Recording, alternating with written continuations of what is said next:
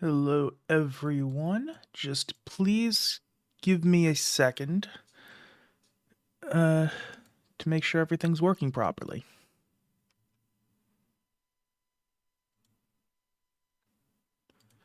This is my first time multi-streaming, so I have no idea what the hell I am doing. Okay, it looks like the YouTube stream is up.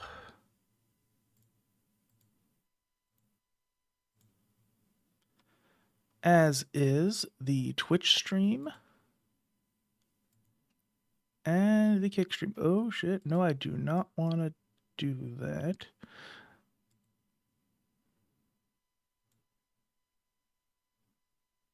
Okay,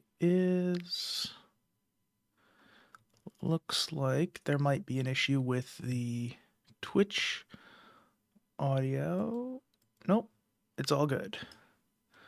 Okay, now just gotta pull everything up the way I need it so I can see all the chats.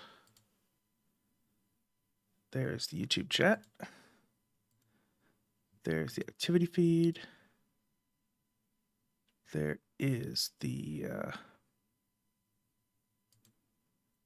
other two chats. Okay, so it looks like we are good to go. So, welcome everyone, anyone who is here. So, as many of you know, I am a big Mushoku Tensei fan. I've been for, about half a year now. I read it and I got kind of obsessed. So, naturally, for the first time doing a live analysis, I think it makes sense to start out with an IP that I am familiar with. So, here's how this is going to work. It's not going to be like a watch party. I don't do that. What instead we are going to do is we're going to analyze this thing live. I'm going to be talking about what I notice and including things from the books. And we're essentially just going to be doing this. And I'm going to encourage the audience to contribute as well if you want to discuss things. The one thing I will notice is that the YouTube stream, unfortunately, I got to filter it. I got to mute it. So I added a timestamp on screen so you can follow along on your own if you'd like to. So you can just have the proper context. I hate to do it, but it is unfortunately what is necessary to be done. Again, there's really just nothing I can do about that. So, I guess without really any further ado, let's just get started. Oh, hello there. Okay, so before we really actually start watching the show, I do kind of want to. Yeah, you want to stick to the Twitch chat? That's perfectly fine. I completely get it. If there was a way I could make the YouTube a little bit better, I would. But this is about the best I can do. It's not going to look as bad as it does now once it starts, but yeah. Okay, so before we really get started, I do want to kind of explain how I went into this, because remember, I went into Mushoku Tensei from the books. I read all the books before I saw a frame of the image. Is the Twitch box supposed to be distorted like that? I don't know. Let me see what you're talking about. Oh, yeah, I ended up. Let me see if I can fix that.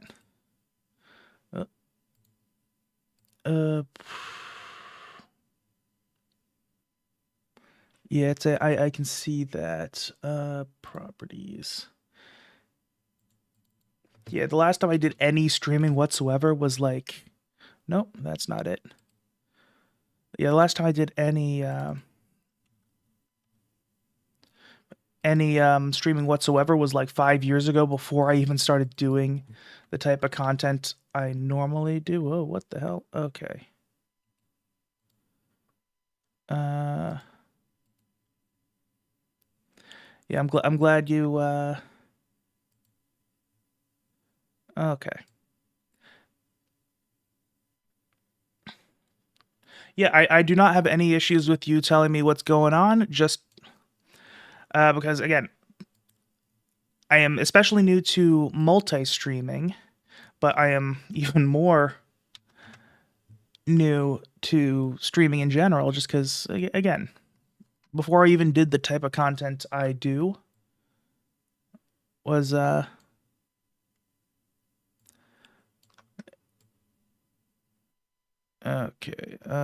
so yeah, okay, I'm gonna actually stretch it just a little bit. Okay, that should look, and that doesn't look perfect, but who cares? Okay, yeah. So, as I said, I have no idea what I'm doing, so this is gonna be fun. And I'm just pulling up all my stuff. Yeah, I've got, yeah, a million things going on right now, plus my notes. So, Ranso 3 is being worked on.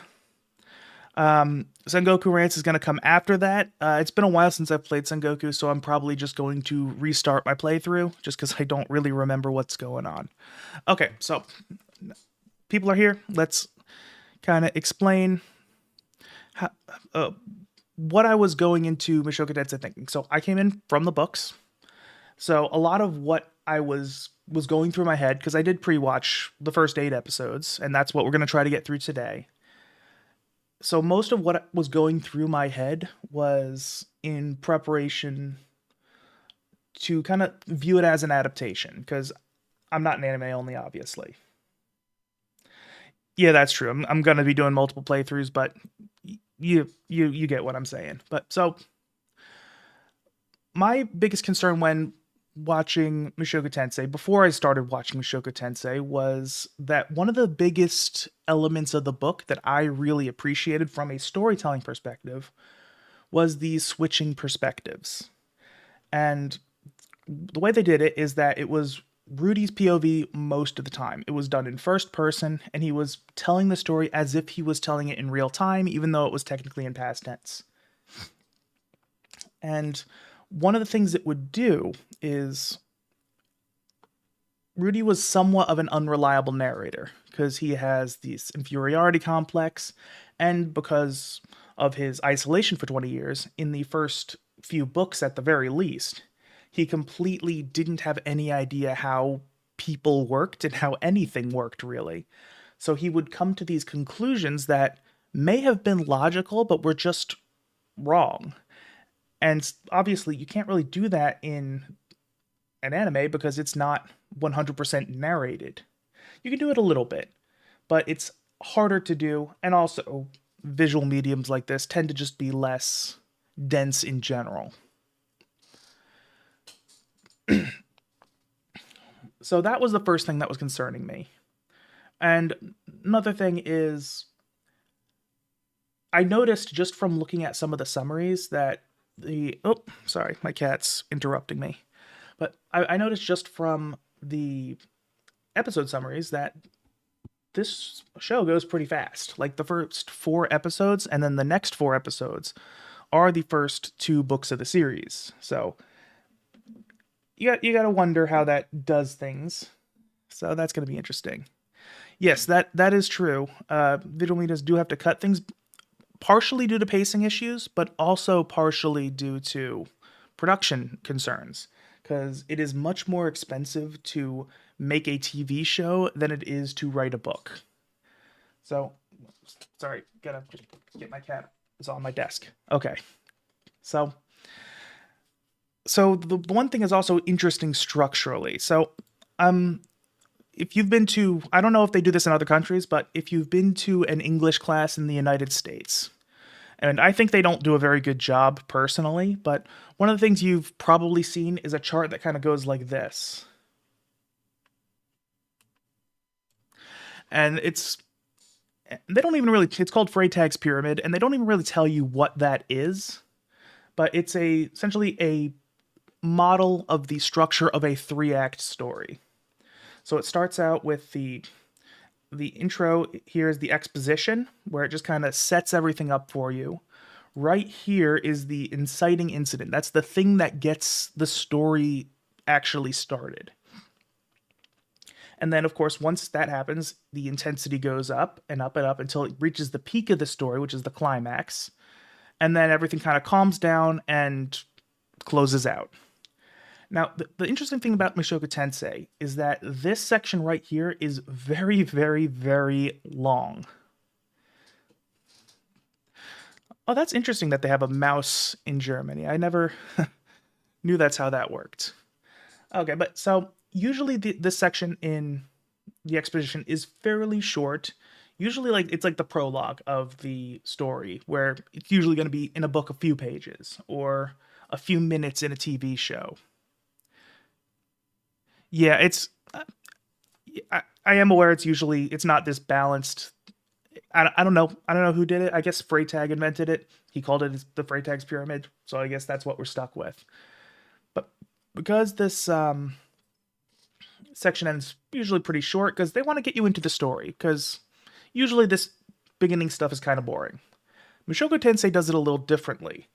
This section is not like just the prologue, because Volume 1 does have a prologue. This is encompassed by the first 2 volumes of the books.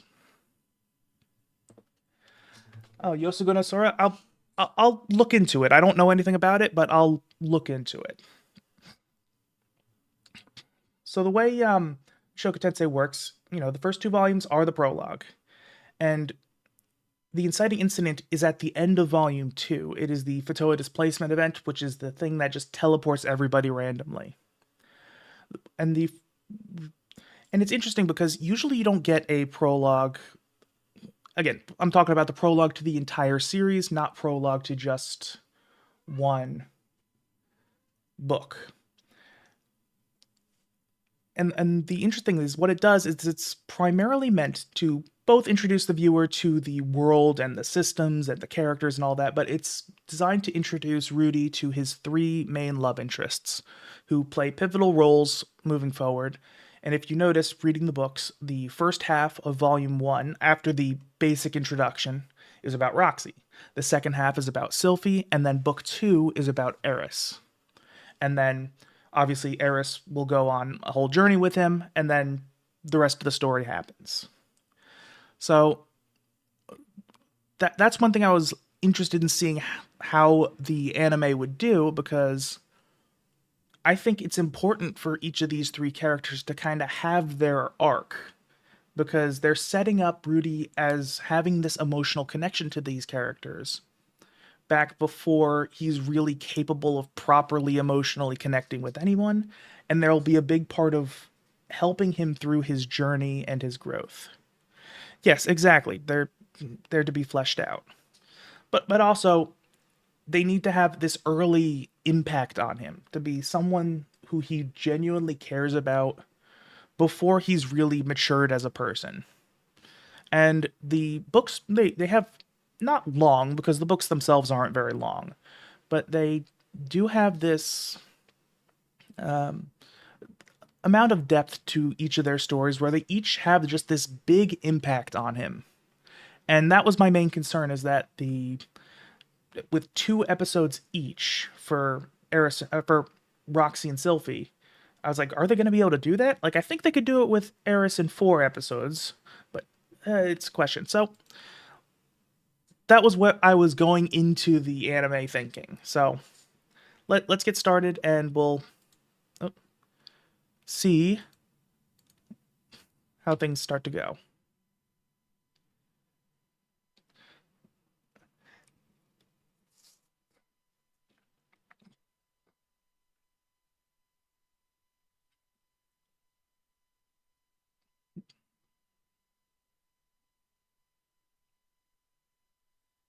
Yes, the childhood friend line, I had things to say about that.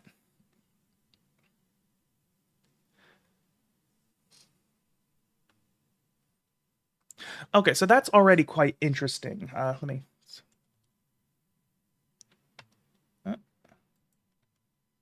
So yeah.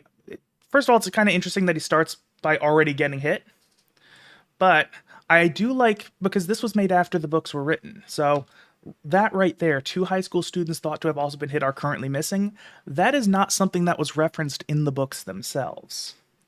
At least not at this point, because again, they were just the at the moment, they were the stereotypical isekai event that caused the main character to get hit by Truck-kun and to go into this separate world.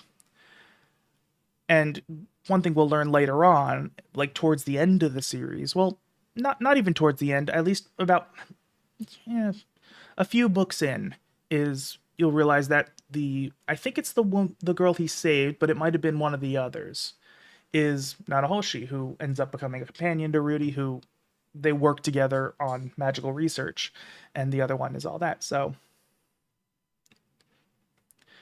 yeah, so that I do think it's very interesting that they established that these two people are missing already, because they've already been transported into the alternate world, with Nanahashi being transported to wherever she ends up physically transported. So not like Rudy, whose soul is transported. Nanahashi's body is transported, and she's doing all her stuff. And the other guy she was with, I can't remember his name for the life of me, but he was transported so that the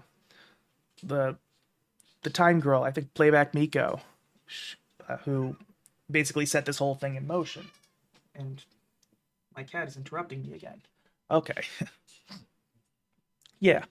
Yeah, and yeah, she can't use magic because she has the body of someone from this world. But again, I think it's interesting that they set this up.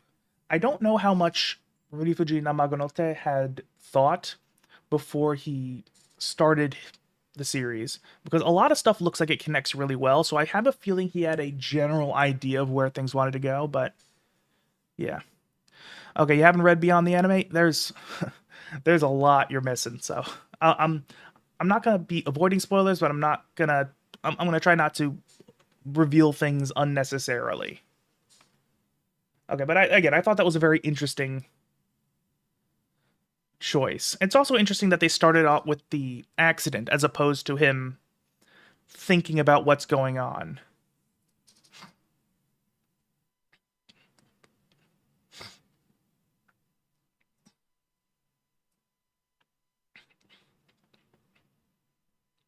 I also do like the way the human tongue sounds. It's nice to show that it's actually a different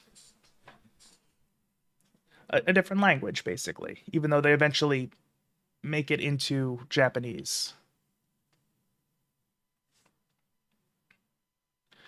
I also do find this interesting that they actually took him to the hospital, so he's kind of in shock and thinking and just like not really knowing what's going on, as opposed to the books where he ends up dying like after a couple minutes.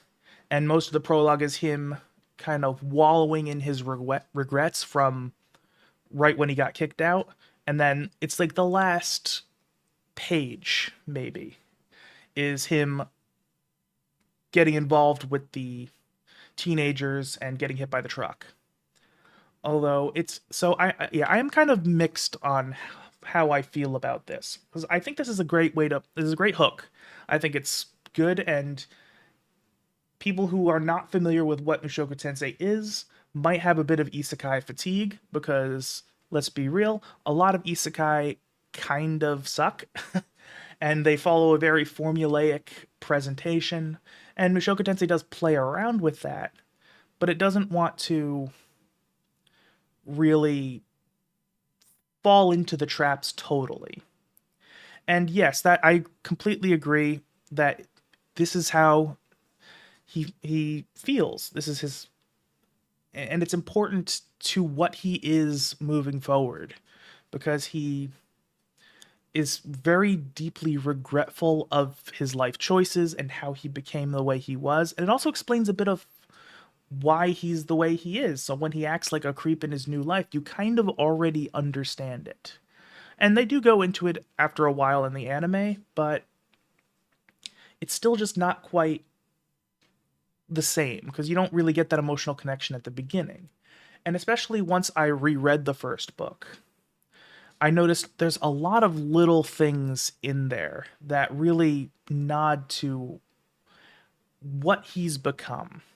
Because one thing is, and this is something I mentioned, and granted, I don't blame most of you if you haven't watched the 5-hour video I made. But one thing about Rudy is that for a long time, he ends up kind of filtering positive emotions through a lens of sex because, he was traumatized as a child and he went into isolation and used. Yeah, it's been released for a while, but so Rudy was traumatized and he went in isolation and he didn't really have any kind of proper support system. He did have people who cared about him, but they kind of sucked at helping him. And the issue he faced was that he escaped from his pain with things like video games, anime, figurines, and especially porn. Quite a lot of porn. And that was one of the only things that brought him happiness. So after 20 years, which is, granted, he was probably about like 13 when he first went into isolation. So no, he was 16, I believe, or no, 14. Yeah, he was 34 years old. 14. Yeah, so he spent more than half his life with pretty much the only happiness he ever felt, if you can even call it that, being sexual pleasure. So after that point, he can't really think of things in any way besides that, and he has to learn that. So that puts a lot of perspective into the fact that, when he is reborn, he does act like a real creep. And he does some things that are completely, well, like, let's be real, the way he acts, especially to Eris, is kind of unacceptable, but you can understand why he's the way he is without necessarily excusing his behavior. But you can see where he's coming from. And there are ways that the story designs it so that it's not framed as bad as it would be in real life, and I'll explain that when we get there. But I do find that to be a very interesting thing. Yeah, you do get why he is the way he is. And on my first read, I didn't think about the sexual filter thing. Yeah, he was there for a very long time.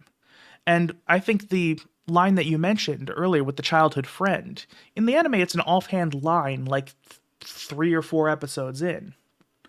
But the interesting thing is he brings up his childhood friend in the prologue of the books when he's just kind of wallowing in all of his various regrets. And he's thinking about the big things, like the fact that he went through this trauma that completely fucked him over, the fact that he did nothing with his life, the fact that he got kicked out, and then he said, and then I had this friend who I think she's married now, but and then he did the funny line of how he can get off to the hentai tags about her in 3 pumps. But the thing that really stuck with me was, this is one of the things when he's stewing on his biggest regrets, he thinks of this girl. And we never learn anything about her. We don't know who she was. We don't know what her name was. We don't even know anything about her personality. But the thing is, you could tell that because she is one of his big regrets, he definitely cared about her. But because his brain, he's just become so porn-brained, he can't even think of how that's gonna. He can't even think of anything besides sexuality with her. That she is literally just a collection of hentai tags to him at this point. So, especially on a reread, that really framed everything that Rudy was going to be. And and even just beyond just the sexual element, the fact that his perspective is so warped explains a lot of his overall personality. So I thought that was an interesting decision of the anime to kind of just kill him off right away. And I think they do an okay job of humanizing him over time. And especially some visual elements I think did it really good. But I think I've explained myself enough. I'm gonna continue.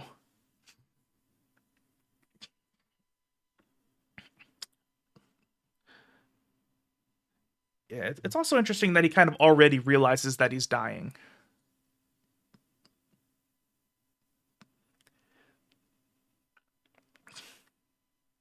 Oh, that's a Dojin title if I've ever heard one.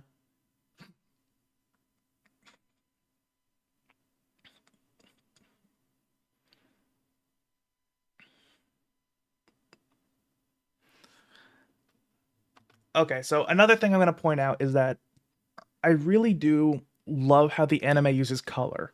And that's another thing that, when it comes to adaptations, I think a big important thing that a lot of writers don't actually really get is that different mediums have different strengths and different weaknesses. So, for example, a text based medium like a book or a visual novel, one of the advantages they have is that they have the ability to go into a lot of very explicit detail where you can wax poetically for pages on end, and you can kind of really dive into a character's mindset and come away knowing exactly what and how they think. In a medium like TV, you can't necessarily do that unless you're just going to have the main character narrate the entire time, which is usually not possible. But one of the advantages that visual mediums have is, the visuals and the audio. And Mushoku Tensei, the anime, does a great job with color.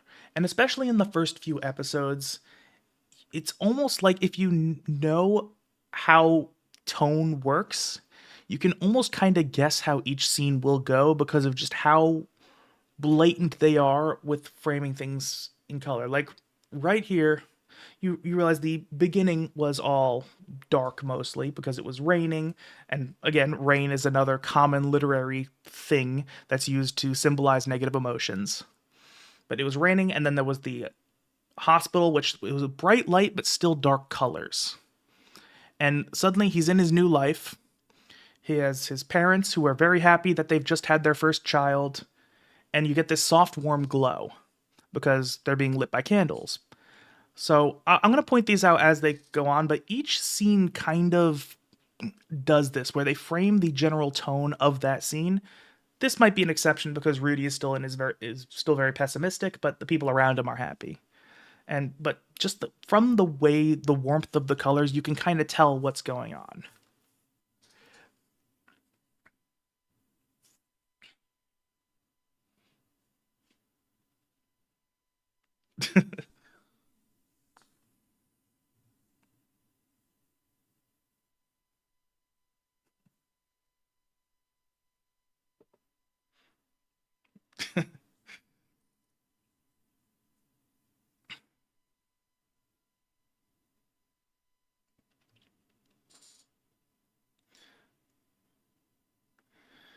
And I do really like how they portrayed early Paul because yeah, he's the kind of character who really, really wants to be a good father.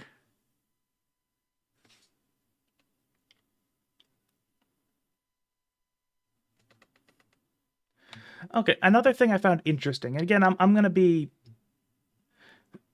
thinking about this a lot of how it's different from the books and how they frame things a little bit differently because a lot of the destination is going to be exactly the same. However, the even if the destination is the same, the way it gets there is going to be a little different, and that's partly out of necessity and partly because the writers are going to want to attack things in a certain way. In the books, Rudy has this very rapid early journey. Like the first few chapters, he very much has his mindset shift. But when he was first born in the books, he is just in a terrible mental state. And he is just thinking, oh shit, because at this point he doesn't realize that he's been reincarnated. He thinks, oh fuck, I've been paralyzed. I can't do anything. I may have, lost tons of strength and weight from being in a coma for presumably months. And he's like, this is gonna suck. Yeah. Although, yeah, to be fair, he doesn't realize that yet at this point that there's no electricity, but he hasn't got there. So, and one of the interesting things is he starts out really just not in a good space. Then he improves a little bit as he starts to gain a bit of mobility and a little bit more control of his body. But then he still acts like a real, like just complete lecher. He does he basically acts the exact way he did in his past life for, a couple months. And then eventually he starts to get curious about the world around him. And that's when he starts exploring the house, reading the books, teaching himself the language, and eventually learning magic. And it is interesting because they also kind of skip Lilia's introduction in the anime, which I think that was a mistake because Lilia is a very interesting character. Yeah, he did, and he needed time, and it also was great to introduce Rudy, how the people around him change their perspective of him as he improves. So again, when he first was and I think that's another reason that Lilia's introduction was kind of needed here. For starters, I think Lily's introduction established her stoicism really well. The fact that she's really stoic and really logical, because realistically, she is also a trauma victim. She was traumatized by Paul when she was younger, and she kind of dealt with it by completely suppressing most of her emotions and thinking about things in this extremely logical way where she's like as autistic as Rudy in some capacities. And I think that stoicism actually really, when they have the emergency family meeting, her stoicism, when she actually like starts to show emotion, she's and I'm kind of mixed because I think the pacing, it does make sense from pacing, but also I think it just completely undercuts a lot of the emotional impact of the family meeting scene. And also just having her perspective early on, the fact that she is this stoic character and thinks that Rudy is possessed by a demon. But yeah. And so I think there was probably a way to do it that kept at the very it does work if you don't hear about it, but unfortunately I went into the story hearing about it. So but let's just continue for now.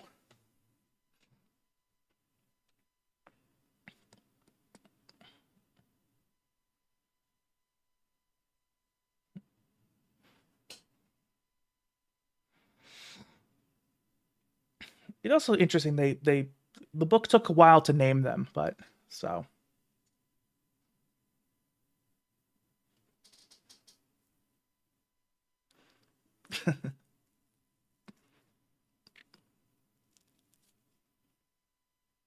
yeah, that is also another interesting facet that is brought up in the books but is never really definitively answered. And that question is how much of Rudy's new psychology is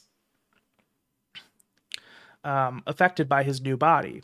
Because on multiple instances in the books, he credits his fast learning to the fact that he's young, and that is something that is real. It's like young children learn very fast. That's why pretty much everybody becomes fluent in their native language. If they grow up in a bilingual household, they grow up bilingual with no issues. However, if you try to learn a language as an adult, it's usually very very hard. And you, even with explicit teaching, as opposed to when you're a kid, you learn it just by listening to it basically. So, and that's the question, is how much of what Rudy is experiencing is because of his new body, and how much of it is just actually just him and how he thinks. Granted, if you get too deep into this scientific stuff, none of it makes sense. But since memories are created by neurons and electrical impulses and all that, which wouldn't transfer over. But yeah, that is true. There is a period of when you're young, like very young, in like infant to toddler level, your brain is wired in a certain way that absorbs information extremely efficiently, and it's kind of like, even though kids like at that age can't really reason, they can't figure anything out, they are all information intake, and that's how you learn a lot of things, and also even other things like learning an instrument or a skill at a young age. It's usually you can get a much better foundation if you start young. So that's an interesting thing.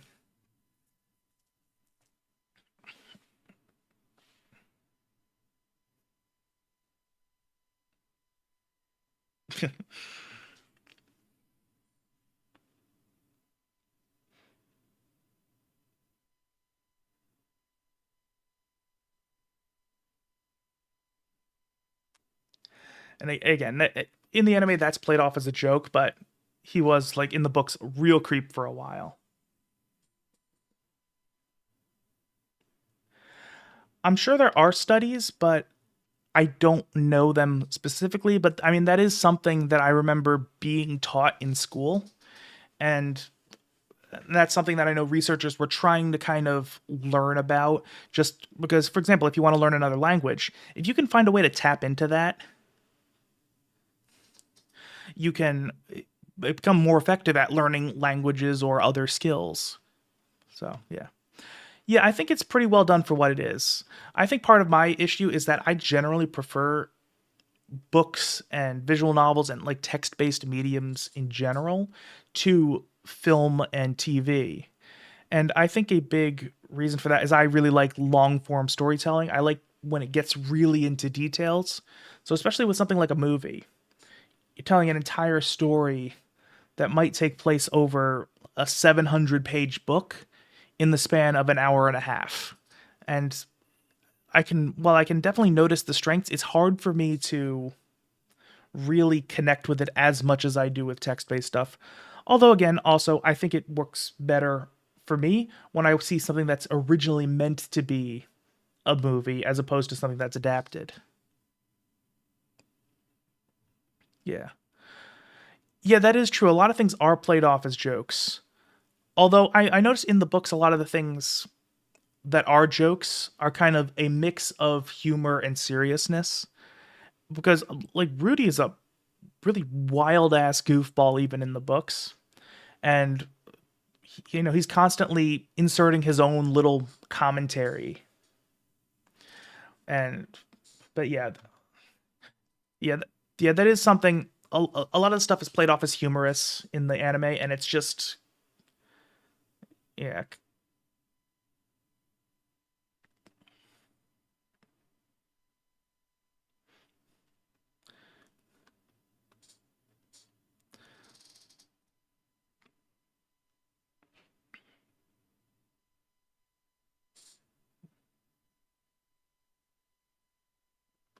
yeah, and that's actually yeah, he does play with expectations. Yes, he does, and he also sometimes likes to just bring something back that was a joke, almost, and make it something serious.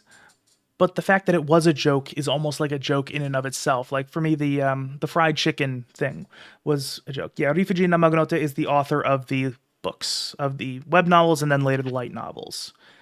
And like he had the whole fried chicken thing where Rudy is exploring. He eats the fried chicken place. It sucks, and he's just really just pissed.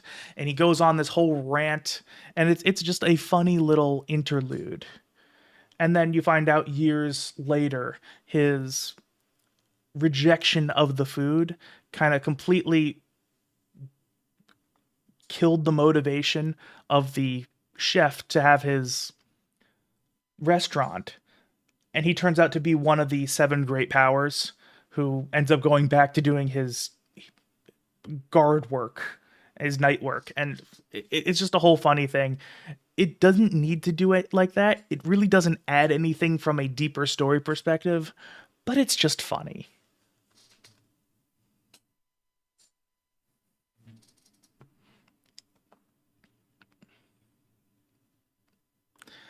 And again, we see more color. Now he first takes a look at outside world, bright blues and greens, and a little bit of yellow too, just showing how like excitement and opportunity in this landscape.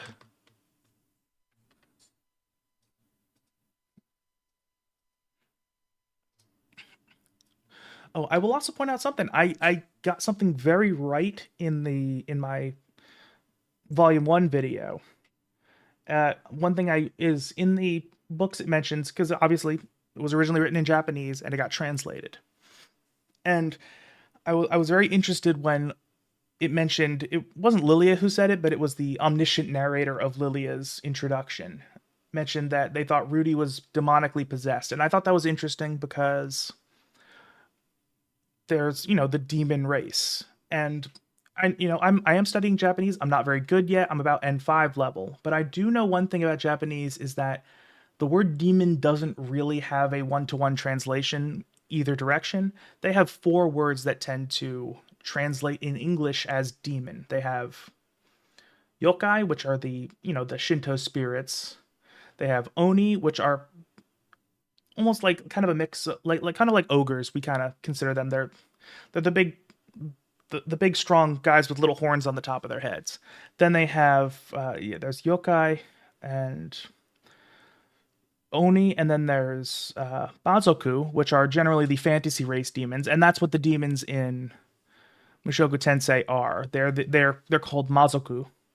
And then there's Akumu, which are kind of the closest we would think to regular spirits. And I remember I theorized in my book, in my video, that I knew that Mazoku was the demon race, and then I think she might be talking about Akumu, and it's just a weird translation issue that they use the same word in for both in this. And hearing this, I actually heard the word Akumu in the dialogue, so I was like, "Ah, fuck yeah, I was right." And yes. And another interesting thing is I'm pretty sure that, like, 95% sure that the royal that she was injured protecting, and yeah, she did take a poison dagger, and she was injured badly enough that while it doesn't impact her day-to-day life, she can't do anything athletic anymore.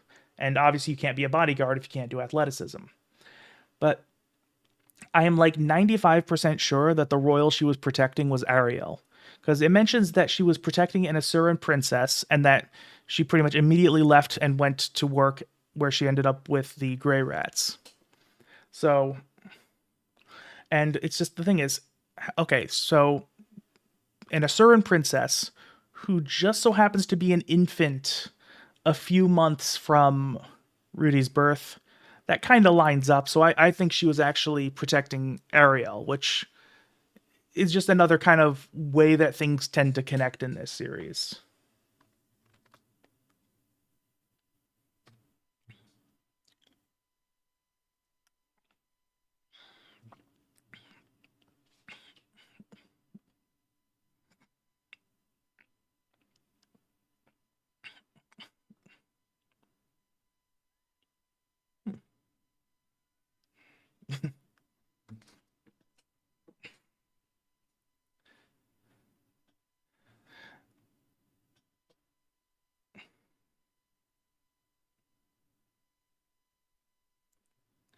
Yeah, that's another thing. They do mention that he didn't cry, and that was like, a big reason people thought he was weird as a kid. And they just kind of, briefly mentioned it. I get why they didn't go into it. That wouldn't, I don't think it would be justified to go in depth about it. But again, that's another reason I tend to prefer things like books to TV.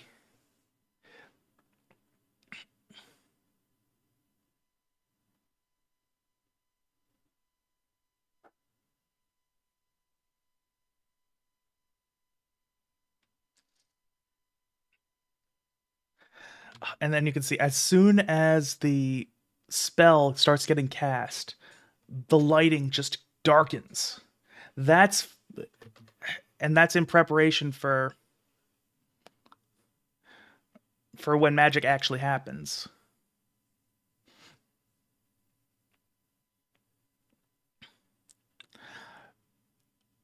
And then the violins come in. This is where I think the anime shines, when it does these kind of things that they can't do in the books.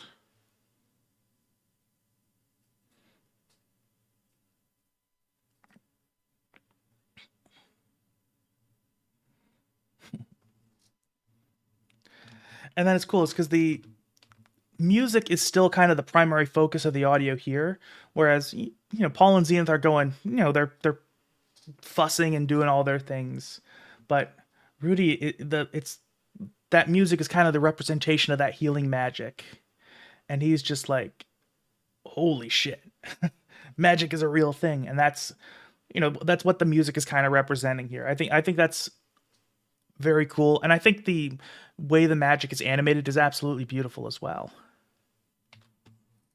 Yeah, I haven't read No Game No Life yet, but it's on my eventually list.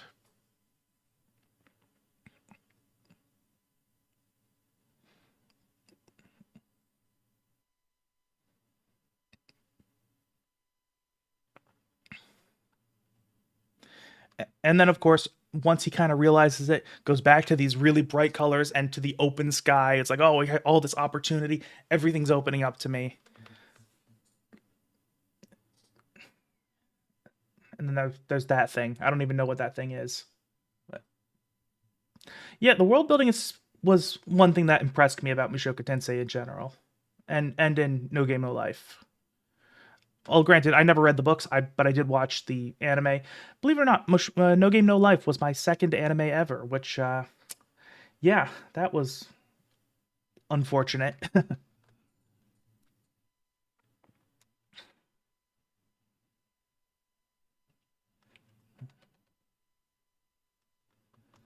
And then it's this is another interesting point is that all of a sudden Rudy has this new exciting thing to learn because it's magic. Magic is awesome. We live in a world without magic, so if you go to a world with magic, you're gonna want to do magic.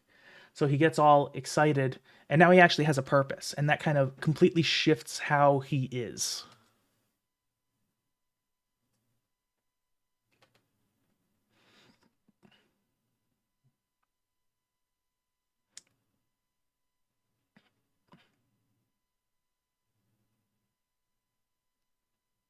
Yeah. Yeah, I will say one thing I do like about visual mediums in general is that they can do these little bits of dialogue free storytelling where it's just, it's kind of endearing watching him struggle to get this book out.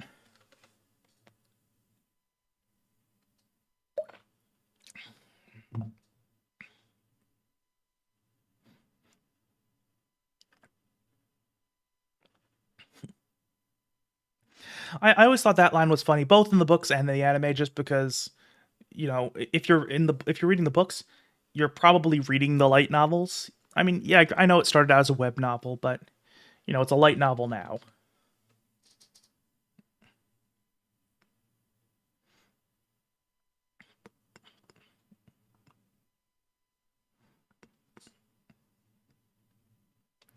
Yeah, and again, he learns to read pretty quickly. And I mean, part of it is in the books they do explain that the human tongue is very similar grammatically to Japanese. So once he kind of learned what the symbols meant, I mean, it also kind of implies that the writing system is similar to Japanese as well, where it's essentially a character-based system. Even though from looking at the images of the writing that we see, it kind of looks more like a standard alphabet system, like a Western alphabet system, as opposed to an Eastern character system. Yeah, there's I can understand why you didn't like the exposition about the power system. I kind of liked it because it was kind of framed as Rudy exploring things for himself and kind of going over what he's learned. And part of it was even, some of what he was saying was wrong because he was figuring things out. And as we'll see shortly, a lot of the information that is colloquially understood about magic is not correct. And so things like, for example, mana having the mana cap, it's assumed that you're just kind of given a limit and that's your limit when you're born. And, that's one thing Rudy says early on, and then he pretty quickly discards that. He's like, no, obviously my mana is improving. I think you just gain mana capacity as you train. And even that's not entirely true because it does cap, there is a hard cap after a while. It's that which does vary from person to person. And then, and also if you stop at a certain age, it kind of stops improving. And so he learns a little bit more about that. And then when you meet the ancient characters like Orsted and Perugius, they have this much deeper understanding of magic, and this is not news to them. So, when Rudy is talking to Orsted about his mana capacity, he's like, "Yeah, you're you were lucky in how much mana capacity you were able to have because he has the Laplace aspect. He's like, but you got there by training, and that's something you should be proud of. So it shows that Orsted already knew how mana capacity actually works more than Rudy's flawed understanding, which is still better than the accepted understanding. So I thought that was interesting. And yeah, Rudy's an unreliable narrator in a couple ways. I mean, part of it is, again, he's just receiving incorrect information, and part of it is he comes to incorrect conclusions based on just from his isolation, warping his perspective.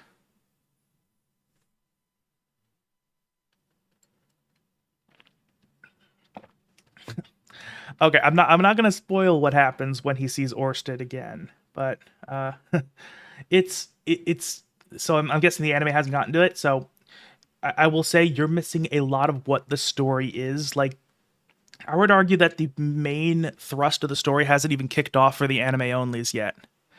So yeah.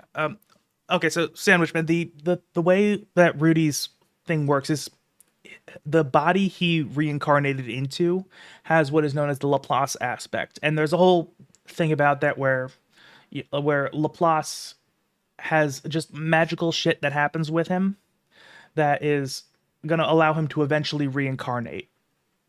And what happens is his essence kind of gets more and more dense, and children get born with certain aspects of him until eventually one person is born with his entire essence, which is what he will reincarnate into. Because reincarnation is like a thing that happens to a lot of a lot of like the really powerful people in this world. But so Rudy gets what's known as the Laplace aspect, which is kind of a late stage aspect of the of Laplace. And what it does is it massively increases his hard mana cap. So like to almost the level of the original Laplace, who was the like the demon emperor, or yeah, he led the demon armies in the last human demon war. So that's why Rudy eventually gets this crazy ass mana cap. However, he can't do a battle aura because of this. So a battle aura is what allows swordsmen in this universe to do the things that are impossible in the real world. Yes. So that's a thing about Rudy. So he never is able to actually have the level of physicality that someone like, Paul or Eris can do. Yeah. Yep, that's yeah, Orsted mentions that, and also I think Kishirika, when they first meet, she also says the same thing. So yeah, his that's why his mana capacity is so high. Again, both because of his aspect and because he trained so hard at a young age, so he was able to actually reach his theoretical potential. But yeah, so the negative is that he can't have a battle aura, and for the first half of the series or so, a big thing he has to work with is how does he compensate for the fact that he can't have these quick reactions. Yeah, well, Kishiriga is also kind of an interesting character.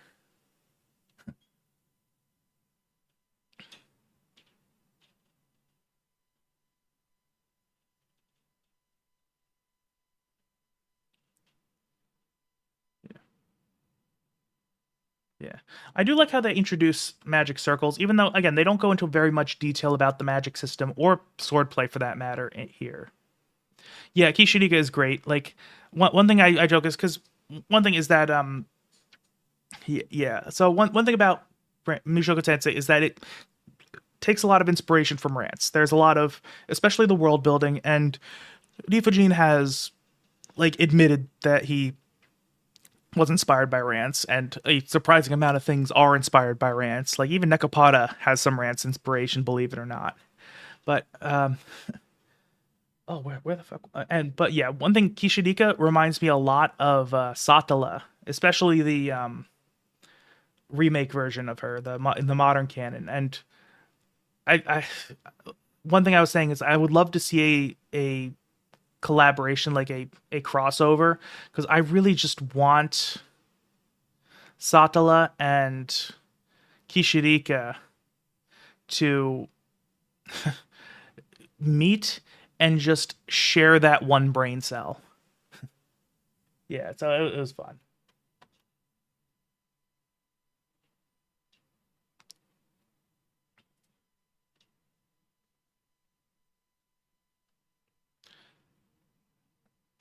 And that also is a nice a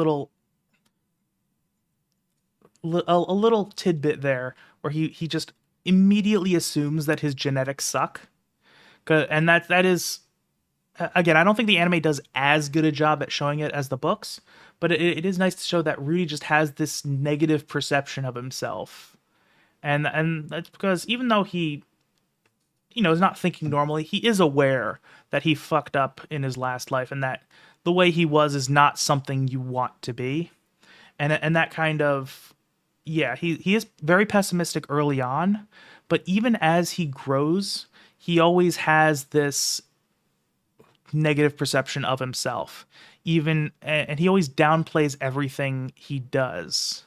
Like one thing is like when he ends up losing a very big fight. Again, I'm gonna try not to spoil you, but he loses a very big fight that he never expected to win. And the thing is, the person he was fighting was one of the most powerful people in the world, arguably the most powerful. It, it does get a little weird because there's the seven great power system, but it's not like a strict power ranking. It kind of does things. Yeah. In the show, yeah, that is an interesting thing where she okay, so I didn't get to the I only watched the first 8 episodes because I think that's a good stopping point because that's basically the prologue of the entire series, and realistically I'm not expected to get through an entire season today. But yeah. um yeah, I think so. If she so I haven't seen the part where she gives him the eye just yet. Obviously I read the books, but the question is, I'm just curious how that works. Just because we do meet other people who get various demon eyes, like it's not explained in the anime at the point that I saw, but you see Ghislaine use her things. Uh, Look, we're doing an analysis. It's fine to. It's not. You kind of have to go into this kind of thing expecting potential spoilers, and so if you end up spoiling things, so I'm just trying to avoid spoiling things unnecessarily, but I'm not avoiding spoilers in general. It's kind of the same approach I took with my volume 1 video where I revealed things as necessary, but I didn't go out of my way to do so. Oh, and I'll also mention, I completely forgot to mention this. I find it interesting how how they approached Rudy's narration. Because, his mind, he still speaks with his old voice, and and his regular voice is his new voice. I think that's kind of, I think that's an interesting decision. There are some points where that makes it a little weird, but I do think as a stylistic decision, I really like that.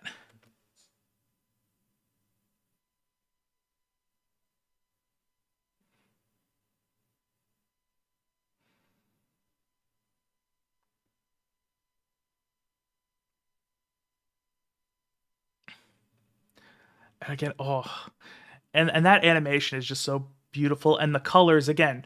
This is the first time he's actually performing magic, so you can almost see that energy being reflected as it was. I mean, I canonically that light is the light from outside refracting off of it, but that's just it's cool to see again the energy he's put into this new fantastical thing represented by the light. I think that's awesome.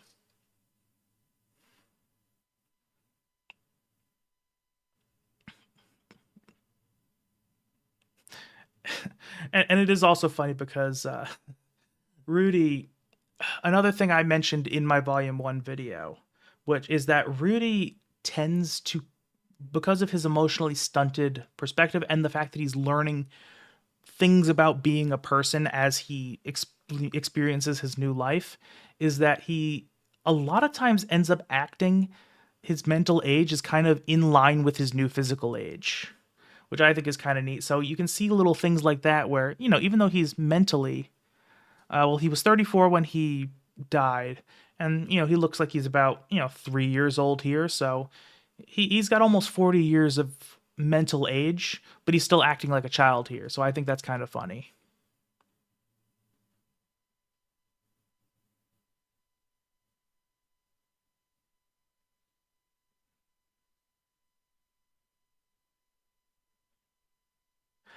Okay. Hmm. That is another line that I has a different flavor from the books. And that's something that's I've noticed is very common in here, where they will take lines directly from the books. So they'll take line directly from the books. Sometimes they'll use it in the same context, which like with the Roxy's the goodbye monologue Rudy has, or it's technically a soliloquy, not a monologue, but whatever. He ends up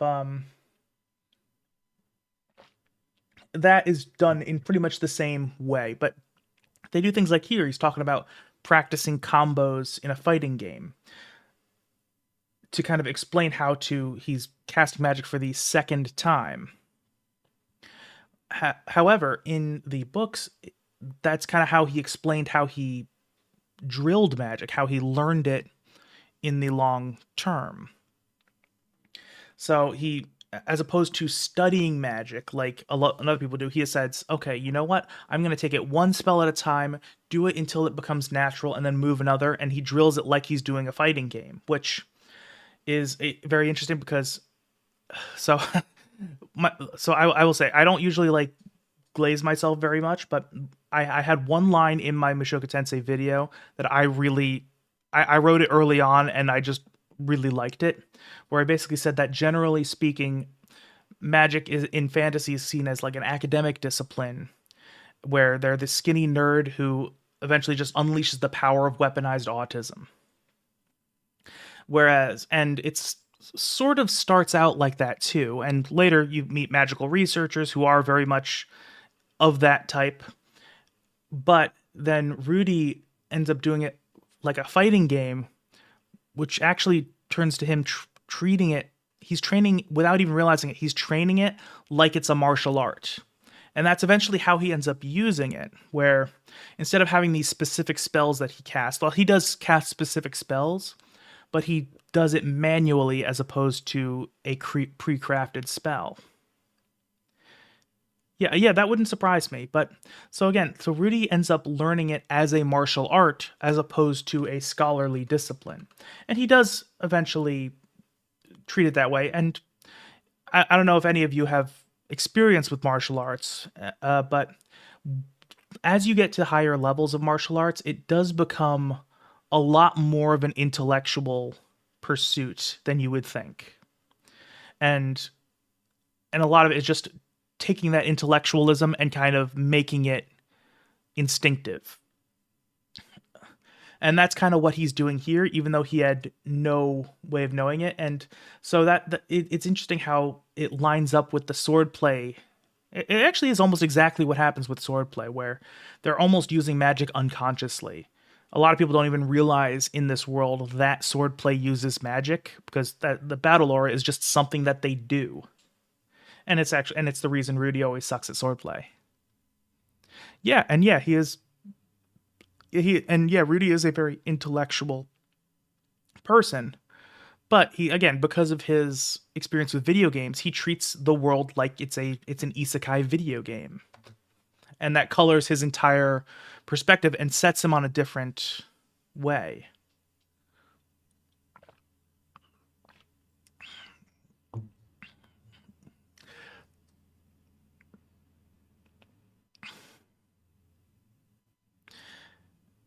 And I do think that visualization of what silent casting is very effective.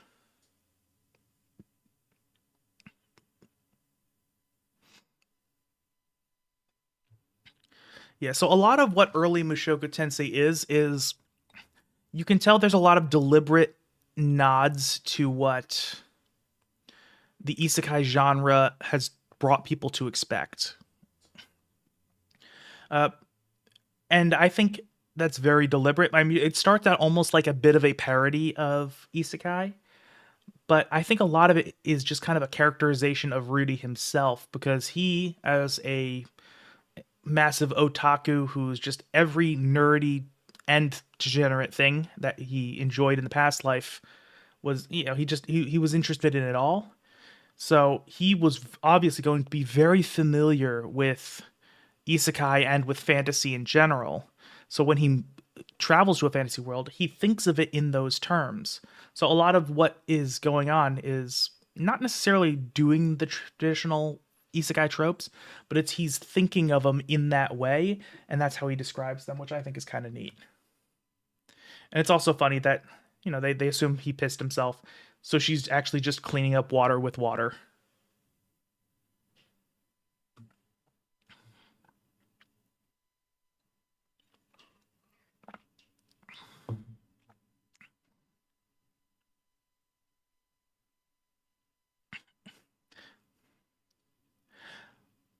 Yeah.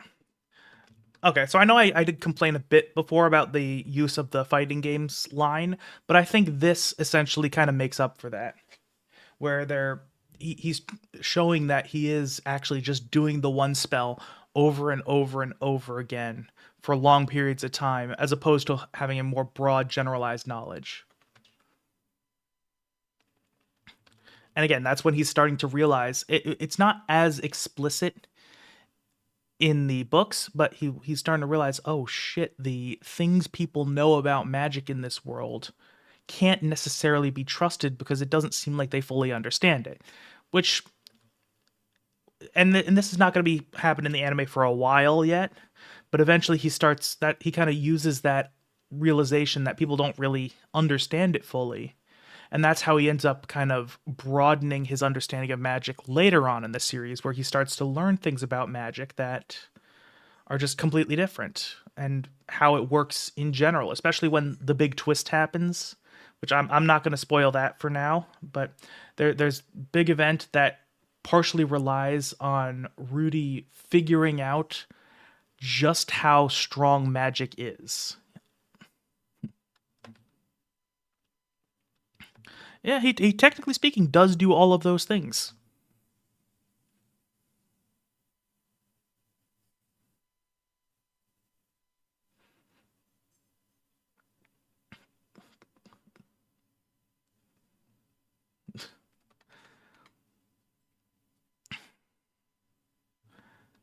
Yeah. Yeah, there's truth to that. And again, I think that's just the nature of the two different mediums having different things. Because again, the more you put into an anime or any TV show or movie, you're going to have to spend more money for that. But yeah, I think it does a decent enough job in it goes into a lot more details. And I will actually be one sec. I need to go to the restroom, so I will be back in just a minute. Let me just write this. Oh,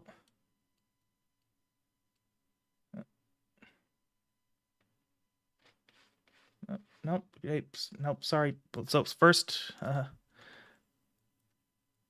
yeah, let me do BRB screen. Let me just mute my microphone.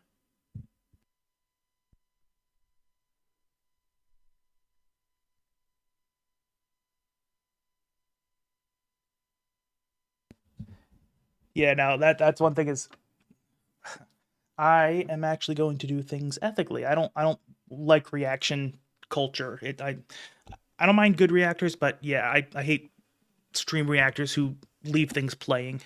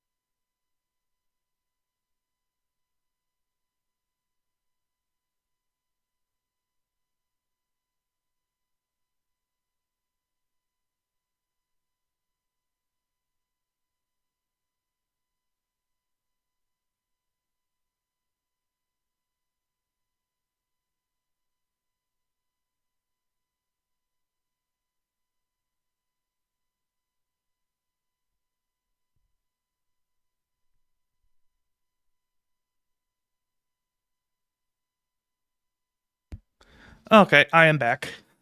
Sorry about that. So I work a very physical job. So I've gotten into the habit of drinking a ton of water, and that results in a lot of bathroom breaks. So, what the hell is my cat doing? Okay, let's get back to it.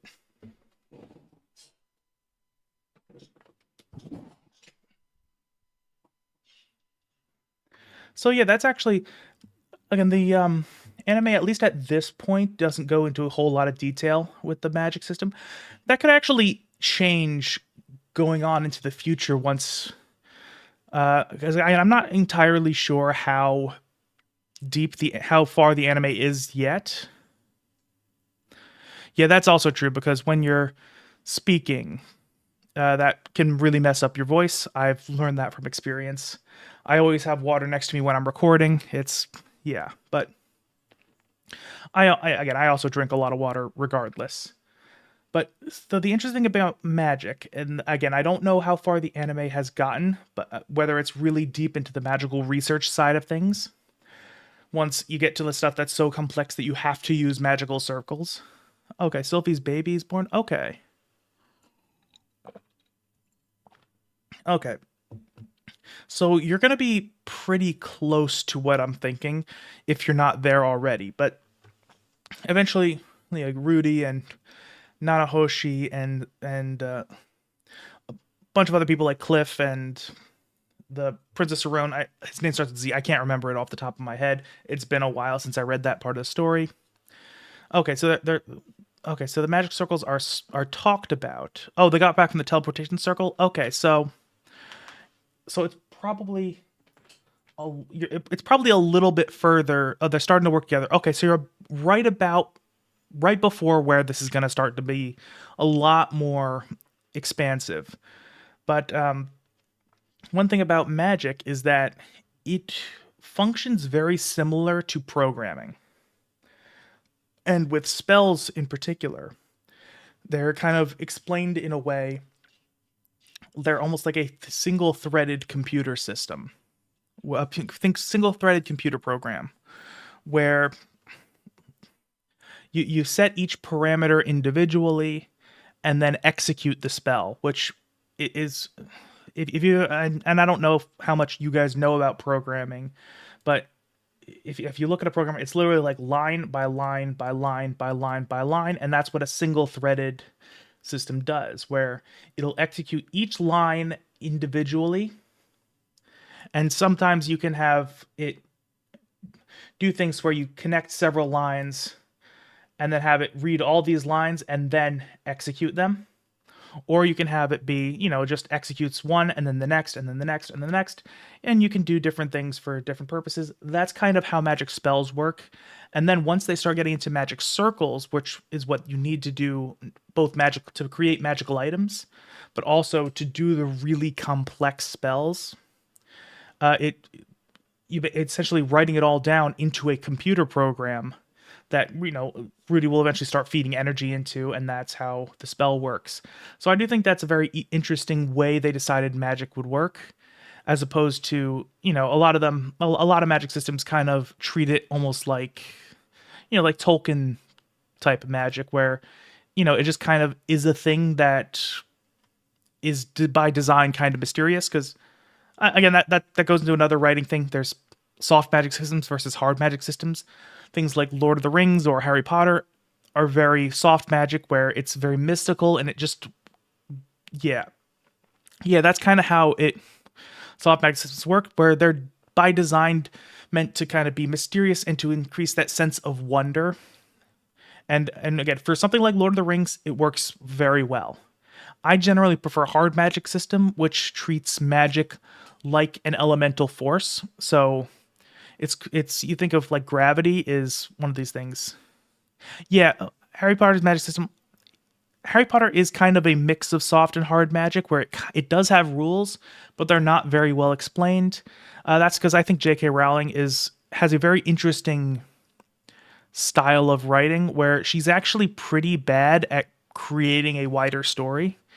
She like making things all make sense long term is a weakness of hers, but her scene writing is really good, and she's able to get a feeling out there. And that's why I think Harry Potter is very fun to read, but kind of falls apart when you really look at it. And that's, yeah, well, yeah, and that's the thing. Is explaining magic like science is, I mean, the reverse has been said by, I don't remember. I think it might have been a philosopher who basically said any scientific principle, if advanced enough, is indistinguishable from magic, and there's some truth to that. But yeah, I love hard magic systems. Like, one of my favorite authors is Brent Weeks.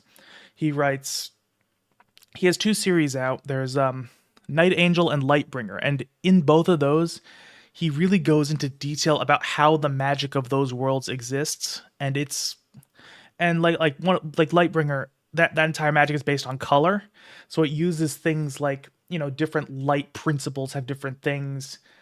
If you have certain controls of certain types of light magic, you can alter your vision to see different things. It's cool as shit. So I like that. So that's why Mushoku Tensei's magic system really connects with me, because I just really like hard magic systems. Even though it starts out playing like a soft magic system, it also really does fake out the like a soft magic system, because the magic incantations are very religious in nature, even though they don't actually point to any real religion in Mushoku Tensei, but they call upon the spirits and the gods, let forth your energy and shower the world in your wrath. It's kind of cool.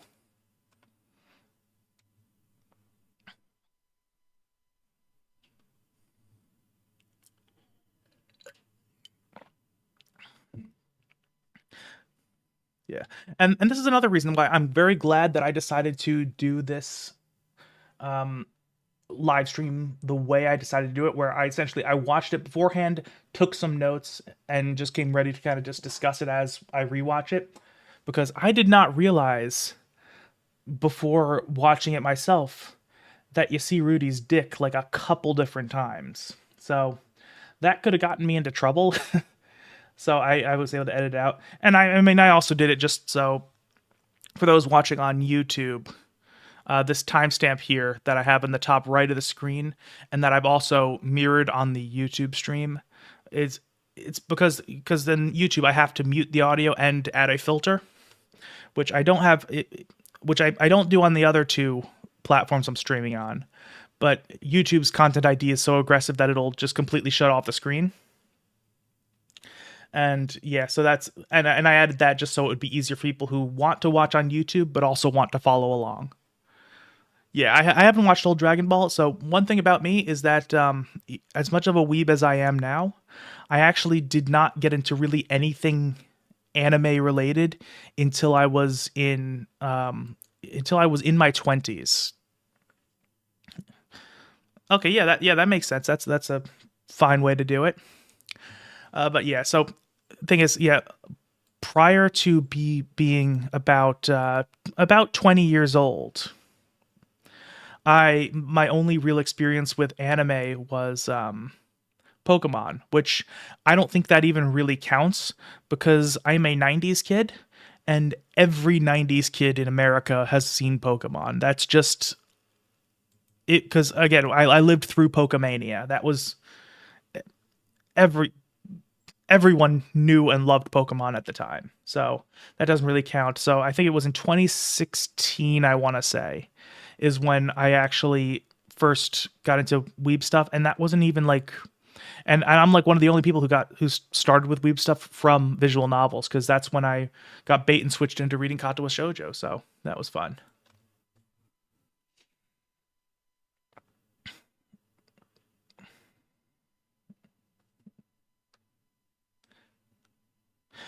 Yeah, and another thing about the magic system is they don't really go into it in the anime, but in the books they actually do explain why that thing is the way it is. Oh, sorry. My cat's making an appearance. Hey, come here. You want to say something to the chat? No? Okay. Yeah, so there's a cat on my desk kind of blocking the monitor, but I'm going to see if I can work around it. I don't want to lock her in her room because she doesn't like that, but I might have to if she gets a little too difficult. And no, no, that's my water. Please don't do that, Miki. No. Hey, okay. Yeah, that's true. They do that. But so one interesting. So they do go about the history of magic in the books, where they do explain that. I think Roxy is the one who explains the history of magic to Rudy, where he goes from where it goes from the elves created magic, or at least the practical uses of magic.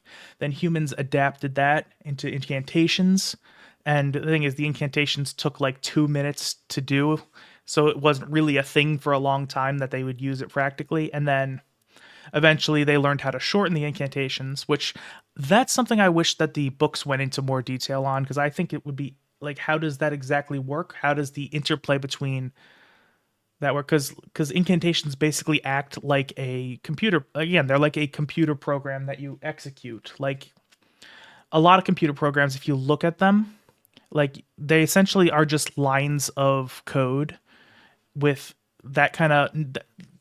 They don't even have like the other data inside it. It just is a instructions for the computer to pull the data from elsewhere. Yes, that's that is a nice little tidbit I liked, which the anime doesn't really do, but the books do. But yeah, so the incantations are essentially like a pre-written set of instructions. So once you hit run by saying the incantation, it automatically just executes everything. And but that's and then you can shorten incantations presumably by transferring some of that to being manually done.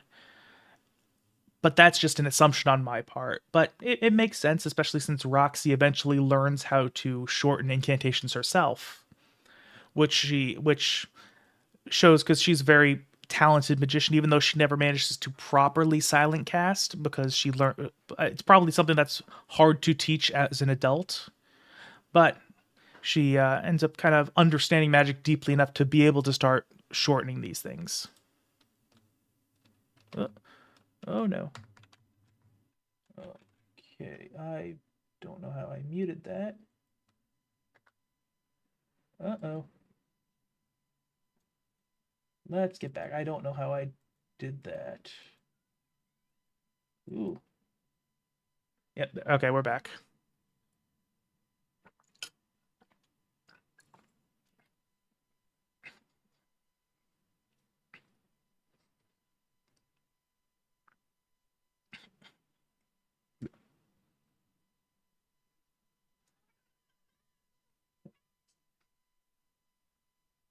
Okay, so yep. Okay, there's Rudy's dick again.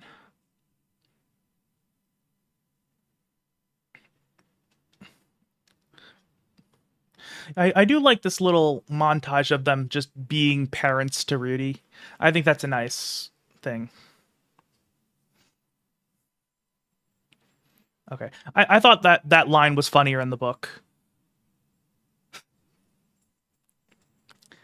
Yeah, and that's another thing. They don't really get into it in the anime, but they do showcase how Rudy starts thinking less and less of sex as he gets other areas of purpose in his life. So like he starts out, jealous of his parents because they were having sex younger than he was. And he again, sex is just foremost on his mind, and then that gets replaced by magic. And then even moving forward, he starts learning more and more things. Like in the second book, which is episodes 4 through 8 in the anime. Oh, okay, cat's playing with a box. Okay, but he starts to learn languages, and eventually dives into magical research, and he dives into his figurines. These things just kind of take his focus, which is kind of neat.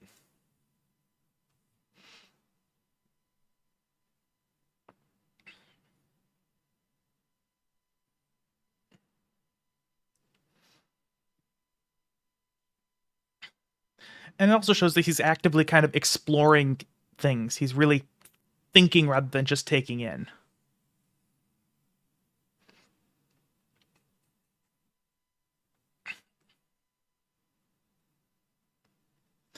Yeah, I will say that, yeah, the figurines are a cool thing. I do love how, it starts out as just a hobby he gets into, because and it's partly kind of made as a joke because he's porn brained, where he's actually, it's not as funny in the anime, just because in the books, the Roxy figurine he creates has like a detachable cloak and all that stuff. Like, it's kind of horny. And then he eventually comes back to where, when they eventually adopt, well, they buy, but they eventually like, sort of adopt Julia and all this stuff, and figurine crafting just kind of becomes a big thing. Oh, it does. Okay. I've only watched the first 8 episodes so far, so I wasn't aware of that. But yeah, and I will say I have one figurine, and it was a Roxy figurine, not the one from the show, but the so yeah, I thought, so I don't understand the culture around figurines super well, but I just had to get something Mushoku Tensei related.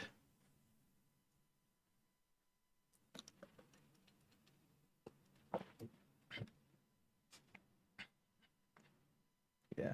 Yeah, but I mean, one thing I noticed is when they eventually get to the point of the showing the figurine in the show, when Roxy is writing to Rudy about it, it shows her turning it over and you see the panties, which it's funny because, again, my own figurine, it's not like suggestive at all, but you turn it over and you see panties. It's just funny how that's just become a thing with figurines.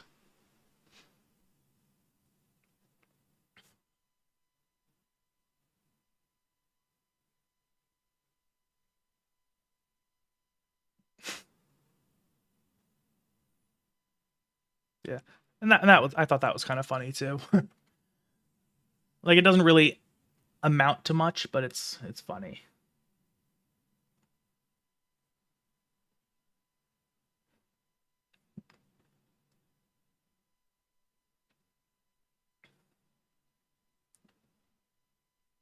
Yeah. And I think this is like his first expression of like actual genuine happiness. Cuz like, you think about it, he's been definitely intellectually satisfied so far. But like, finally he figured something out completely new. He got it, and now he's jumping around all happy. Like, it's kind of cool, cuz this might actually be the first time he's felt happy in almost 40 years. Well, not 40 years, in almost 30 years, because it was 20 years of isolation, plus, he's not 5 years old yet because he didn't have his 5-year-old birthday party. So he's probably 3 or 4. So probably 23, 24 years. This is his first real moment of glee.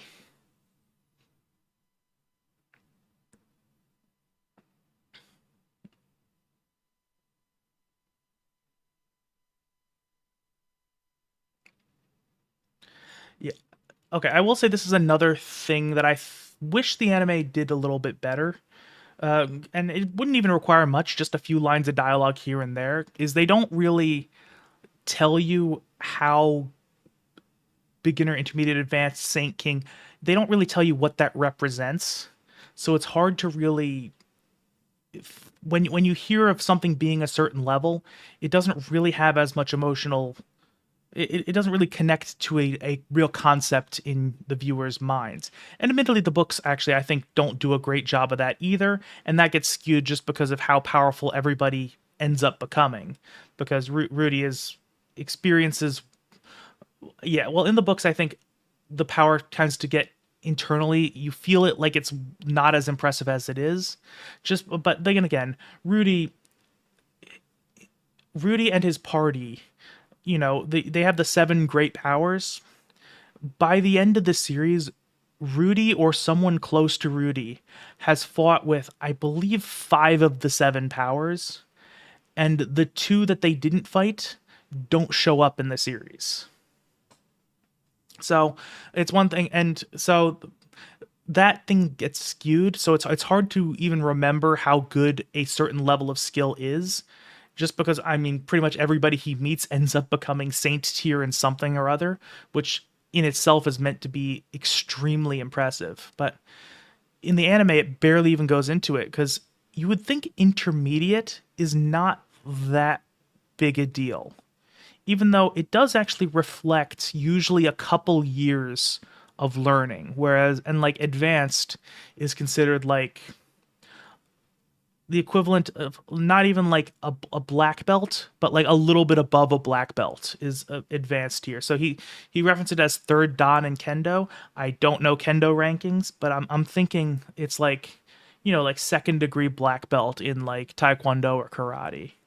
So it's one of the way I conceptualize it is that advanced is one of those things that most people can achieve it, but it's usually going to take like a decade of or more of active training. Yeah, and yeah, clips and the thing they also mentioned is that, you know, Paul is considered just a gifted swordsman who was able to become like the highest ranked adventurer you can become at the advanced level. Granted, it was advanced in 3 swordplay styles, which is going to do things. Yeah. Yeah, Paul can use is advanced in sword, water, and North God. So he's advanced level in all those, but like yeah, advanced has just being at advanced has let him be like somebody that people know about. So it's like when you're a saint level, that's like a step above that, and that's like some crazy shit. Like so that's one thing is like in the anime when you meet Ghislaine and you see that she's a sword king, you don't really get what that means. And you also don't in the books, but it's more noticeable. Although I do like how in the anime they do end up mentioning it's like, yo, you can probably count the number of king tier mages on one hand.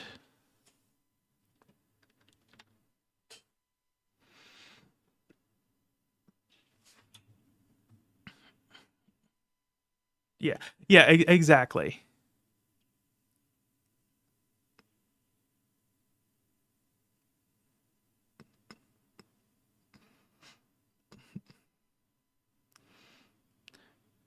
Yeah. I also thought this part was funny in the books just because yeah, that I think they did add that line specifically just to say, oh shit, we didn't really mention how rare these high levels of power are.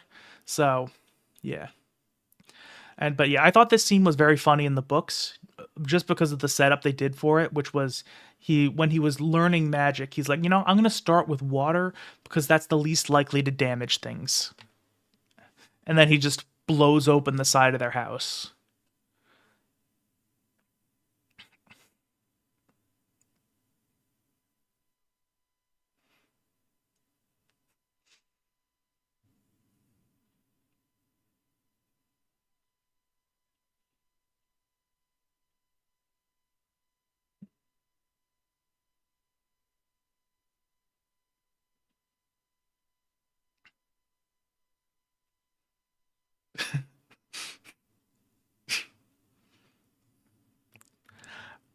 I don't remember again. I know I did that.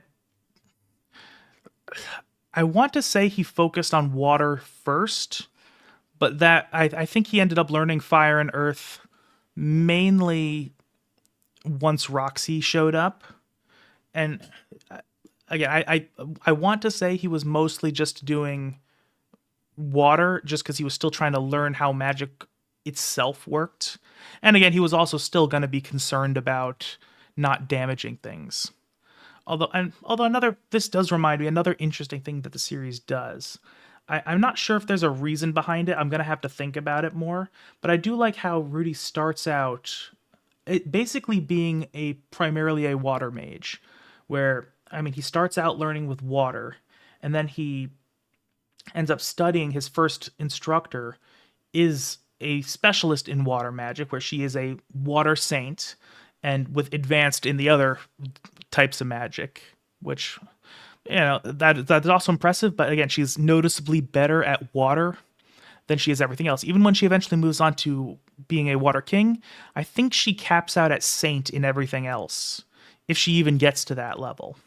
So Rudy like starts his journey as a water mage, but then in time, he get Aqua Heartia, and then once he kind of goes on his journey, and even a little bit before that, he ends up kind of specializing in earth magic because he ends up using the stone cannon spell, which, I mean, granted, he does basically turn it into a hollow point bullet, which is gonna improve things.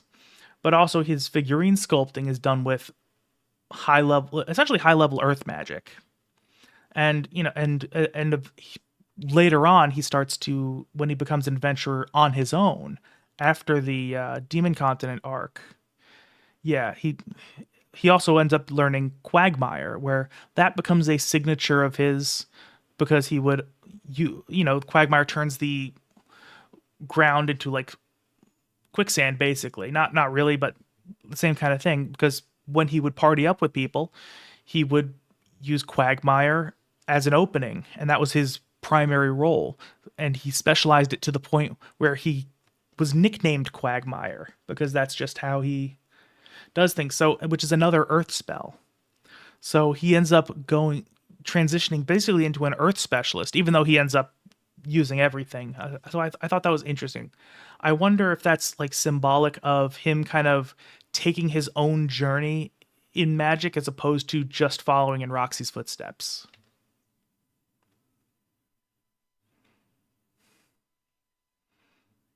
Okay, I know I'm, yeah, giggity, but okay, I know I'm stopping a lot, but this is another thing I thought that I like. So one thing, this is one instance of a change in the anime that I actually prefer. Zenith is personified a lot differently in the anime. In the books, she's kind of just this kind-hearted, relatively reserved lady, but like she's like very warm and motherly and just kind of always in control. And I mean that kind of points back to the fact that they don't mention it at this point in the story yet, but she came from a noble household. She was a one of the upper nobility in the holy country of Millis. So she kind of, even after she rejected that and left, she still ended up having a lot of those mannerisms that were trained to her. And but here in the anime, she's a lot more excited, a lot more happy, a lot more bouncy. And I think I like this for two reasons. Well, I think it was in the bonus chapter of volume 1, I believe. Yeah, it was, but it was also referenced later. Yeah, the so it wasn't in the original web novels in volume 1, but again, it does go into it later on. They just kind of explain it in a bit more detail in the books. But I do like how in the anime she's this really bouncy, excitable, happy person for two reasons. One, because I think this type of character kind of comes across a bit better in the visual medium, because you can kind of see her excitement and it's hard to not like her.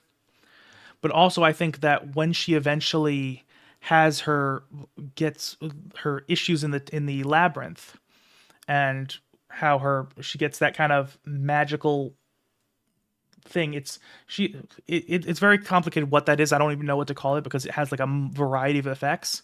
So when that kind of just completely mutes her, I feel like that's going to hit so much harder, because there's going to be much more of a contrast from who she was to who she becomes.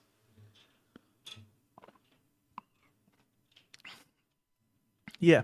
Yeah, the bonus chapters were stuff that was, I think on a reread I've noticed the stuff from the bonus chapters is definitely, you can tell that they were kind of inserted there in retrospect. So they kind of expand on things that weren't expanded enough at that point. So I thought that was kind of neat.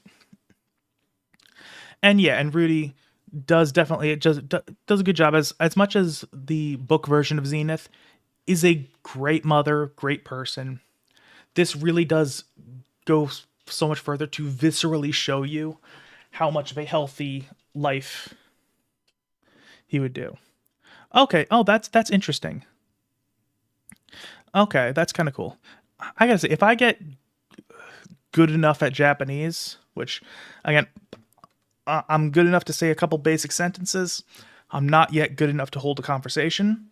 If I ever get a chance to ask him, I'm gonna have to figure out just how much he knew going into writing the story. When words starting hitting paper, how much of the story did he already know?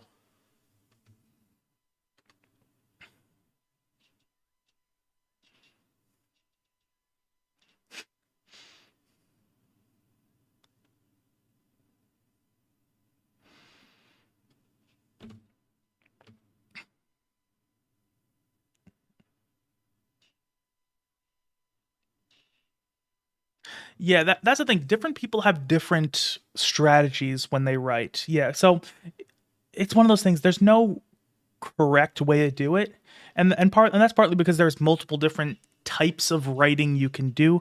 Different stories go for different things. So I'm not really a writer, but I have done a little bit of writing in the past, mostly for school assignments, but it's something I actually did try at when I would do it. And one thing I do is when I write, I prefer to write like short stories and flash fiction because for me, I know that that kind of highlights my strengths. And also, one thing I do is plot almost doesn't really matter to me when I'm writing my stories because I end up writing stories that take place almost like entirely in a character's mind because I kind of and they usually tend to be pretty dark. I like basically make it a character completely like lose themselves and break down. And a big thing for me is that I suck at writing dialogue, so that's why I do that. So yeah, for me, I never actually have done storyboarding at all. That's just not how I write. But if you look at something like Tolkien, when he wrote Lord of the Rings, Lord of the Rings was almost the trilogy was almost an afterthought because what he did as a hobby was he created Middle Earth and the history and the languages, and he just completely goes over everything. He creates the entire history of Middle Earth, and then he eventually takes that world that he's created and writes a story from it, one of the history stories from it. So that's kind of how Lord of the Rings happened. Okay, that's interesting. I will say I haven't really looked into anything surrounding Mushoku Tensei. The most I do is I follow Rifujin on Twitter, and it's actually very refreshing because he is like one of the most normal public figures I've ever seen. Like it's funny because you go on Twitter and you see things like yeah, it's Tolkein or it might be IE. I'm not sure. It's close, it but yeah, it's funny seeing Refugene because you go on Twitter. Even though I've curated my Twitter experience to be, I've tried to push away from political stuff just because it does not spark joy. But so there's people yeah that's it. But so people go kind of crazy and talking about there's just wild shit on Twitter and it doesn't even matter what your political leanings are. There are crazies on Twitter. And then you see Refugene talking about it. It's like, I tried grinding my own coffee beans today because they said it was better, but I don't think it's really worth the effort. And it's just nice to see stuff like that. So it's funny. But yeah, I haven't seen any interviews from him. I haven't even read any of the Mushoku Tensei side stories or the sequel, I can't even remember what it's called at the moment. But that's something I'm going to read at some point. Yeah, yeah, he does tweet like an old uncle. He honestly he seems like a really nice guy. I've noticed that a lot of creatives who a lot of creatives who work on really like messed up stuff, and not that Mushoku Tensei is particularly messed up, but it is a little on the edgy side. A lot of the people tend to be very well adjusted, and that kind of translates to the fan bases. Like, I'll be honest, I've met a lot of Rants fans from my YouTube stuff, and most of them are actually pretty well adjusted. Like they're actually pretty chill, normal people. Then you look at things like children's shows, their fan bases are fucking psychotic. It's wild. Yeah. And that was another thing. I kind of miss Lilia's introduction just because the stoicism she gained kind of makes her hyper logical. And then, and so when she's says these hyperlogical things, it doesn't really have any impact in the anime just because it's not furthering an established character.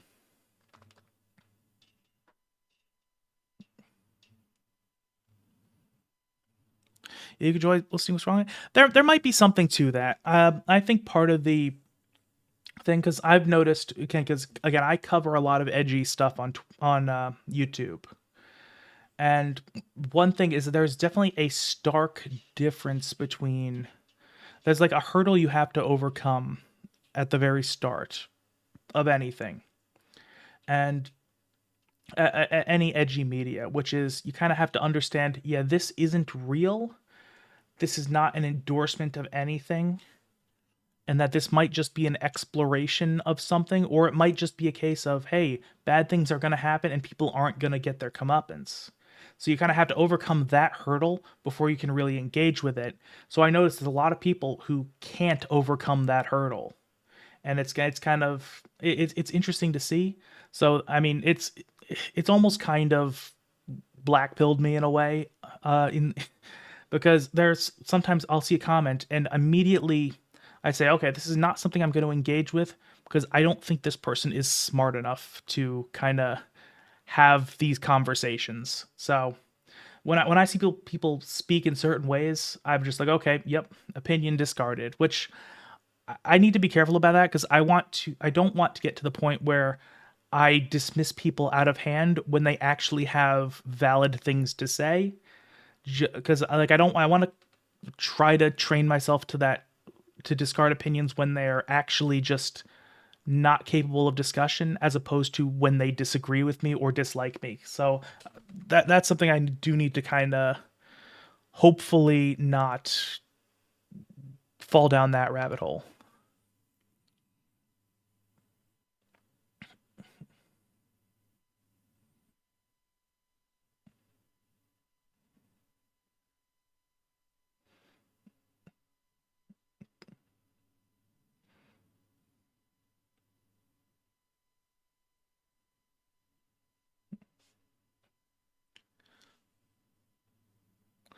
Yeah, and here's another instance of Rudy having a bit of an unreliable narrator, just because I think he's just incorrectly mentioning what Rudy's, yeah, Rudy, I want to marry her, but Rudy is kind of incorrectly guessing what his parents' expectations were, because they're shocked at her appearance, not because she is small and looks young, but because she has blue hair, where he's like, holy shit, she's fucking tiny.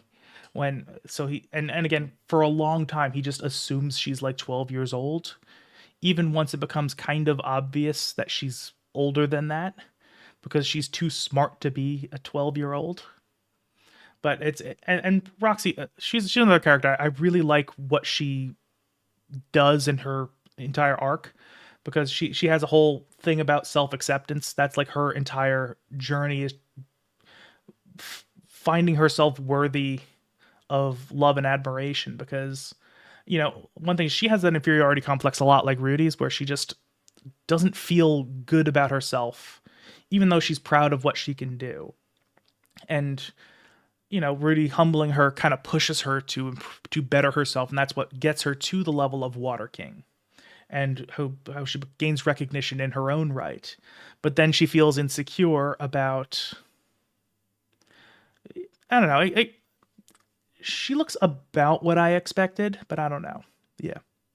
Yeah, and then she started because it was Rudy, but thing is that pushed her to be better. And then when he catches up to her and surpasses her, she starts to feel really terrible. And I love how like kind of her end point to that kind of concludes with when she's meets up with Rudy again. They're kind of, I believe they're in the kingdom of Sharon at this point, and Rudy is still, he basically idolizes her, and he literally worships her for a while. Not well, it's not real worship. It hits a lot of the same kind of things. But it's funny because Rudy, he idolizes her and respects her to no end for the rest of his life. He always looks up to her. And so when he sees her again in Sharon, when they're fighting the war together, they go to an empty field, and he's like, you learned a king tier magic water spell. Can you teach that to me? Yeah, the holy relic. But he's so excited to learn from her. And he's like, "You're still my master. You can still teach me something. I want to share this with you." And where she kind of gets a little bit hesitant because she's like, he's already a better magician than me. It's like, this is the one thing I have left that's better than him. And eventually she gets over it and learns to accept herself. But I thought that was a really nice way that it all came together, where her inferiority complex has both positives in that it pushes her to be better, but negatives in that it really holds her back. And this also comes back to the sexual thing, because she looks like a child. She has the physical appearance of a child, even though the people in this world know that she's not. She has a lot of. I don't know if they go into it in the anime, but she had a lot of trouble finding romance in the books, where she kind of eventually just gave up on it. She's realized, like, look, just because I look normal for a Migard, but the but like, to everyone else, I look like an adolescent of their species. So she kind of ends up just feeling unlovable because of it, and she kind of gives up on finding that. And then Rudy is like the only person who's willing to actually view her as someone someone who is an equal, who he can love fully. Yeah, Nokopada.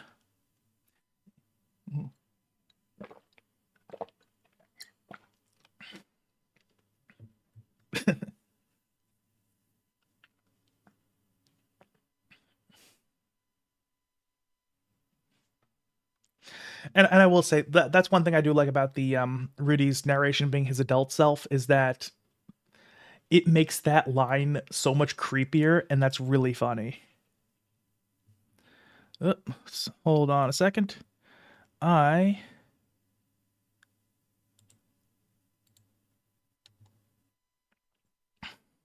I got sorry, I got a Twitch chat. I gotta really I can't. Sorry, I got to ban that person. Sorry, there's ad bot in the Twitch chat. But yeah, the old man voice makes this line a whole lot funnier.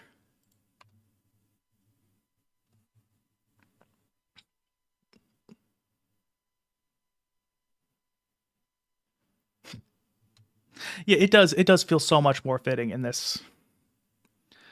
So that's why I said I do have mixed opinions about that narration, but I do ultimately like it as a stylistic choice.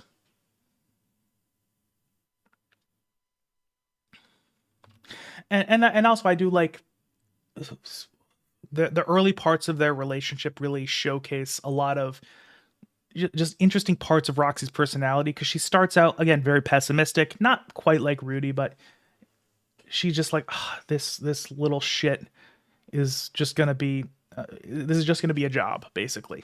And even in her voice, you can see she's talking in low tones. She's very breathy, and as she starts to learn that he's actually got potential, and as they start to form a bond, her voice gets a lot more animated, which is gonna be fun.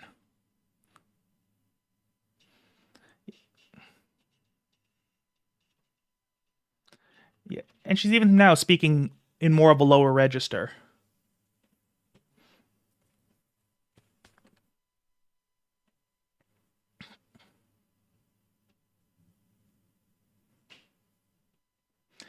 And again, Rudy, because he's just turbo autist, he is acting like a child again.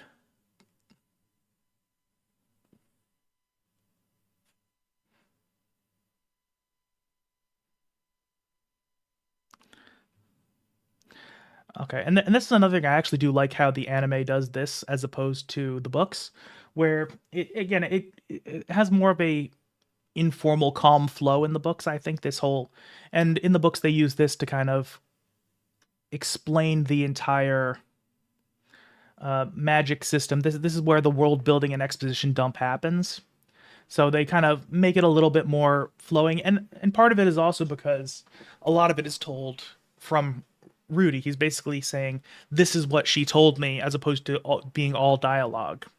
But I like how in the anime, because Roxy's still just not comfortable, she completely she's teaching it almost like she's a regular teacher in a class, and it's coming across as kind of awkward because she hasn't really fallen into the role yet. And she's also, and this also showcases a good contrast for when she actually gets kind of excited and animated and develops that passion for teaching.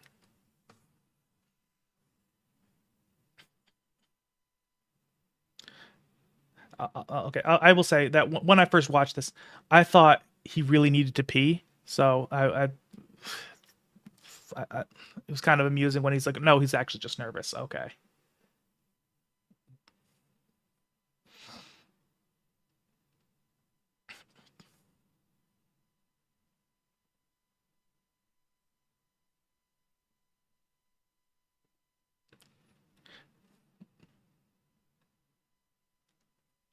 Yeah, yeah. It's hard to say what the fidgeting. Yeah, it looks like yeah. Again, it just visually it looks like he has to pee. I think it's just it's ultimately just he's just nervous. He finds his teacher hot. That's whole thing. Actually, I didn't notice this when I was first watching. I actually like how this shot is framed really well with the multiple layers doing like almost sort of like a parallax scrolling, and then Roxy's in focus, everything else out of focus. It looks nice.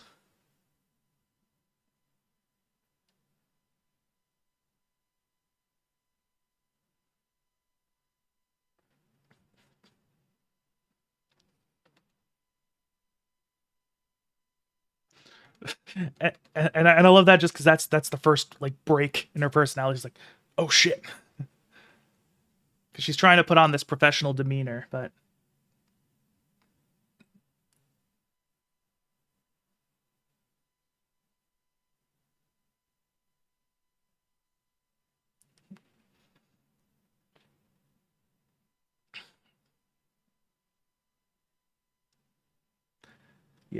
yeah, I will say the things the fan a lot of the if you can even call it fan service because it kind of isn't, but in the books at least because can you really call it fan service if you don't even see anything? But yeah, a lot of it is framed because you really are so deep into Rudy's head that you do kind of get this idea of he's so porn brained that that's just how he interprets everything.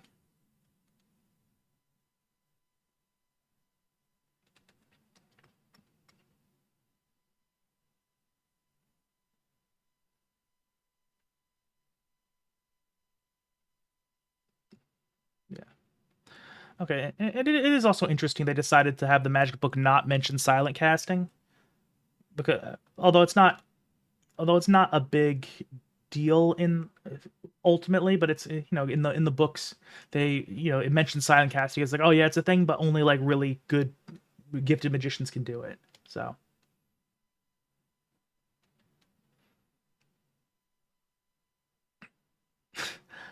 yeah, I will say it's better than the Ellen, but it is also kind of funny. I do like how it distracts him, and that's what causes him to fuck up. It's again that's an anime edition. I think it's really just there as a joke, but I think that's fine.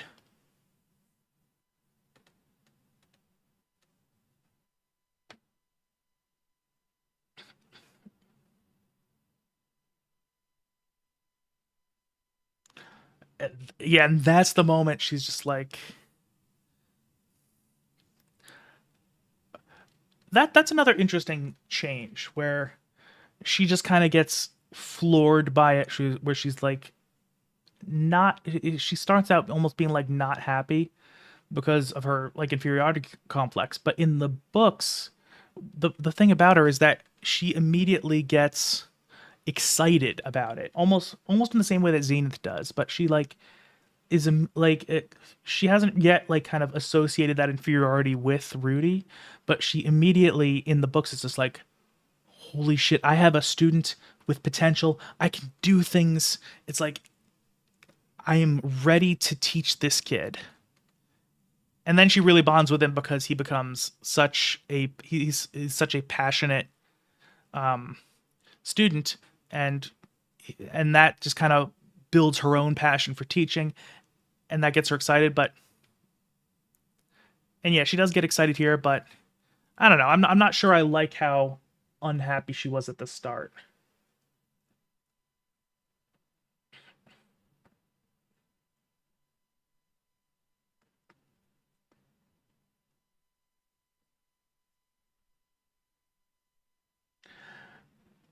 Okay, I do think there's it's also took out some of the nuance from the books here as well, because there was this little interaction in the books that I really liked that they didn't do here, where what what happens is, Roxy ends up damaging the tree and then she fixes it. Then Rudy damages the tree and Zenith catches them before they can fix it. And then Zenith just goes, "Roxy, don't damage our property." And then she's like, "No, it was Rudy who did it." And he's like, "That may be so, but you're responsible for him, so this is on you." And she goes, "Shit, you're right, I'm sorry." And then gets all upset because she thinks, "Oh, this is gonna be I'm gonna get fired and all that." So it kind of gets where you can kind of see her processing all this stuff in real time, where she immediately gets defiant because she does have a few childlike qualities, but she gets immediately defiant. And then once she realizes, yeah, you're right, I'm the adult here, I'm the one in charge, this is my fault, I'm sorry. And then she just kind of overreacts and thinks that it's going to get her fired, even though, yeah, even though she just kind of realistically, Zenith goes and heals the tree. Everything's fine, and she's just kind of basically saying, "Hey, just be more careful." But she's like, "I'm gonna get fired. Fuck."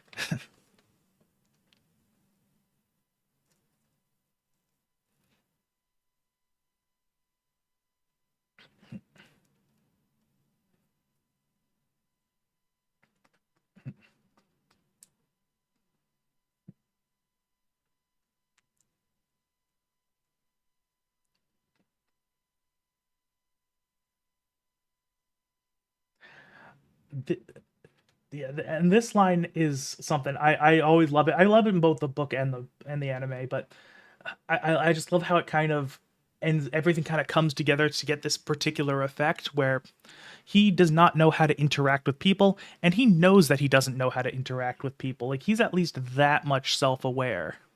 So he goes, he he reaches to the only reference point he has, which is his dating sims, which obviously are not going to be very realistic.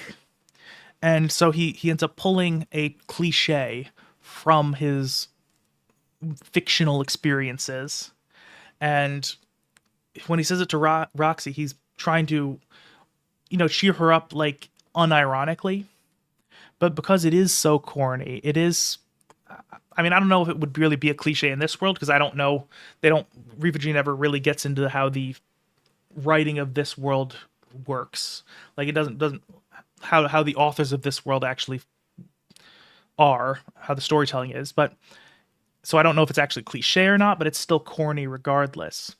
So, and because of that, it actually comes across as endearing, because it's a child earnestly trying to cheer her up and doing it in the way that a child would, which is, not really knowing how people work. So I thought that was pretty. Yeah, I thought that it was kind of a clever little thing, because again, if an adult did that, well, Rudy mentally is an adult, but if somebody who looked like an adult said that, it would just kind of leave almost like patronizing. But it's like a kid is doing it, and kids kind of have this earnestness to them that you can tell that she can tell that he's trying to make her feel better, and just the attempt is what makes her feel better.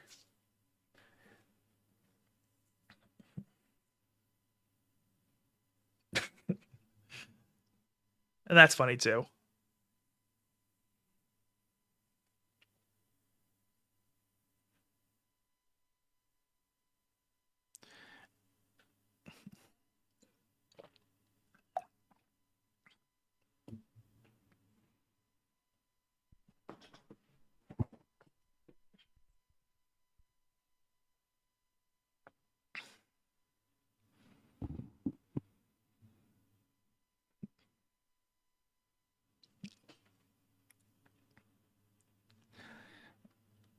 Yeah, and I will say I do like well, I know I was talking about color and lighting earlier. I when they have candles, it's always kind of, candles can do different things depending on the scene. While, if something is really bright, it's usually going to be a happy scene. Something's really dark, it's usually going to be an unhappy scene. And we'll see this definitely much more later, especially when the Sylphie all the Sylphie stuff happens. But it's candles kind of almost act as like a midpoint where it can be like this, where it's still, showing warmth and happiness and all this stuff when the candlelight covers most of the screen. And it can also kind of invoke kind of almost like a brooding sense when it's like dark but accented by the candles.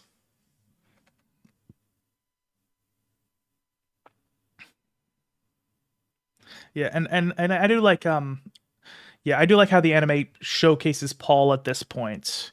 He's a very complex character in the books. It's something I didn't even appreciate until I started rereading. And again, I've only reread the first two books so far, but it's one thing is once you learn more about Paul, you realize just he is so he seems surface level at a glance, and then you just peel back the layers and there's so much more going on, and you realize he has this dark past. But in the anime, I just he is such well, Lil and Paul, that's part of it. That's part of what he's, yeah, his past. Well, the thing is, it's, yeah, how he acts. It's never really explicitly stated exactly who he was when when he was younger. But I mean, we know that he eventually, like, we learn early on that he did he did rape Lilia. That's a thing that he did, which is, very very very bad. But he also, he was a womanizer. He slept around. His initial intentions with Zenith were to basically lie to her to get her in bed, and then to just leave her basically until he actually caught feelings for her. And he also, you never really learn what happened, but when he slept with Glenn, he slept with everybody. Yeah, he and like even in the books, Zenith mentions, it's not unlikely that you might have a brother or sister somewhere that you don't know about. But but another key point is when the Fatoa displacement event happens and Paul is traveling the world trying to recollect his family and doing all these things. And there's going to be stuff to talk about when we eventually get to that point, but one thing he realizes, his part of his goal is to try to mend the bridges with his old companions, the people he used to adventure with, because something happened and he burned bridges with them. So a lot of me is thinking that until fairly recently, he was probably kind of an asshole. So, and it's just, and this new him, this happier him, the part of him that's trying desperately to be a good father, like it's almost like a this it, I think it can't be more than like a year or two old by the time Rudy is born. Like I don't think it, actually, no, less than that. I think it was probably about 6 months or so before Rudy was born that he actually turned a new leaf. Because I mean, what was the catalyst here was I don't think it mentions it in the anime, but in the books, Paul was stringing Zenith along to get her to sleep with him, and then she slept with him. Yeah, he slept with him. He slept with her, and sleeping with her once got her pregnant. I don't think he ran. No, he didn't run off. That was his original plan, but he realized he had gotten her pregnant, and he was just like, shit. And he ended up actually just doing the right thing. And again, presumably it's because he actually fell for her. Yeah, well, in the books, they do. Zenith kind of explains the story. He said they, he was not a bad person, but he was not bad. He was just an asshole. Yeah, they adventured together because Zenith was naive when she went off to be an adventurer, and she was taken advantage of by people who, at the start, were just underpaying her, but were possibly going to escalate things. And Paul's group rescued her, and then they adventured for a while, and then Paul kind of just coerced her into bed. And she said, yeah, I was like, I knew he was lying, but I thought that would give me the strength to finally move on from him once he showed himself to be an asshole. And then, they slept together. She got pregnant, and then Paul surprised her by doing the right thing and actually like settling down with her. But yeah, and so yeah, the adventuring party disbanded somewhere around that point. But also, most of the people have very negative opinions of Paul when they meet up with him later. So, the question is, he was probably kind of an asshole. He probably did something to piss him off. So they never really get into it, but that's one of those things that is layered about Paul. So it just makes you think into perspective of how recently this good guy persona had come about. Like, and it seems genuine. Like he genuinely wants to be a good person who does the right thing. And yeah.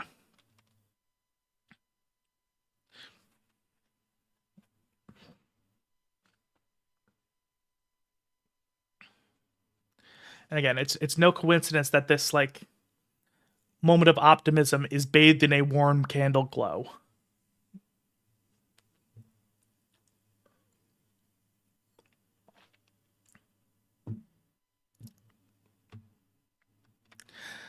Yeah, that is I will say that's the one thing I thought is kind of weird about the no, let me yeah, it's getting serious. Woohoo. So this is going to be a very minor criticism, but I don't like these ending screens. I something about them is just it's kind of off-putting. I mean, it's partially because it's not even properly centered, but also I feel like this font, I mean, it does have a bit of a drop shadow on it. I mean, I even removing the English because that was added obviously in the translation, but this doesn't look properly centered. Actually, no, actually it might be okay, it might actually just be the English text added on that makes it look lopsided, but even so, the text kind of blends into the background a bit. I don't think it really does good. This is better because of the drop shadow. This needs a bit of a drop shadow too. It just it bugs me. And this might just because I am not very good at visual design either. But one of the and so I struggle when I make thumbnails, and this is one of these things I kind of had to teach myself how to avoid, and I've learned just how to utilize things like drop shadows and borders and all that stuff. So it kind of bugs me when I see people who are paid to do this who screw it up. Okay, so that was episode 1, and I say let's move on to episode 2. I think that was a pretty good intro to the show. Yeah. Let me that up. Okay, so this is another very interesting thing is that the Rudy's backstory starting to get explained in episode 2 as opposed to episode 1. Because again, this right here, this all happens in the prologue of volume 1. So this is the introduction. So yeah, that's also true. That there's probably things that do change just from the fact of watching something subtitled. But so yeah, I do find it interesting that they started to do this in volume 2, and I'm not sure why exactly they did it. Although I think I have an idea. I think they kind of wanted to get things rolling early on so that you can hook the audience in. And as opposed to the books where they kind of wanted to establish everything first. Yeah, that makes sense. Because, I mean, if you remember in the first episode of the anime, the past life stuff, it was probably about, like, 2 minutes, if that, of just he got hit by a truck, he died, and he woke up. Yeah. Yeah, that is true. I mean, the most isekai do kind of have like the first, yeah, that makes sense. I mean, a lot of isekai do kind of start out with a very negligible before you die segment or before you get transported, whatever they happen to do. Again, it's usually Truck-kun, but not always. They're usually pretty forgettable, and it Mushoku Tensei's prologue does kind of play off like that, but it also does actually do work to establish things, and it actually I think does it very effectively to just it humanizes him in a way that the anime just kind of hasn't just yet, but it'll do better later on.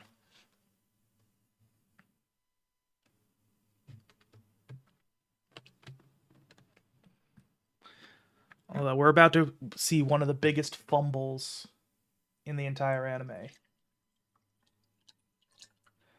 I do like this and how it establishes him as how creepy he was. Like it the first episode didn't really do that. This one actually is finally it's getting there. And then of course, dark room bathed in a blue light.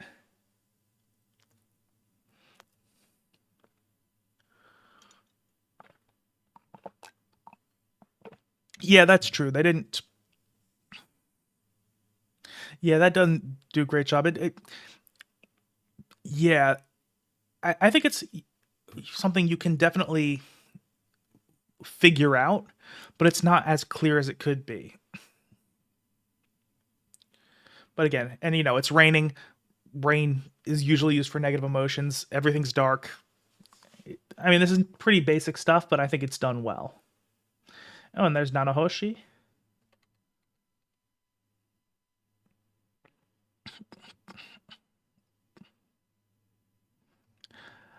And this is another thing. I think an anime only could get a little confused here because even though you don't really know a whole lot about what Rudy's been through just yet, you do get the impression that he's kind of a selfish asshole, that he doesn't really think about anyone else but himself.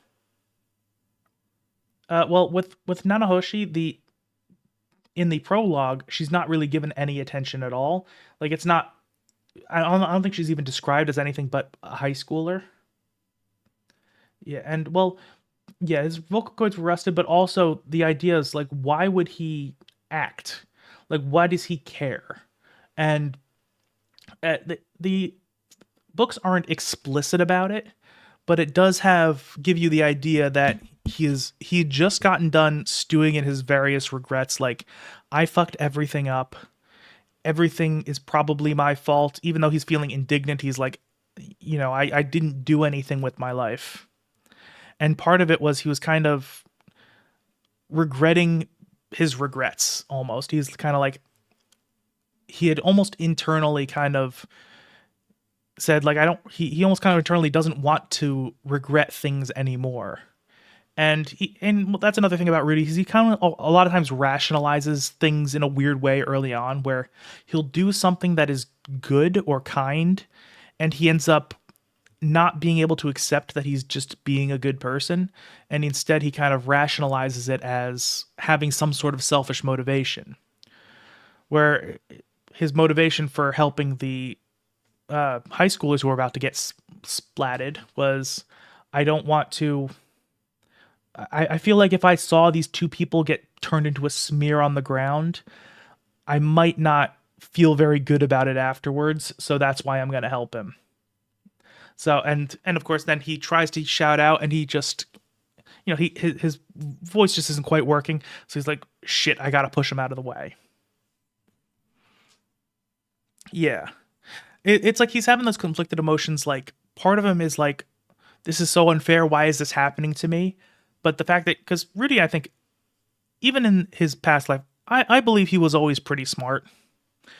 But so he realized that as much as he wants to feel like everything's unfair, he knows it's not really. I mean, it kind of is, kind of isn't. He did get dealt a pretty bad hand, but he also made it much worse.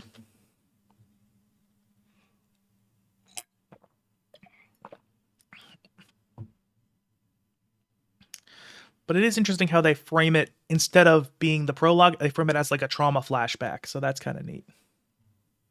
Yeah. He decided not to activate its own cards. The way I always kind of visualize it is you can't control the hand that you're dealt in life, but like if you get dealt a bad hand, you kind of have two options. You can make the best of it, knowing that, you know what, it's not guaranteed that I'm going to win. It's going to be harder, but these are the hand of cards I've been dealt. I just got to work with what I got. Or you can flip the table and lose by default, but at least you get some catharsis out of it. Oh, and I will say the thing that really just makes me very sad that I think probably the anime's biggest fumble so far is that they eliminated the greatest line in all of literature, which I have it memorized because I reference it so much because I find it so funny. In the very first line, not the first line, but in the first page of volume 1, Rudy says, "What the hell had I even done wrong? All I did was skip out on our parents' funeral so I could spank it to uncensored lolly porn." That is such a funny line, and I'm a massive defender of this line because I think it is so much deeper than it seems at first. And a lot of the early Rudy's like completely out of pocket lines are like that, where he says something completely crazy that actually kind of reflects something a lot deeper in him. But that he says that line, and it was so just wild. It's so funny, and honestly, I think that alone probably served as an effective hook for the series, so that lets people get through the prologue without feeling like, oh, this is more isekai slop. Yeah, it pulls into perspective how he is, how his mindset is like, how the fact that he doesn't really get emotions, how he filters everything through sex, and it's just it's so funny too. Like the fact that it's just funny, and you see that first line, even in a depressing scene, you have this funny line, and then you have the later funny line about the childhood friend where he's talking about how he can get off to that image in 3 pumps. And so they have these funny lines that are very deep once you dig into them, but they're also funny and they draw you in. And I thought that was a very clever writing tactic by Ryufujin. And he even does it later. Like if you this also doesn't show up in the anime, but later on when he's with Eris and they make their 5-year promise, one of the things he says to himself is "Lolita good, touching bad," which again, that's a funny line. It's kind of just completely out of pocket, but then you realize it's like it marks moment of emotional growth for him, where he's just like, wait, you know what? I need to keep my hands to myself. I just hurt somebody I cared about. I can't do that again. So I like that.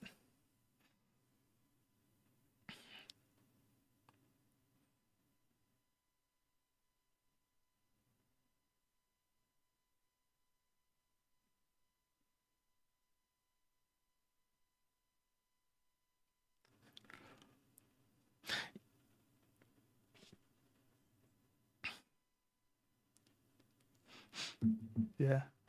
Again, I like this moment just because he's being a bit of a little shit, but it's he's doing it in a way that's good natured. Like he's not doing it to be cruel or to really get anything out of it. He's just he just kind of wants to fuck with his parents a bit, and it's funny. And even this moment is, it's kind of funny. Yeah, I agree. How much of a little shit he is great. Yeah. Yeah, but I thought this moment is another interesting thing just about Roxy, because again, at this point Rudy still thinks she's like 12 years old, even though her physical age is about the same as Rudy's mental age. Like I don't know if it's exactly the same, but it's pretty close, cuz like a couple years later she mentions that she one of the in the books that mentions that she's about 40, and and she leaves when Rudy is 5 years old. So he would have been mentally about 40. So they're about the same age actually. But so he thinks she's 12 years old and basically going through her sexual awakening, when in reality she's actually just really really lonely because she's been exploring I think she's been adventuring for like 10 or 20 years. And she's been having a dry spell that entire time because she just can't find anyone to even find her attractive.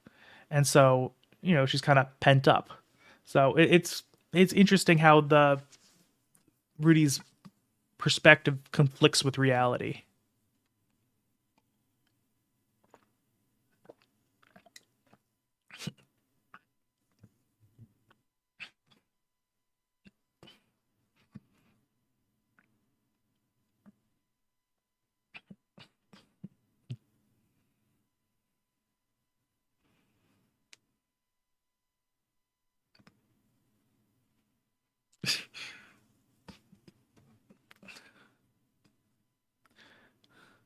Yeah, and I'll also say that Rudy does have these kind of funny lines where he just, again, he's narrating him and kind of preemptively dispelling his own strange assertions, which again, most people would not think, oh, we're having night lessons, that must mean they're fucking, when no, they're actually just doing night lessons. But that's how he thinks, so that's how he responds. It's not quite as effective, I think, in the anime, just because we're not in Rudy's head as much. Because in the books, again, almost most of the books are just Rudy narrating the story as it happens, and he just constantly goes off on these little tangents where he'll reference a piece of pop culture, or he'll make a dirty assumption, or he'll get sidetracked by his brain just doing Rudy things. And it's kind of funny, and it just makes sense whenever it keeps coming on. So when the anime does it, because there's naturally going to be a lot less narration, it doesn't quite fit as well when he goes on these little mini tangents, because it's just not an established part of how he talks yet. So, and one thing I do notice is a lot of the references that he has in the light novels don't show up in the anime at all. Like, he just doesn't really make these references. And I think that's a good decision, because I don't think it would work as well if he's not doing it constantly. Because yeah. Like, even later into like late in the series, when he meets up with the gray rats again, I think it was the Boreas gray rats, it might have been the Notos gray rats, one of the gray rat families, and he ends up meeting James, and he jokes that he remembers James's name because it reminds him of a train. And you immediately, reading it from our perspective, that sounds a little weird, and that's partly because James is just a normal English name, whereas you have to remember Rudy is Japanese, so he probably never really met a James, but then he remembered it because it's a train. It's like, oh, that's a fucking Thomas the Tank Engine reference. And the thing is, this happens again, like something like 18 to 20 books in. And then you realize it's like, oh, and by that point you just realize this is just a thing that he does. Yeah, it's Thomas the Tank Engine reference. I remember at one point he references the Big Daddies from BioShock. It's like, even when I was working on my Mushoku Tensei video, there would be occasional points where I would see stuff, I'm like, that is definitely a reference to something, but I'm not Japanese, I don't know what that is. Like, he referenced like when he does the thing with Sylphie, he yells, "Come to me, Zenra Pendulum." I'm like, that is 100% a reference. I looked it up. It's apparently a light novel that doesn't exist in English. So it's he does that so much in the books, and I'm glad that they didn't try to transplant that to the anime, because I don't think it would work.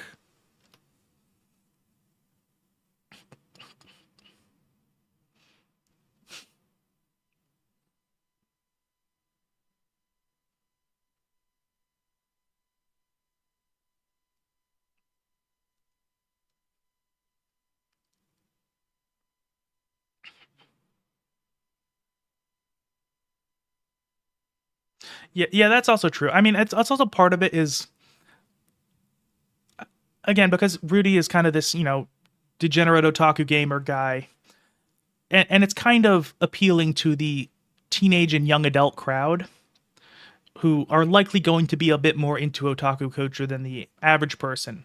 I think most of the references he makes in the books are something that would make sense to, like, a young adult in Japan.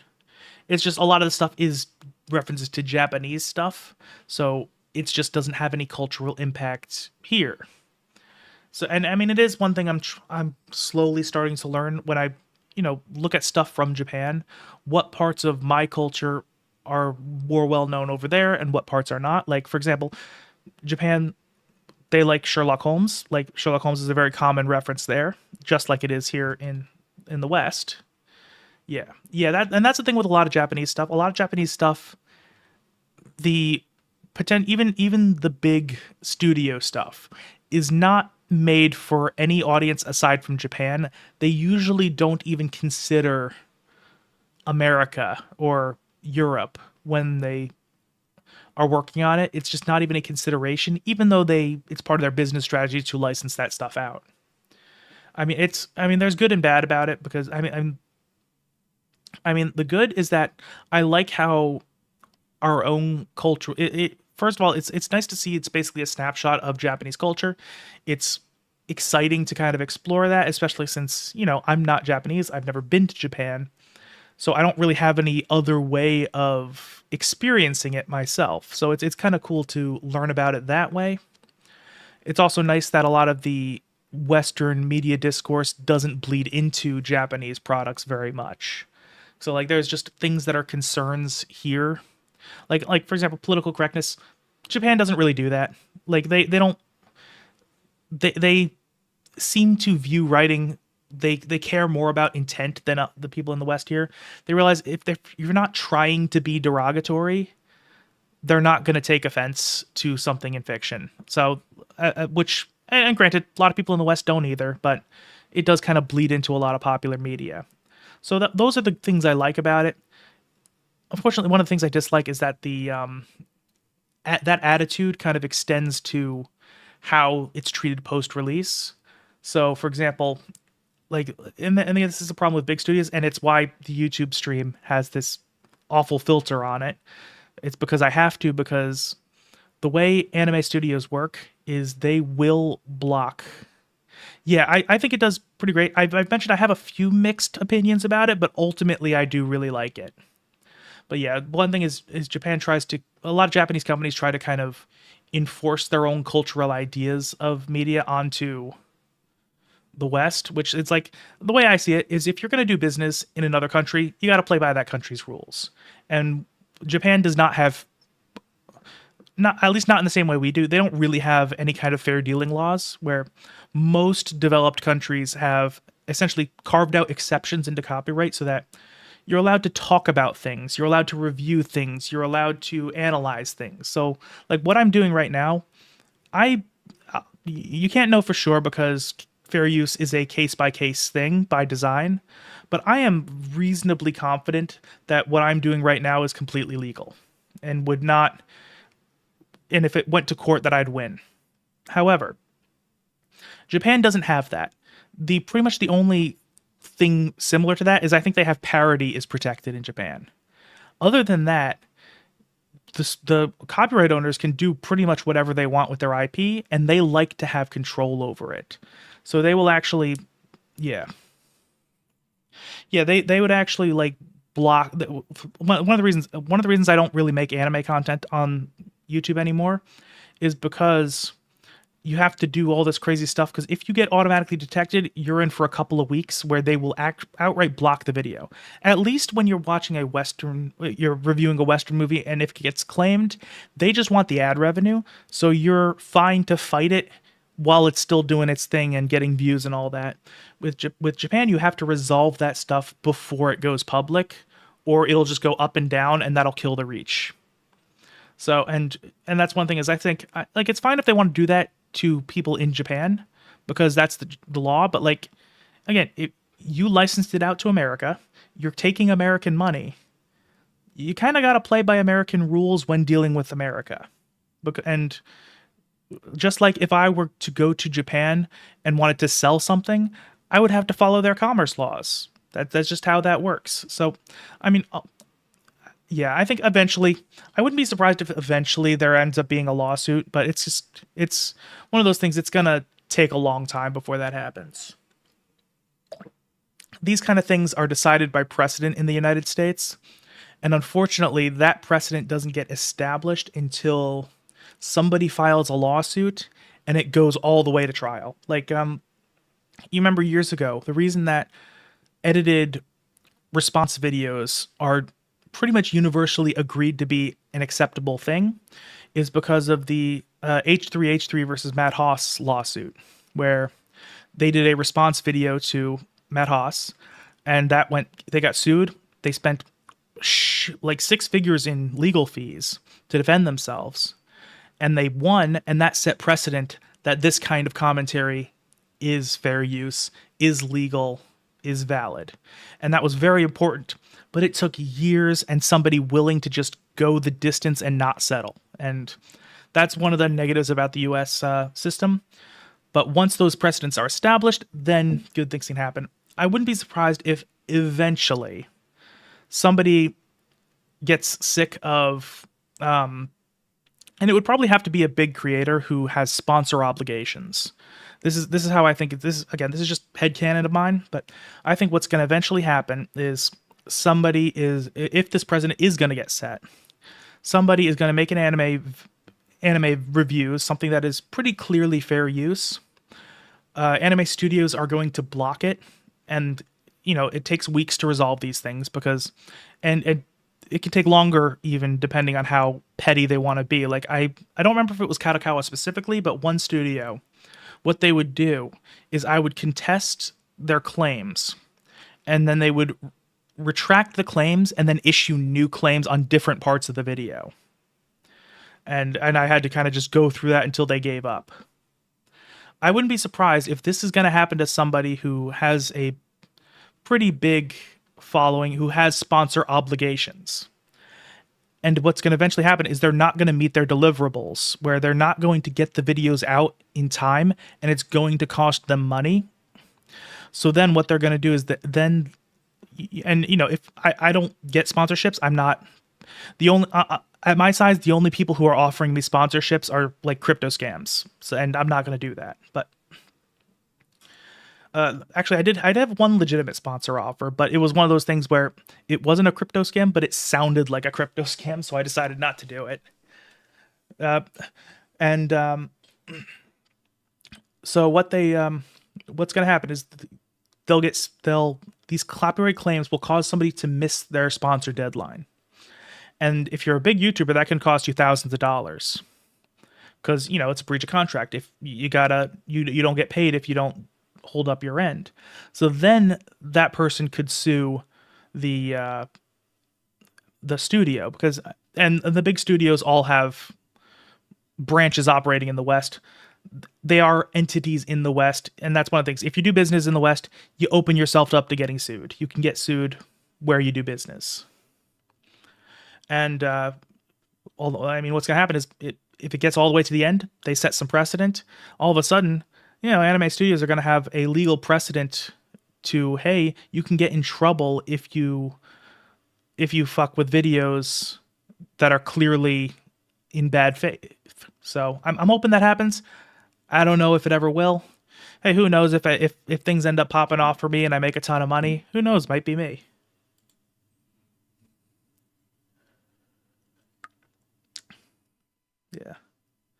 Yeah, and that's another thing when they talk about demons. It has a very different connotation in English, and that's one of those things.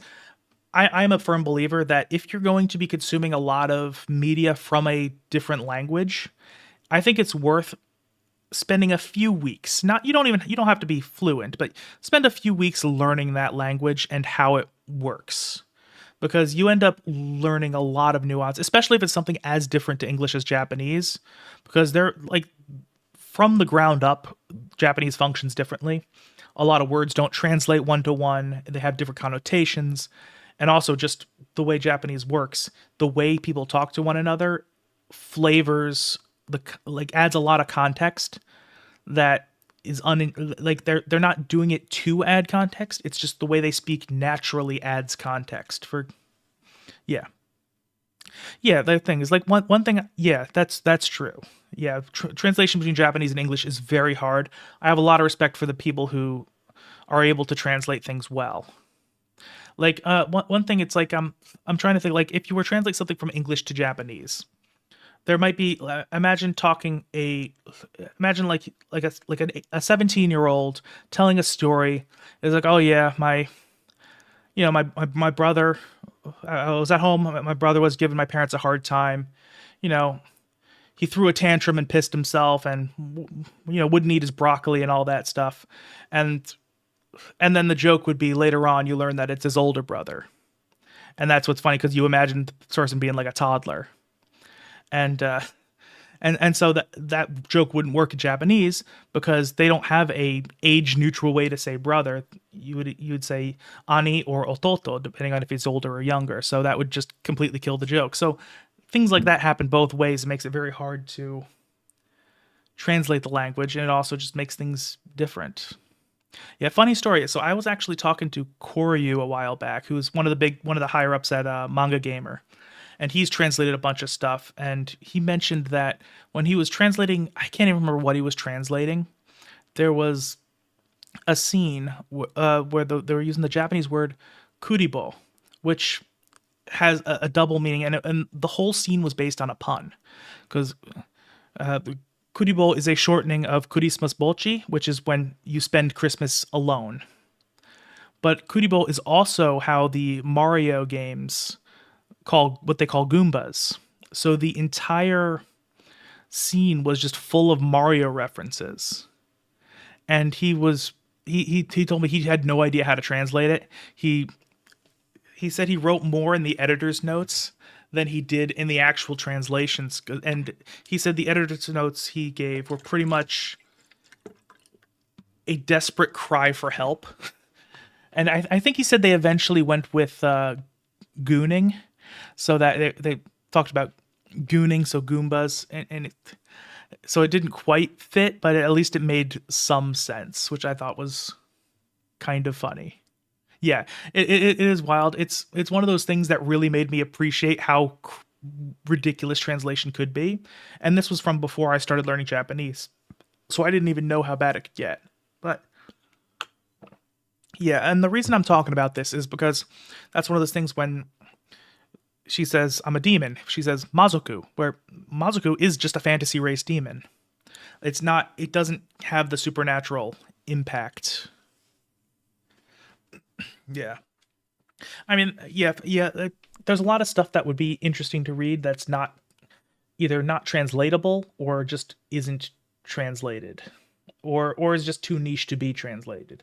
And that's one of the things, but for me it's going to be a long time before I really feel comfortable reading primarily in Japanese, just because even if I get fluent, which in itself is a long-term goal, even then I know my Japanese will not be as good as my English, so I'm going to miss a lot of the things that I would catch in English. And that's it's a lot of what I get out of reading, so that would be difficult for me. But the reason I mention it is because, Roxy says Mazuku, demon, which is not like supernatural demons like we think of. That's closer to Akumu, which is what Lilia thought Rudy was possessed by. So, demon just has a different connotation, and knowing a bit about the language actually does help you get that nuance a little bit more clearly.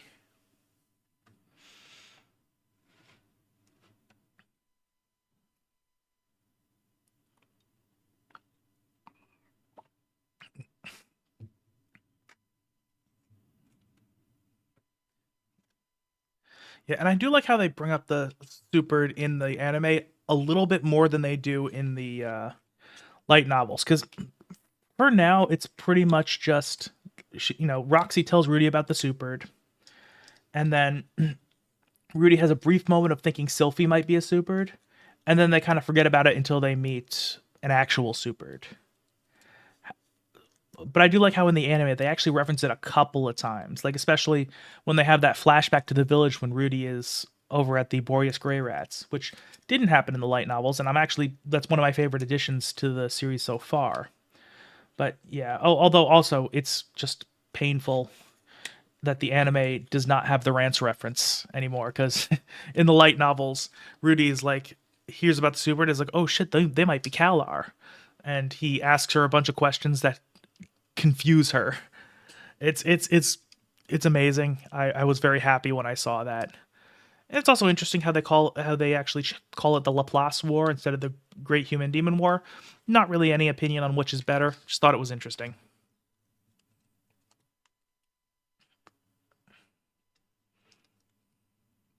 Yeah, yeah. If you ever go back to reading, if you ever go back to reading Volume One, look at when he learns the supered, because he asks her, "Are they all women?" And she's like, "No, there are men like you'd expect." It's like, okay, does the color of their jewel change if they do something? It's like, no. Okay then. Yeah. Oh yeah. That's fair. Yeah. If you weren't familiar with how the Kalar work, that reference would kind of surpass you, because the Kalar in Rance, Kalar are basically the elves of Rance, where the thing is they're all female, so they need to have other they need to have sex with other races to procreate. But and they also have they have a little jewel in their forehead that starts out red but turns blue when they lose their virginity. Yeah, it was funny.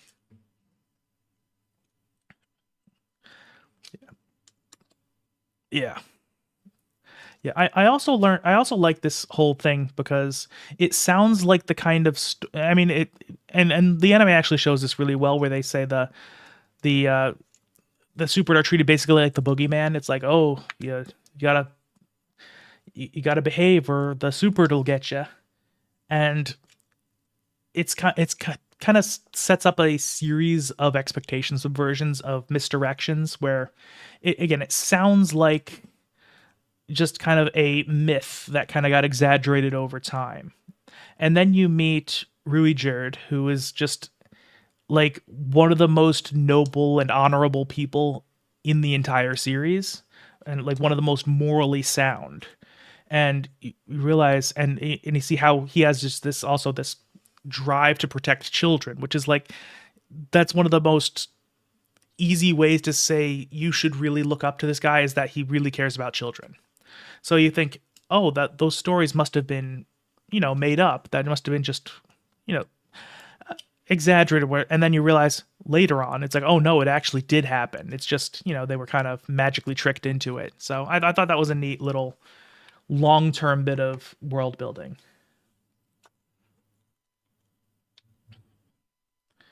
And then of course this fucking ring reference.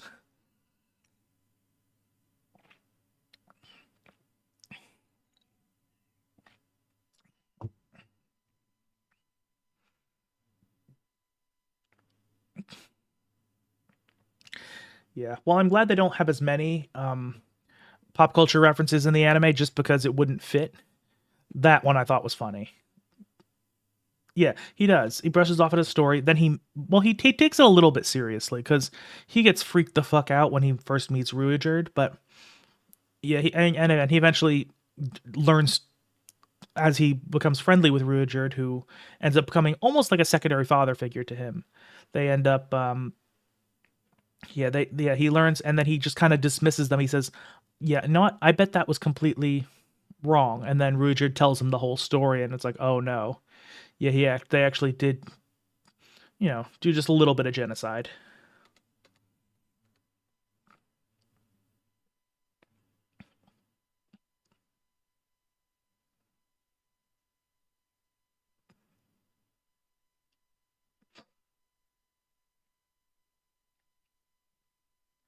I do find it very funny that basically that exact thing happens. A little more than 10 years passes, but that exact thing happens.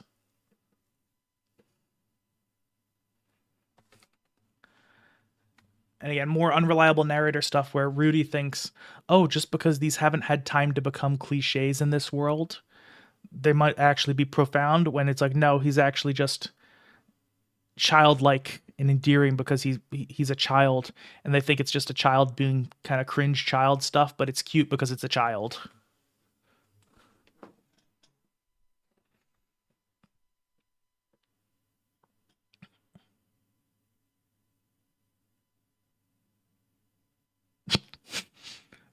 And that animation right there.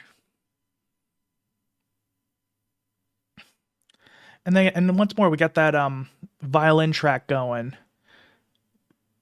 with the flutes added on, same melody. It's, if you want to learn like some like real nerd shit, they call that a leitmotif, which it's French. So when it's French, it's fancy. So yeah, that's the thing. Whenever there's a musical melody that kind of is meant to symbolize something, that's a leitmotif. And I'm not the most educated on musical theory, but if you look at a lot of that I mean that is kind of how things are viewed, at least here in America. But yeah, it's one of those things. It's like one of the, you sound, at least from my experience, a leitmotif. Okay, is it German? Okay, it's because I will say this, just the way it's pronounced makes me think it's French. Because I mean, there are German things that are in writing, like and that's one thing, is you can make yourself sound a lot more smart and pretentious than you actually are if you oh, okay. Oh, well, I learned something today. So, but yeah, there's a lot of, if you say something foreign, it makes you sound a lot smarter and more pretentious than you actually are. Like, for example, a coming of age story is known as a Bildungsroman, which, again, you say Bildungsroman if you want to sound like kind of pretentious. So I have on multiple occasions used that as a joke. But yeah, they're pretty neat once you notice them. And I'm not so good at noticing them just off the top of my head, but I really like watching videos where people kind of go into them. Yeah, well, that's true. Yeah, English is an interesting one because aside from the words we just straight up borrow from other languages, English has several different origins. Like there was like the two biggest ones are, I think, French and German are the two biggest influence on English. And that's because, and there were kind of different points in history that the language was seriously influenced. And at one point there was like a class divide where the upper class would use French derived words, whereas the lower class would use Germanic derived words. And eventually it all kind of mixed together. And that's why they say that English is not a language, it's 5 languages in a trench coat.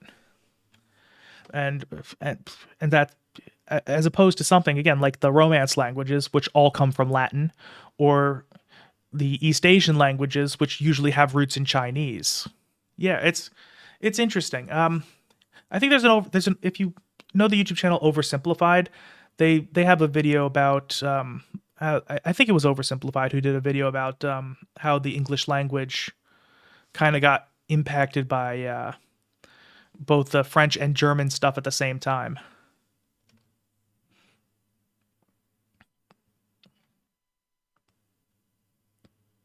But yeah,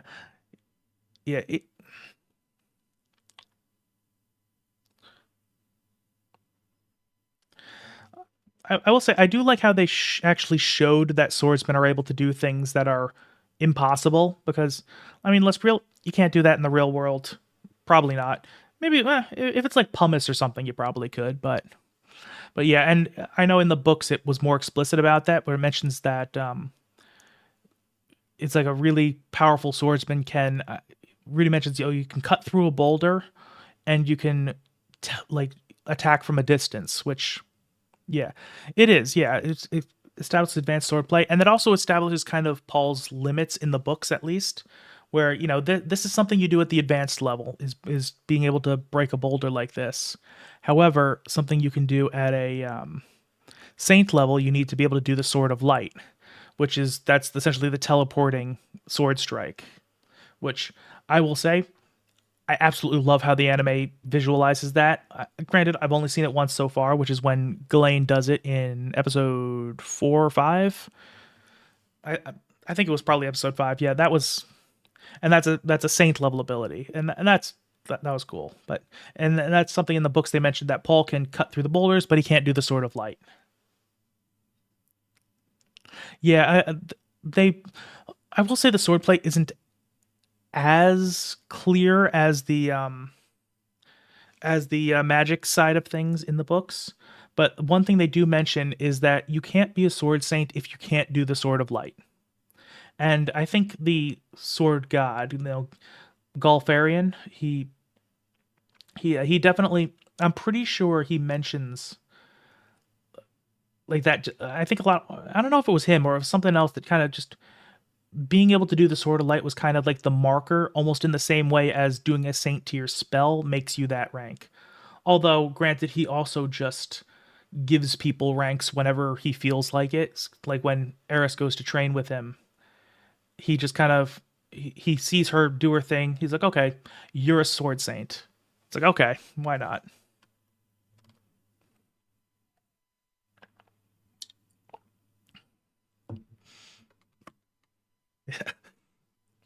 Yeah, and that line also, while it's funny, and it is funny, it I think it was done a little bit better in the books where they kind of use it to highlight how Paul's teaching style isn't very good, and because he kind of Paul hasn't intellectualized anything he's learned, he just kind of intuitively understands it, and he can't really express that to Rudy, which and it's also kind of funny because like my dad was like the exact same way when I was younger.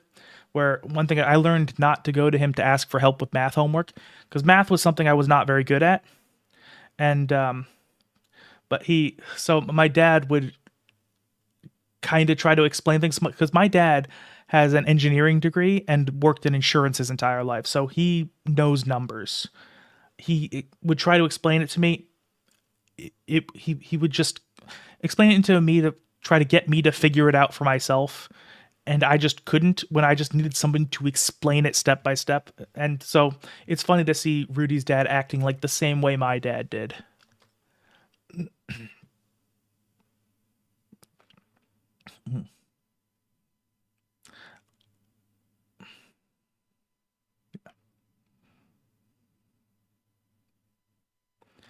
Yeah, that's also true. That's one thing that they don't recognize for a long time is that Rudy can't do a battle aura. And granted, it takes him meeting Badigadi, who is an immortal. He's an immortal demon king who is obscenely ancient and powerful, even though he's kind of a goofball. But he's somebody who has this really deep intuitive understanding of magic at its core and can sense magic. For him to go, huh? Why aren't you generating a battle aura to do that? And then it's like even when Ghislaine is teaching Rudy, who Ghislaine's a sword king, she is one of the best fighters in the world. She doesn't she can't tell that he's not using battle aura. So it's just one of those things where I can kind of sympathize just because it would be hard to teach him just because he doesn't he essentially has a physical disability that nobody can see.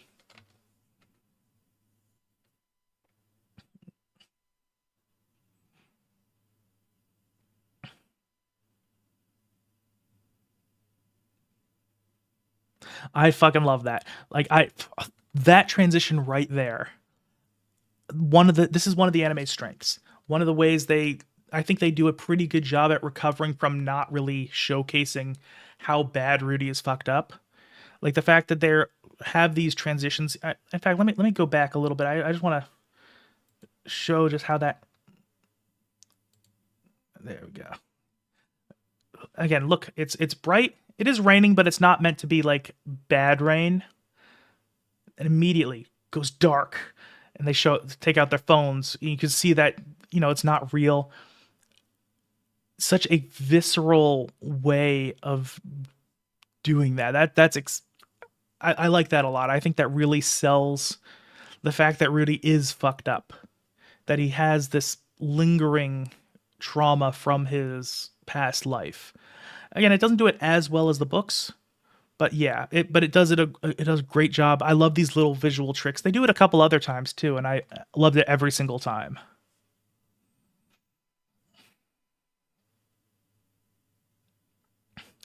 And then of course they do a flashback, and then again, talking about color. Look, if we're talking about color, this is one of the things you don't need to know a lot about storytelling and all this stuff to see what they're doing here. Red, evil, insidious with the dark silhouettes. It's, you know, yeah. Red is danger. Like even if you look at a lot of media, if you see the stereotypical villain, it'll be somebody who it'll be like a shadow with red eyes.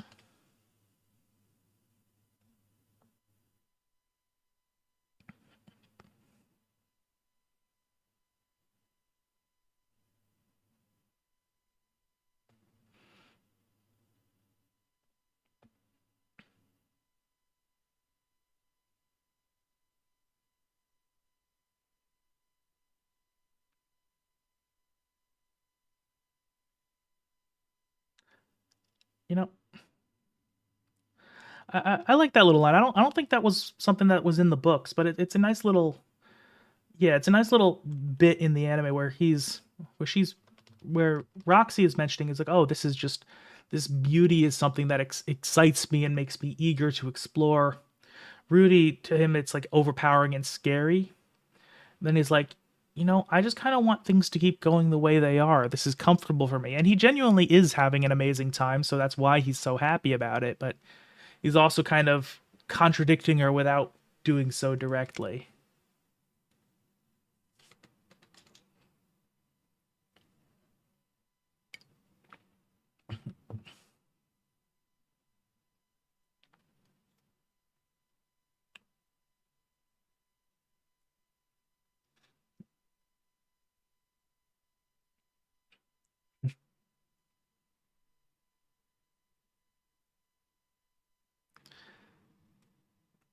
So yeah. Okay, this is another thing that was interesting in the books because the way the rest of the of volume 1 happens, because this at this point this is a little bit before the halfway point of the book, where Roxy mentions the magic school as being a great way to expand your views, and that's also interesting because she left there on bad terms, so that adds more thing flavoring. But she mentions the school, and it's not really, she doesn't go in depth about it. She just mentions, oh yeah, that's where I went. If you ever want to expand yourself once you grow up, that should be something you keep in mind. And then later, Paul briefly mentions school. And then Roxy leaves, and then she sends a letter to him where again it mentions school. These three short references to school all kind of get him excited a little bit, but none of them are very significant on their own, but together they just put the idea into his brain, and that kind of kicks off the way the rest of the of volume 1 ends, which sets up volume 2, where everything that happens there next is because he wants to go to school, where he and also he of course starts developing a codependent bond with Sylphie, and he also really wants to go with school, and he's like, here's how can I get both. Yeah, he basically said, and that's why Paul, where honestly Rudy probably would have ended up in school eventually. He probably could have eventually earned the money for Sylphie's tuition just if he was willing to wait. Again, granted, Fatoa displacement event happened. That changes everything, but he like it was a position where Paul was like, this kid is kind of on the wrong path. He's thinking a little too selfishly. He needs to think big picture. And that's why he sends Rudy away, and that's why he meets Eris, and all this other stuff happens. It all starts with this little idea that was placed in his head of, I want to go to school. And eventually, and again, some of his character weaknesses get exposed, and it eventually does lead to him growing up. Okay, I will be right back. I need to use the bathroom again.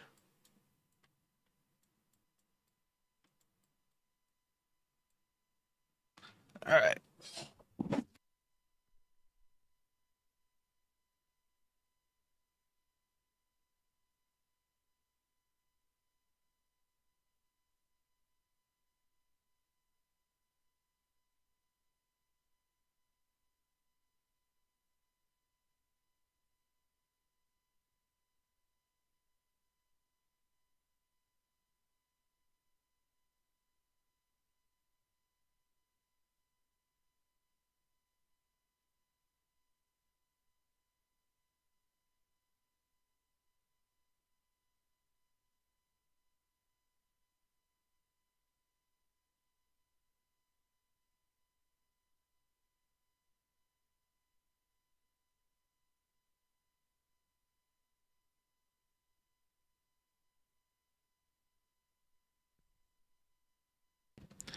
Okay, I'm back. Yeah, so just for reference, I work in a warehouse. It's, hot. There's fans going on, but there's no air conditioning. So I bring a 3 liter container of water with me every day.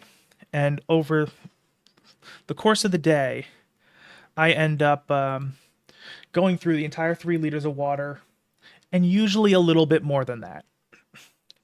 I have that bottle next to me right now, and I have gone through, you know, probably about 80% of it. So I've been drinking a lot more water, even more than I usually do, which I already drink a lot because I work in a warehouse. Okay, so let's get back to it. Oh, nope.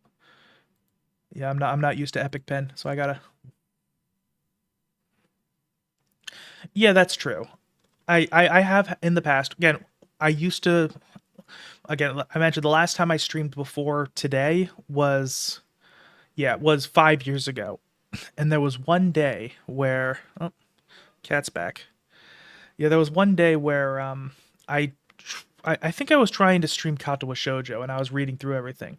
I did not have enough water, and I ended up not being able to speak the next day.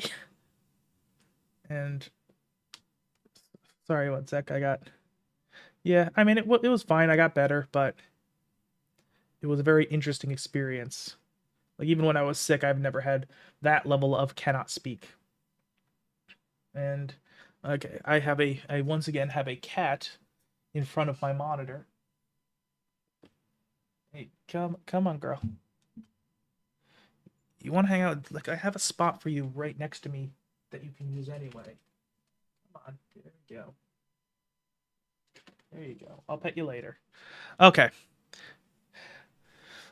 Yeah, I lost my train of thought. Let's just keep going.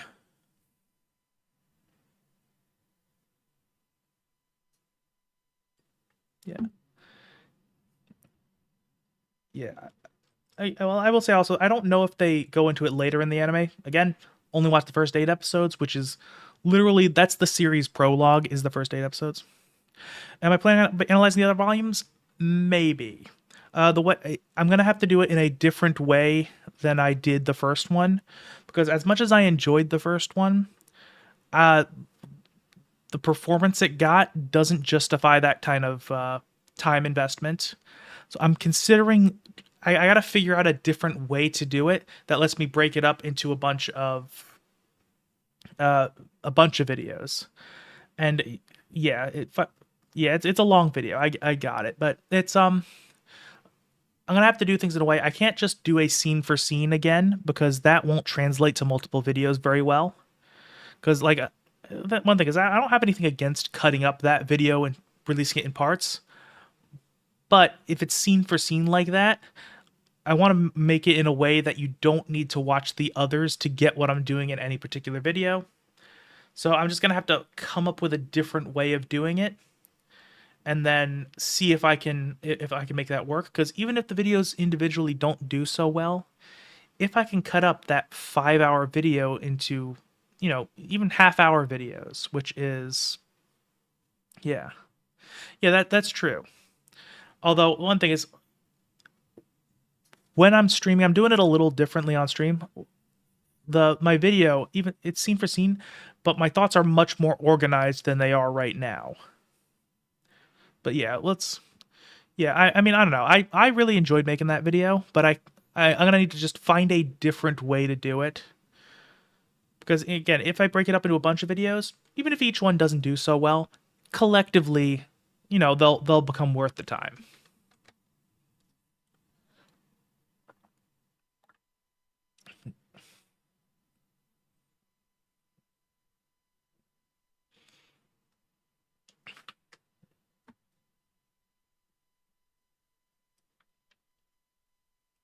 Yeah, yeah, that was a little bit yeah, that felt a little bit like just kind of thrown in there, but it's whatever.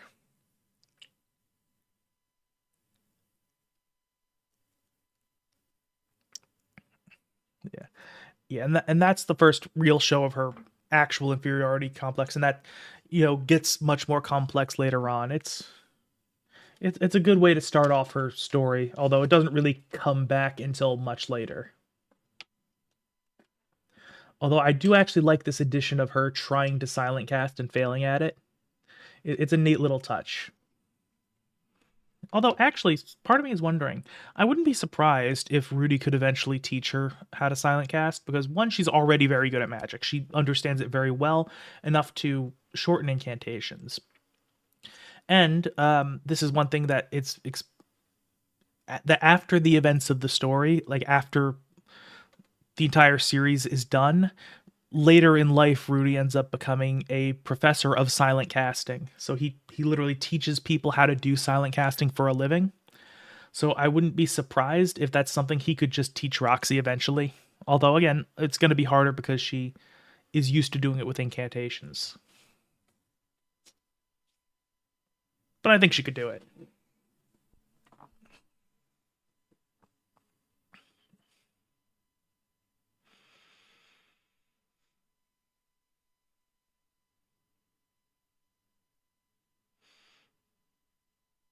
Again, I do really love this new the anime version of Zenith. I think she's great.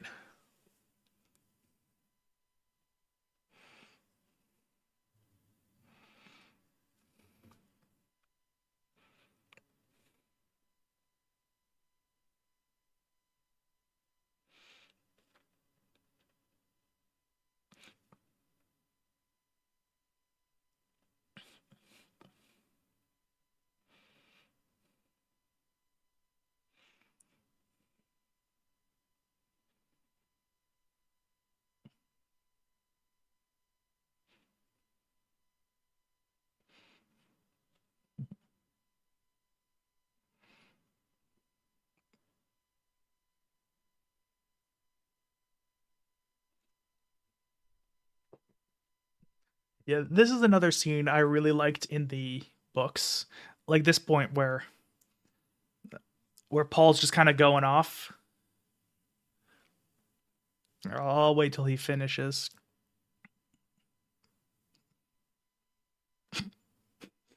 Yeah, I mean, I thought that was funny because it was funny in the books as well, where he's kind of just going off, waxing poetic until eventually, Zenith cuts him off. It's like, okay, that's enough, and it was funny there too, because it's another thing that kind of goes to show some of Paul's layers that you wouldn't catch on a first read or a first viewing. But again, once you learn how difficult Paul's own childhood was and how much he struggled with his own father and how his father did fuck up, how he just really really wants to be a better father than his own. And so like this is him trying to do that while not really knowing how to do that. Yeah, that's also true, and that's something I mention.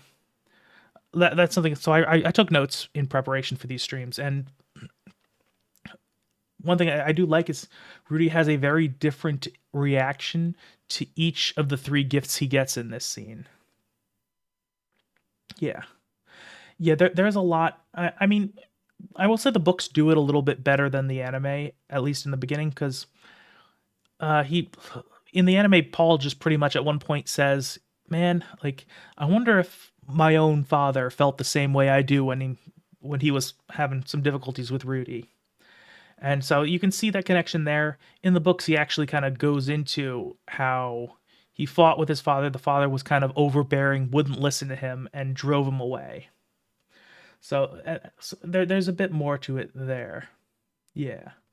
But yeah, in the book, but I do like in this scene how he has three different reactions to the three different gifts.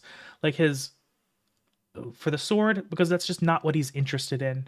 He's grateful for it because he knows that it means a lot to his father, but he's also, he doesn't really care. Then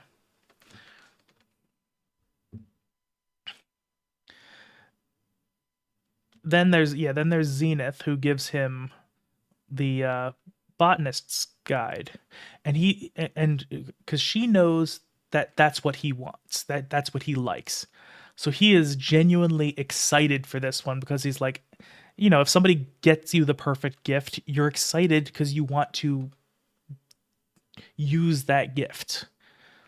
So he's like that right there.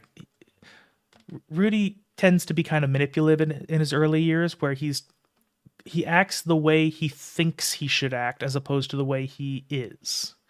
Where he's just kind of where, and it doesn't come across in the anime as well, but he tries to kind of spin things in his direction. Usually doesn't work because he doesn't understand people, and a lot of times it comes off as unnerving just because these adult ideas are coming out of a child's mouth.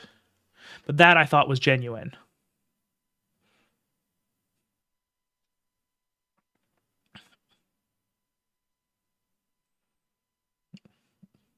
Yeah, and then the third gift, and again, once piano music starts playing, it completely changes.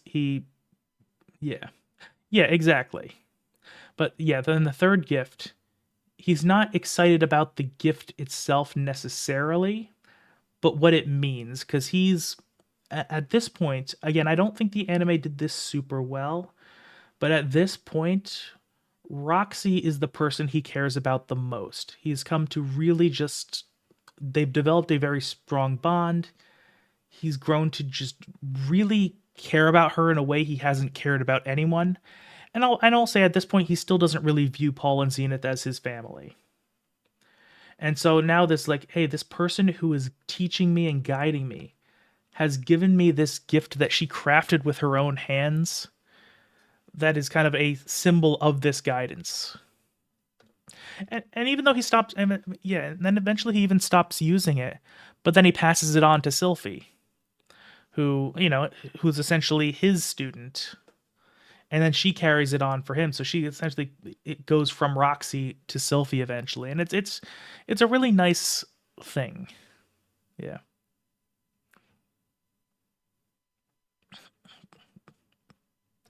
yeah, yeah. He does, and then there's stuff that you haven't gotten to yet that kind of deepens that seed, where he only starts to really, he accepts Paul right at the end, basically.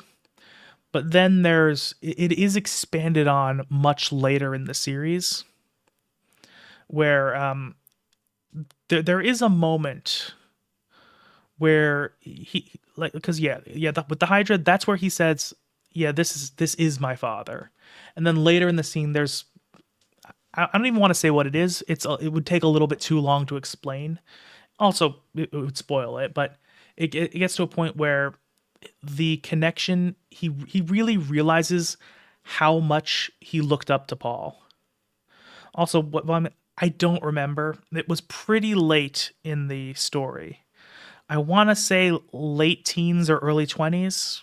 It was definitely in the final. Oh, the Hydra fight. Oh, Hydra fight was, I want to say it was round book 10 to 12. I don't quite remember. Yeah, I don't know. Because I remember the big twist of the series that kind of really changes the flavor. I want to say it happens in volume 12, but I'm not 100% sure on that. Okay.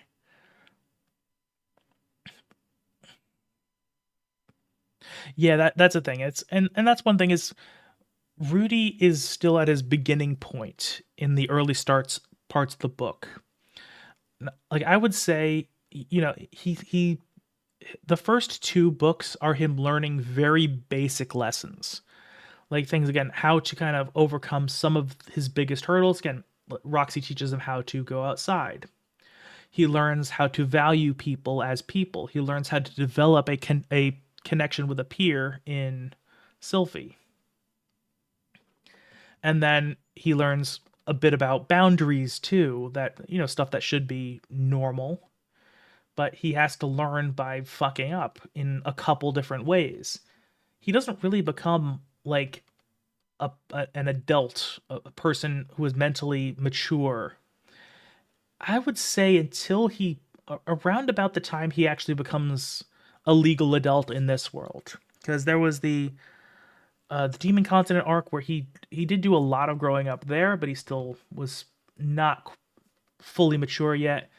Then he had the Impotence arc, and I think when he reunites with Sylphie, and then she kind of cures his most recent trauma, that's when he really starts to be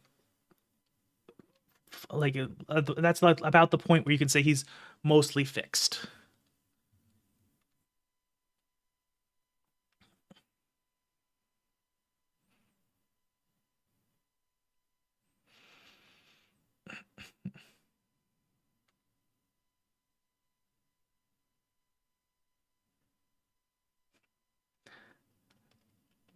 I also thought that line was funnier in the books because that was one of the things because that happened. This scene happened right after the conversation where she says, "Don't call me master." So Rudy ends up saying, calling her master here, and she can't say anything because his parents are right there and it's his day. So she just kind of gets annoyed about it. Whereas here, she actually seems to feel grateful. It,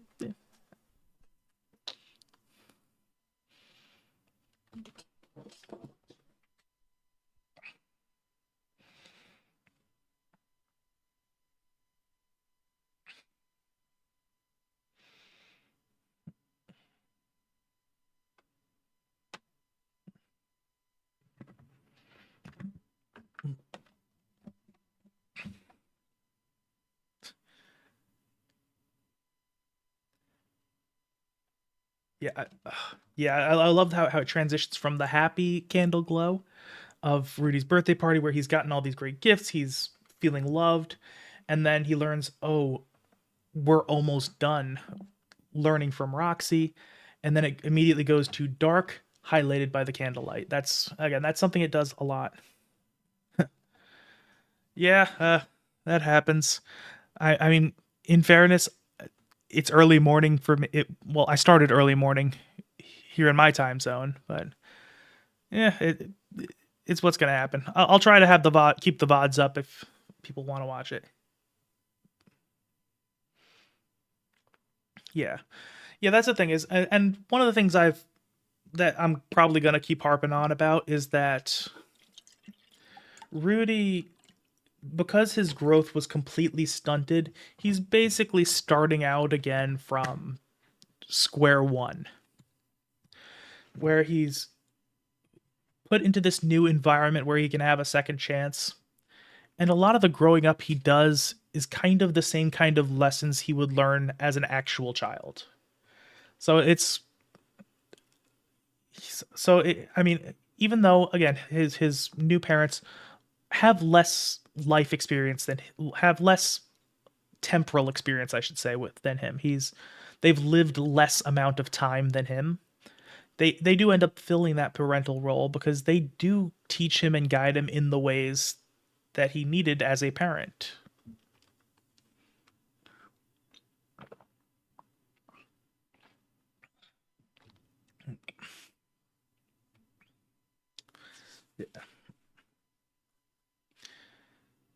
Yeah, and that's one thing people don't really realize is just how bad it was what happened to him. Like again, doesn't necessarily excuse him becoming as bad as he ends up becoming, but what happened to him was like really serious, like the kind of thing that the people who did it, I mean, they could they should probably get put on a list.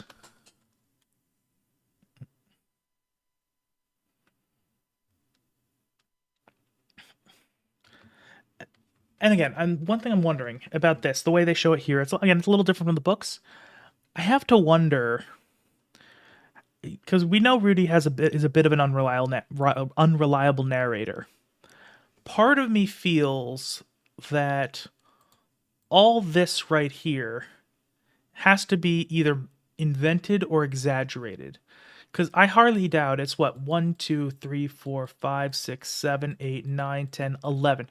I highly doubt a group of 11 kids actually just went up to his house to jeer at him. That doesn't seem super realistic, especially since, you got the stereotypical kind of Japanese biker delinquent Elvis Presley look. So part of me is thinking he might be in his head exaggerating just how bad everything was. I mean, and in the books it kind of played it off almost like there was the initial event where he got, he confronted bullies and tried to strike a pose, and then he got, beaten, tied up, and stripped, and then they spread his pictures all over the school, and people called him Pencil Dick for a while. But I have a feeling like in the books it felt like they kind of moved on after a while, but Rudy didn't. Here it's portrayed as if it's continuing active harassment, which I don't know if that was actually something that actually happened because Rudy is known to be unreliable. Oh, and they're calling him Mushroom Dick instead of Pencil Dick. Okay.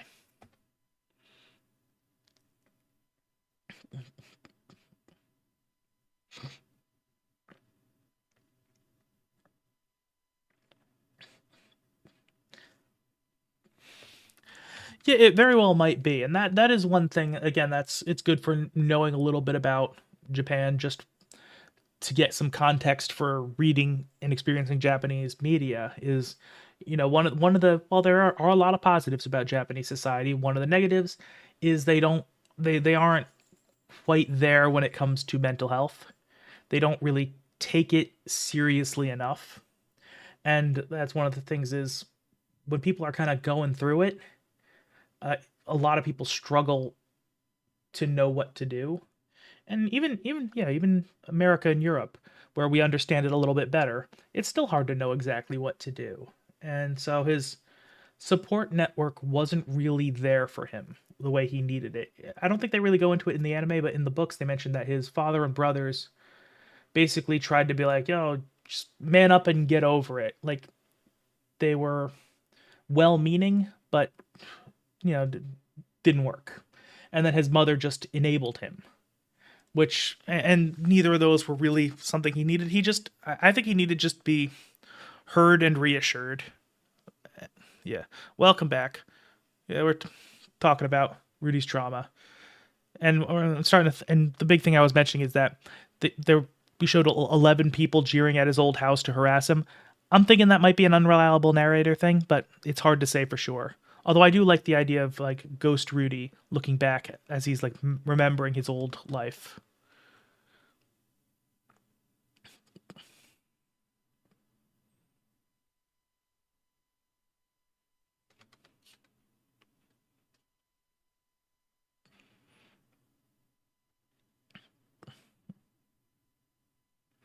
And again, just because he's scared, he's acting just like a child would, hiding behind his mother.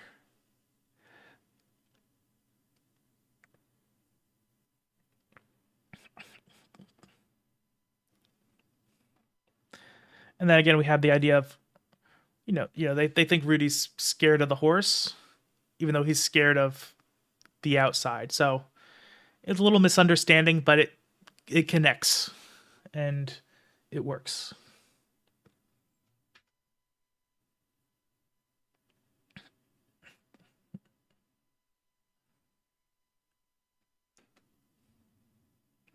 Yeah. Yeah. Oh, yeah.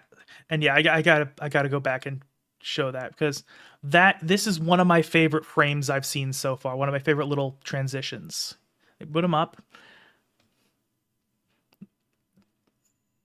Yeah. Yeah. I was at this the gate. That little flash right there.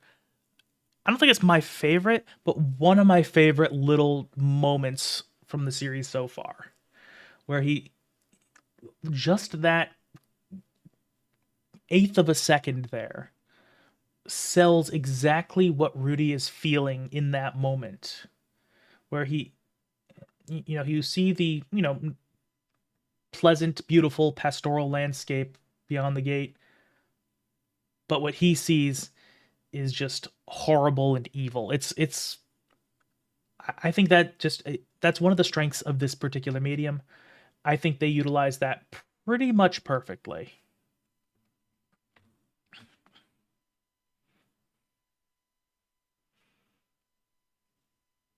Yeah. And then of course Roxy's doing the one thing he really needed was for somebody to just take him and make him experience things.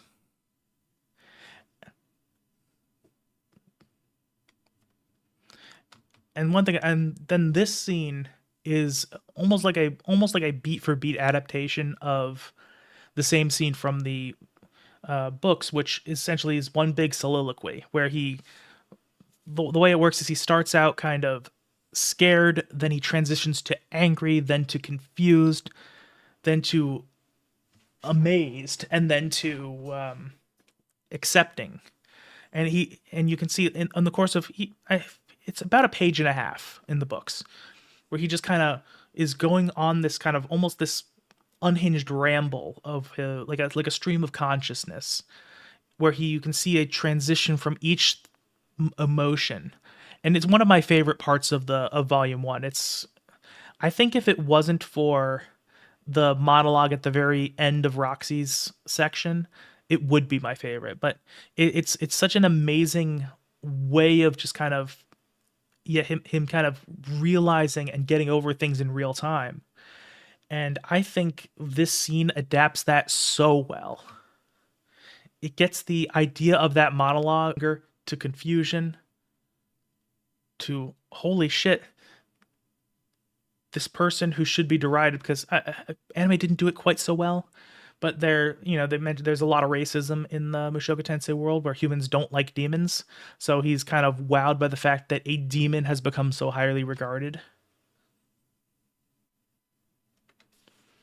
I'll say the music. I mentioned the music of spells being kind of exciting in general. How the animation was beautiful, and I think the music really sells it here. It's a the one thing I will say about this scene, I don't like how the anime just kind of glosses over Rudy's kind of fundamental understanding of magic because he understands like a lot of the scientific principles, a lot of the rudimentary elements of magic, and that's why he gets as good as he gets and why he's able to do so many outside the box things. And like in the books, they say, yeah, the books Roxy says, okay, you got to hold this for an hour. And she's just expecting him to hold the spell, and it's as much a test of mana capacity as it is getting the spell done. But then Rudy just creates a self-perpetuating weather system.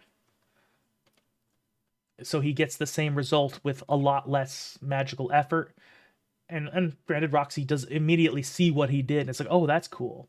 But yeah, it's one of those things where it's not that big a deal yet, but later on in the series, so much of what Rudy ends up doing relies on how much he understands how the components of magic come together, at least in attack magic. He doesn't really understand it with other forms of magic, which is why, again, the anime barely references this, but the healing, the fact that Rudy's healing magic is not as good as his attack magic. Yeah, and the fact that Rudy never, and like they mentioned it in one line, at least in the episodes I mentioned, I watched, but Rudy never learns how to silent cast healing magic.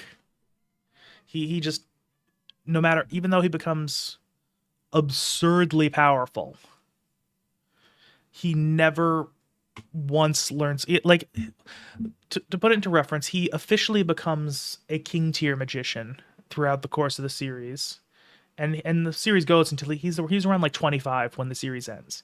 Yeah, he never silent casts healing once because he just can't do it. But he's king tier in water magic, saint tier in everything else, including healing magic, by the way. He's able to cast saint level healing magic. He just can't silent cast even beginner healing. And even calling him king tier is probably underselling him, because there are multiple instances where people around him say, I think that spell he just did is at the power level of like high emperor tier, like scraping god tier. So it's probable, I would say probable, that he's at least emperor level by the end of the series. He's at least emperor level in most forms of magic. Maybe not officially, because maybe he doesn't actually cast these spells to officially get there, but he has this skill for it, and it's questionable he might even be divine tier in water magic, or maybe even more than that. Again, never really explicitly mentioned, but that just goes to show he's so good at attack magic, and again, that even does translate to things like becoming saint level in healing magic, but he doesn't understand it fundamentally enough to ever be able to silent cast it, which is also a nice way to actually make Sylphie's character become a little interesting, because I think that's a big part of who she is. There's another issue here. I'll talk about it later, but because where Sylphie, well, she never gets as good as Rudy does with magic in general, she ends up being able to silent cast healing. So that's kind of, and that just becomes such a big part of the story later on, especially once he learns how to do like lightning magic, where he essentially combines different types of magic to do that. I just wonder how that'll happen without this setup.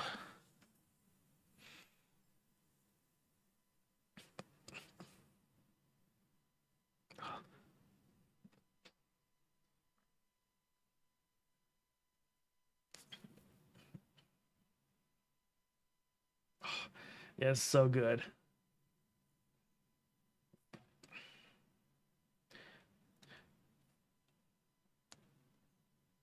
Yeah, probably.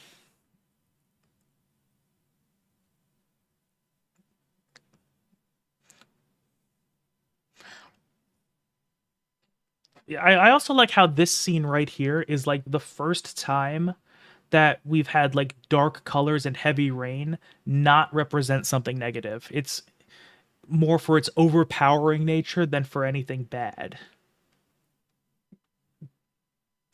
Yeah, it might be. I think it goes a little bit deeper than just Sylphie approaching it from a different angle. I think part of it is okay. I was going to talk about it later, but I guess now is as good a time as any. The anime does not go into into magical affinities, and I can't even remember what they call. Like, some people just naturally are better or worse at certain types of magic. And the way Rudy references it in the books is that with dwarves, they oftentimes have an earth affinity because they live in the mountains, they mine things, they craft things with stone. So they're usually good with earth, but because most of the disasters that happen in dwarven kingdoms is water based, like, the mines might flood, or there might be a steam explosion, or things like that. A lot of them are very bad with water because they just naturally have bad experiences with water. So there's these magics, like little modifiers to magic. And one thing that is the case is that Sylphie has an affinity for healing magic, and you can see that even early on.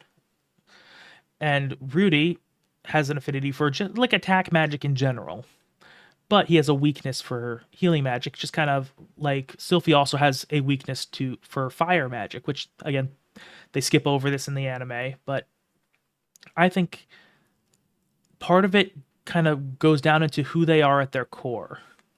Rudy has a very difficult time understanding how people work if he can't just logic it through.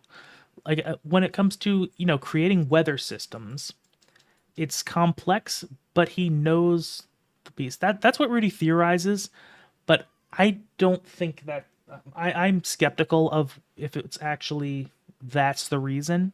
It might be, but I'm skeptical because what I think is Rudy has trouble with healing because he just doesn't understand these feeling type things. Sylphie is the like emotional, empathetic, like the all-encompassing emotional part. I believe that all three of the main of Rudy's wives end up representing something about him that he needs to learn, and Sylphie is the one who kind of represents that kind of love and human connection. Where, yeah, and I think that Sylphie, that's why Sylphie, because she just kind of gets people. Even early in the series, she kind of gets how Rudy thinks, and she's able to kind of be kind to him. And so I think that the fact that she's so empathetic is one of the reasons she clicks so well with healing magic. And I think the fact, and while it could be the burn she got as a kid that messes with her fire magic, I also think it might just be that she can't really connect with the destructive nature of fire. It's just complete goes against everything she is. Whereas with Rudy, he's very good at the attack magic because he's able to just connect the puzzle pieces in a way that makes sense. And healing magic, he struggles because he doesn't really have any medical knowledge and he can't just make it work. So that's my thoughts. And yeah, but I'm ultimately I do think that's a lot of nuance that does seem to be missing in the anime so far. I'm curious to how that kind of expands later on.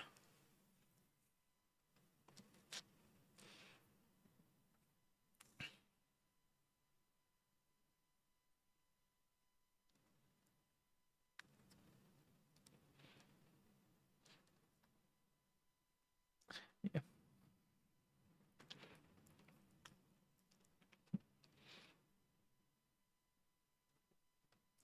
yeah, and that's another acute instance of Roxy's veneer kind of falling.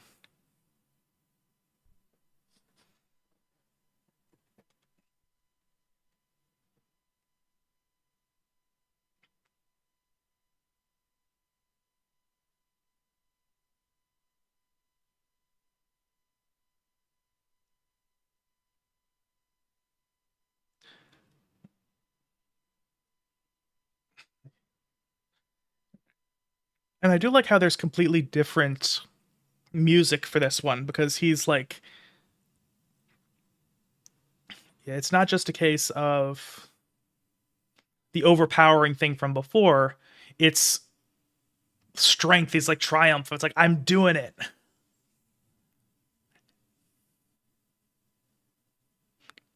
Yeah, exactly.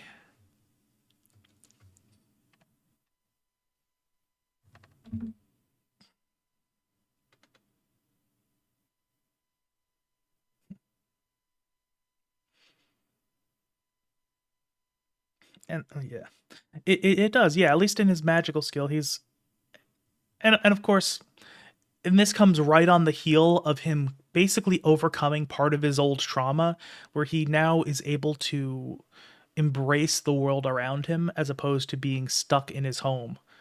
Again, I think the books did it a little bit better, but it's this moment of accomplishment right after another moment of accomplishment that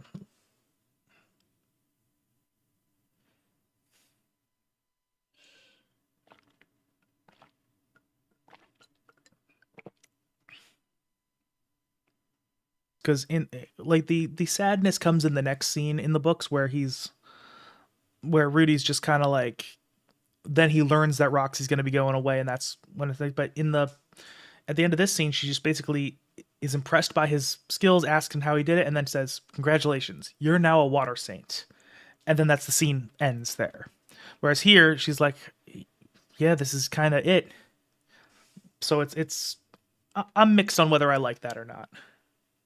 I think both work. I just don't know which I prefer.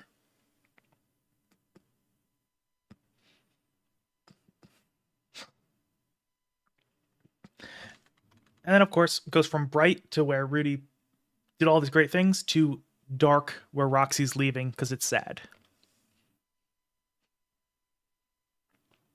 And I do actually one another thing I like about the anime over the books, which again those are few and far between. There are some things I like. I think the anime did a better job of showing the bond that Roxy had formed with Paul and Zenith, because here in the at this point in the books, they're trying to convince her not to leave, and Rudy's like, yeah, they'd become pretty good friends by this point. Whereas here, you actually see them kind of interacting. You can see, especially Zenith, just treating her like part of the family. And so it actually, when they're both kind of like adorably trying to get her not to leave, it resonates a bit more in the anime.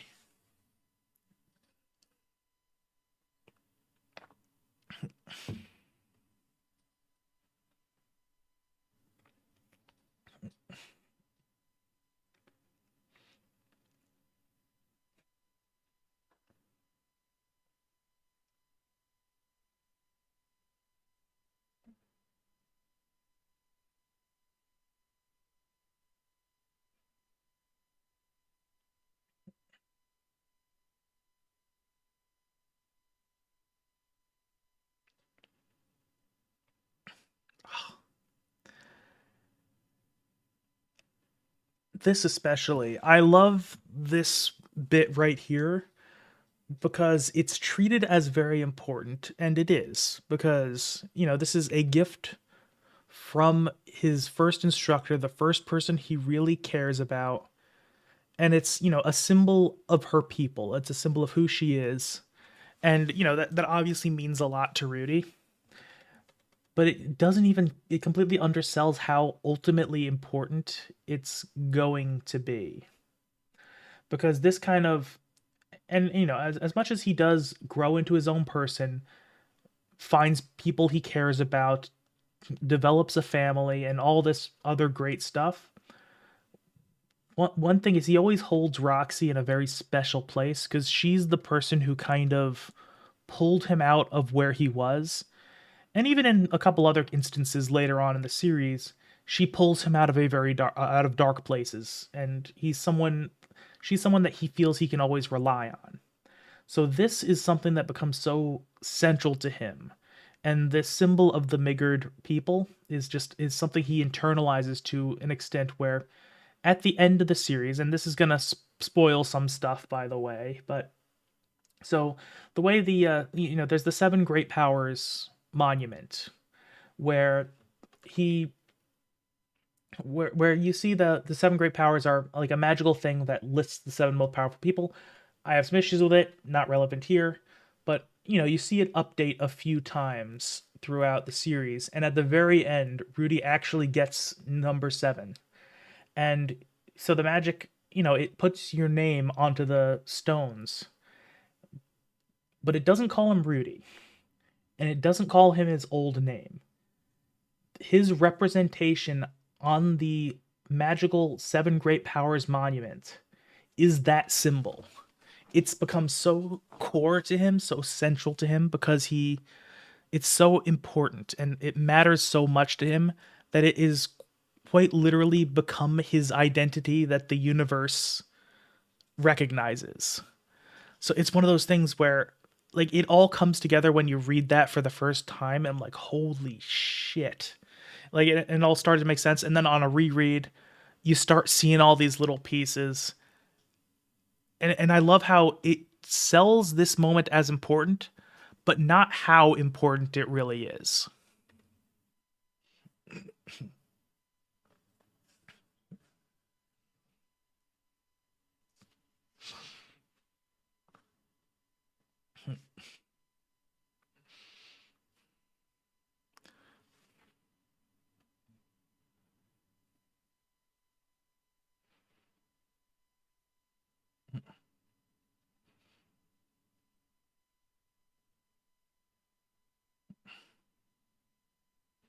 Yeah, and I will say the ending soliloquy in this scene is my favorite part of Volume 1. Like I think it's great.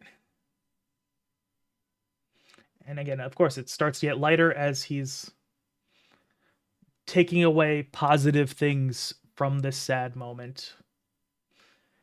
And this soliloquy is pretty much exactly how it was from the book.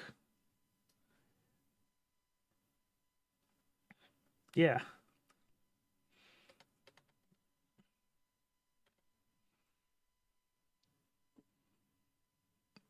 The books definitely have these moments where they just have these really artistically powerful moments. And this is one of them. And it really just brings everything together. And then, of course, we're going to see one of the things that Mushoku Tensei likes to do a lot of. The books, especially, well, it definitely in the books, but also it's just the way the series is structured. It does it a lot where it'll have like an abrupt tonal shift. Yeah, where it does this in all directions, but where it'll have one powerful emotion completely turned on its head with another with a completely different emotion. So he goes from this really touching, optimistic to,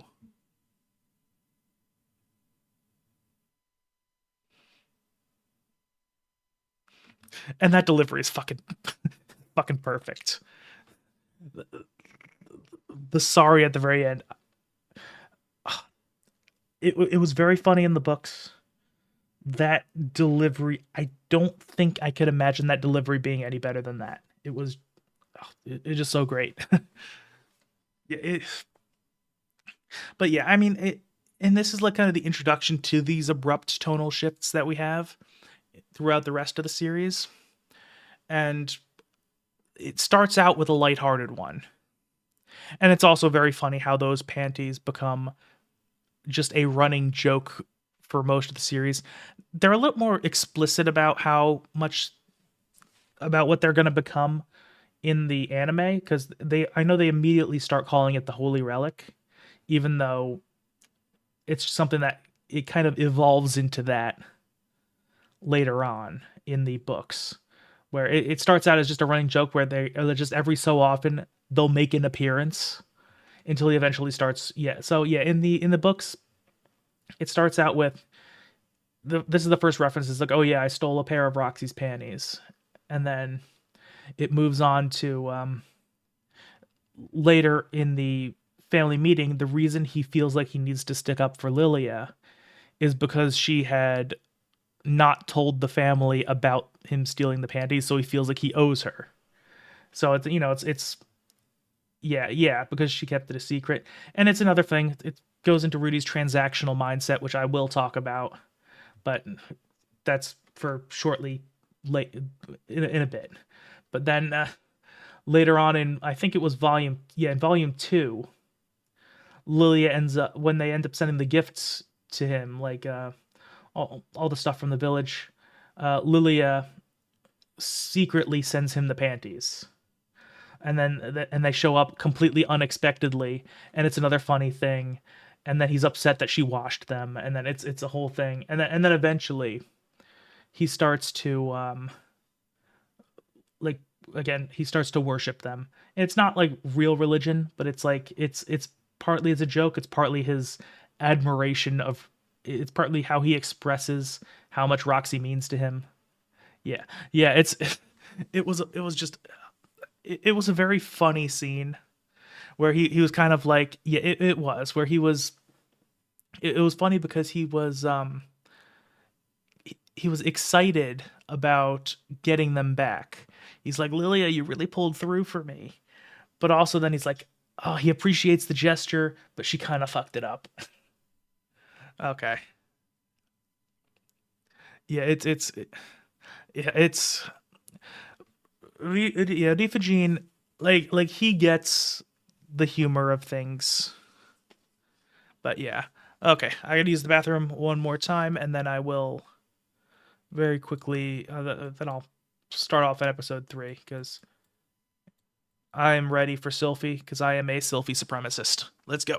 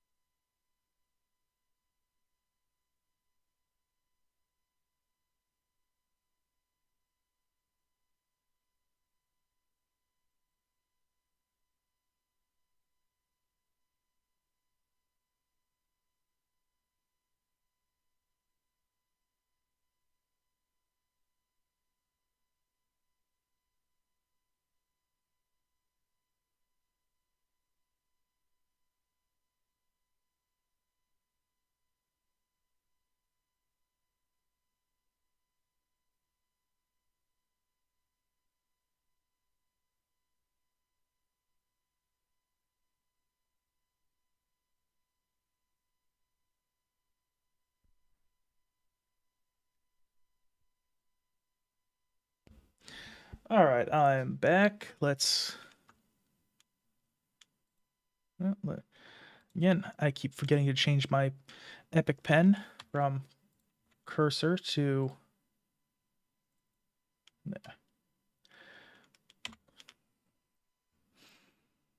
Okay, we're back. Yep. Okay. Yeah, I unmuted my mic. Cool.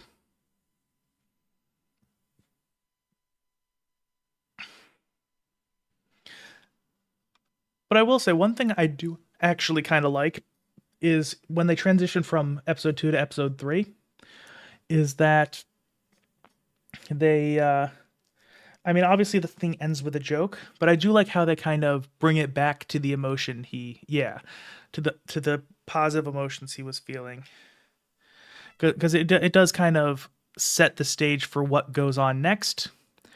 Especially since, like, in the books, there's no real break. It just goes from one chapter to another. Yeah.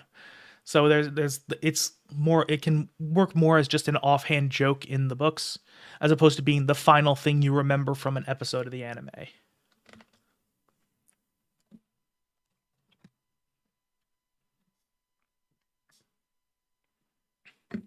Yep, and then the panties. Yeah, and that is another thing I like about. Again, I do think one of my favorite things they changed from the books is Zenith's new personality. I think it really is, in this moment, it does a good job of selling how big a moment this is for him. It was like, oh, he's finally going out on his own. She's all excited about it. Zenith is great.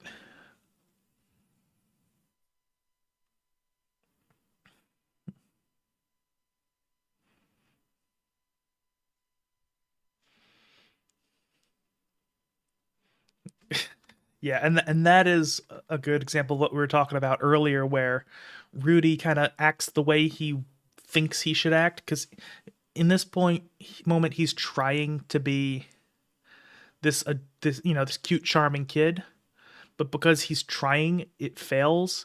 And when he's not trying, that's when he actually comes across as a kid. And one thing I noticed in the books, and a bit in the anime as well, he actually does come across more as a natural kid when he's interacting with other kids, because he's kind of able to interact with them on the same level.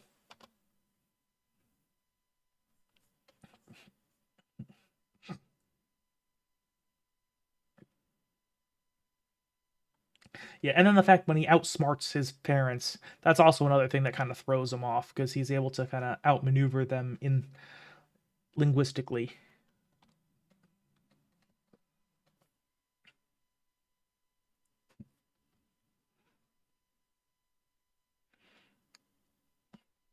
And again, and that's one thing I don't think people who've watched it for the first time realizes how much of a important that line is, because that's something he really values. Is, again, because Paul had a shitty father and they had a broken relationship, and that ultimately resulted in them having a falling out where Paul ran away, and before he had returned, his father had died. So he's kind of living with regrets in that sense.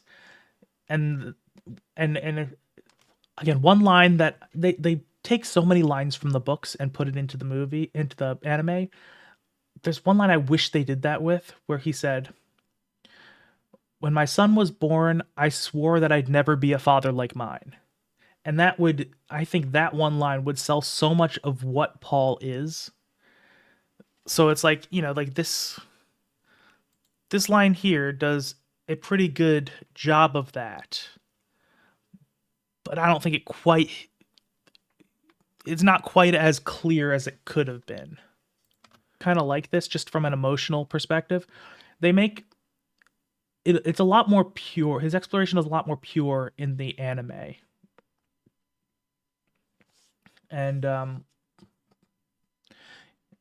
yeah, I can see that. I can see it just kind of being a little bit different. But the thing is, in the books, I know he was still had kind of his cynical outlook on things. Whereas he was exploring the world and he was genuinely enjoying his explorations, but he was doing it with purpose. And as opposed to, instead of just kind of exploring things as they come, his whole thought process was, I need to take this, the botanical encyclopedia he has.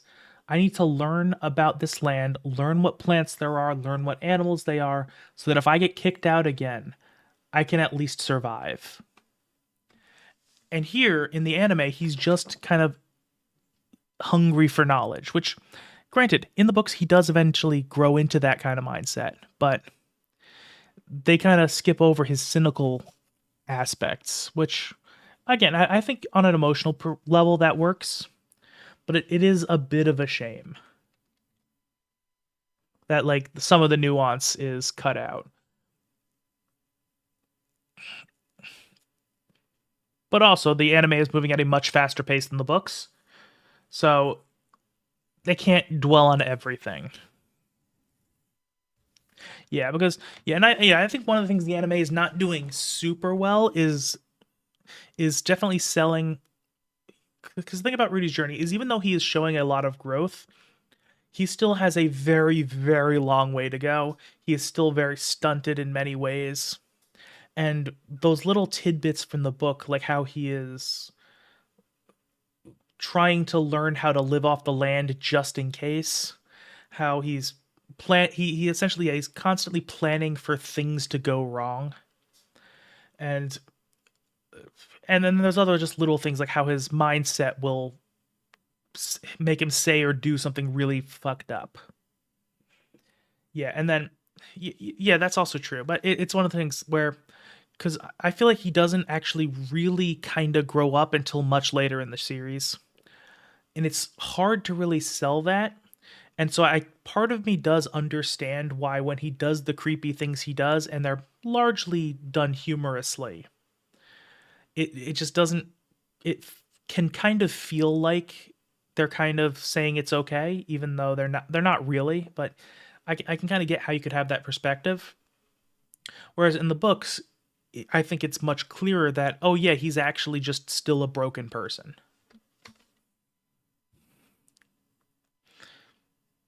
And like there's a reason where he learns hands to myself is like a big deal for him to learn because he just didn't know that.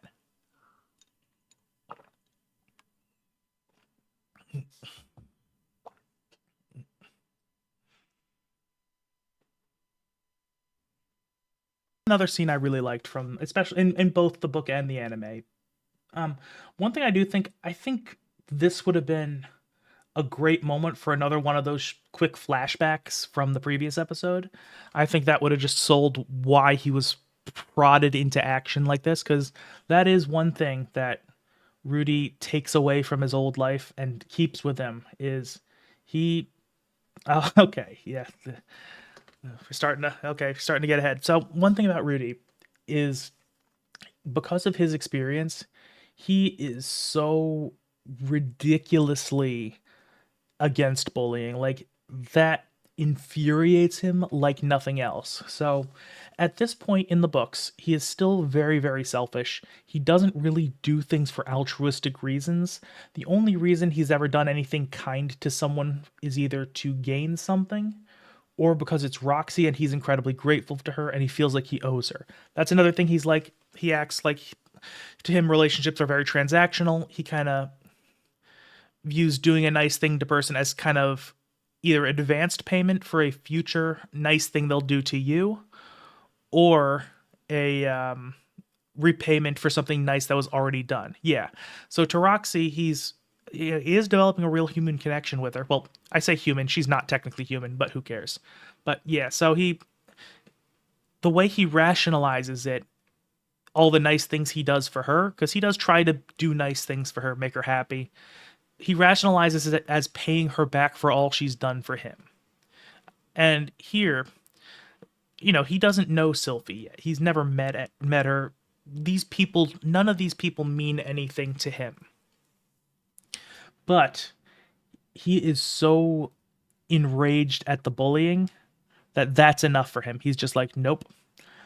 That spurs him into action, and that is like the one bullying and justice are like the two principled things that break him out of his hyper logical state. Yeah. So he normally he would analyze the situation and act the way he thinks he should act. But here, this stirs something emotionally in him. Yeah, exactly. He doesn't. But yeah, it's just one thing. It has such a visceral reaction to it that it bypasses his logic and forces him to act. And we'll see the same thing later on in the confrontation with Paul, which I think the anime kind of floundered that one. But we'll get there. But yes, it's one of those things where logically he doesn't have any reason to do this, but he just has to.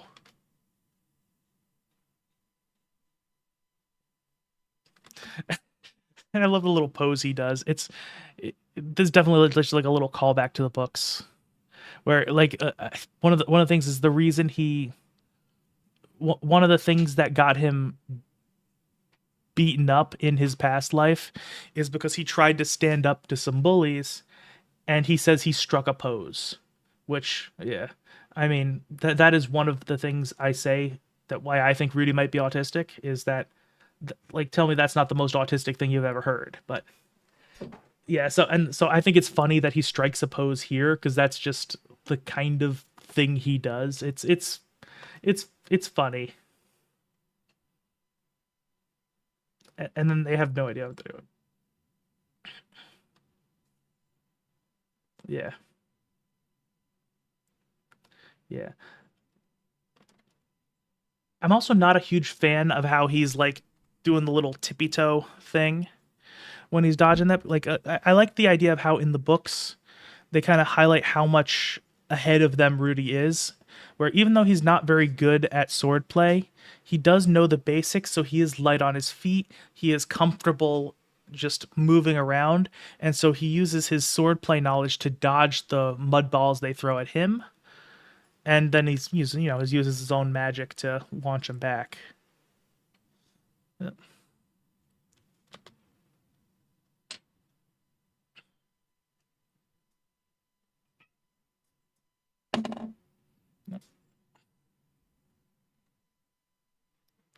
Yep.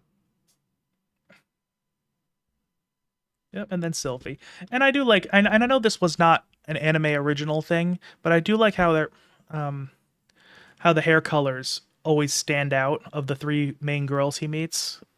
Where and I mean this is especially noticeable with Eris because like her introduction is bright red hair contrasting a brown background. Yeah. Yeah, I mean it could be that too. I mean, granted, these are all children, but yeah, and yeah, that's also true. Eris is very much a danger. Yeah, but I do like how these three girls all stand out with their hair color at the very start of their introductions, even though it's done in a way that in this fantasy world that's not the kind of thing that's unexpected. So I just like it.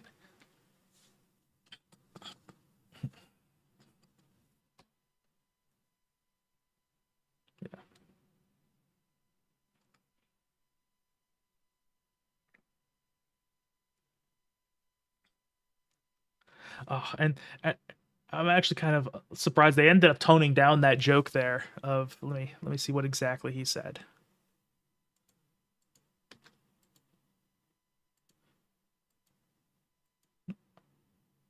Yeah, here we go. Yeah,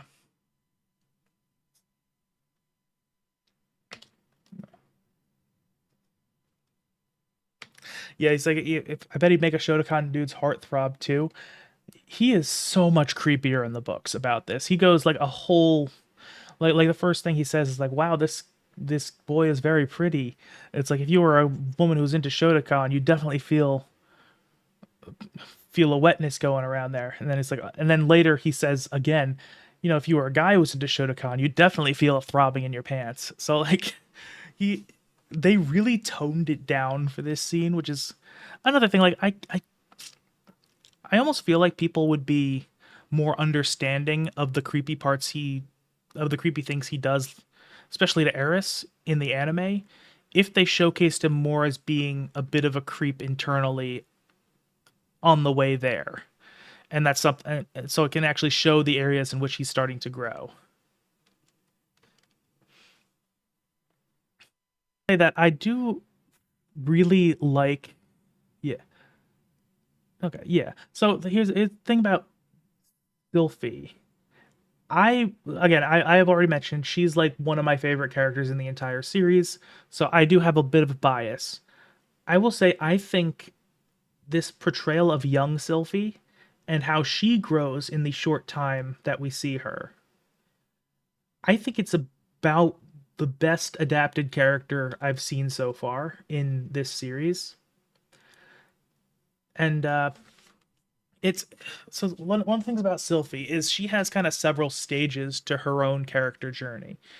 And one of the things, going back to what I said before, I think all three of the main wives have an important facet of their character that relates to something that really needs to learn. And but they all start out with a quality about them that is both positive and negative, where it helps them in some ways and holds them back in others. And the entire purpose is kind of how that shifts and evolves over time. So with Sylphie, she has this very like unending loyalty and attachment to people. Like she really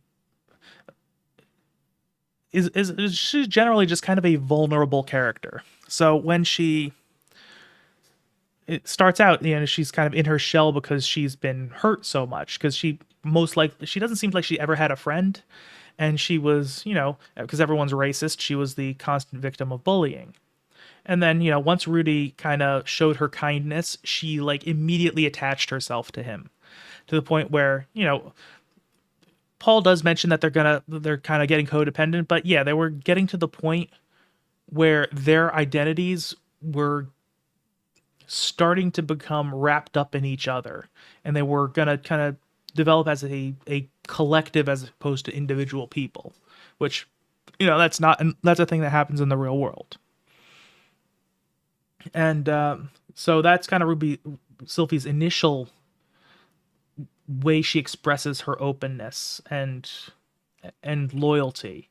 Then after the displacement event, she gets into Ariel's company and ends up just kind of attaching herself to her.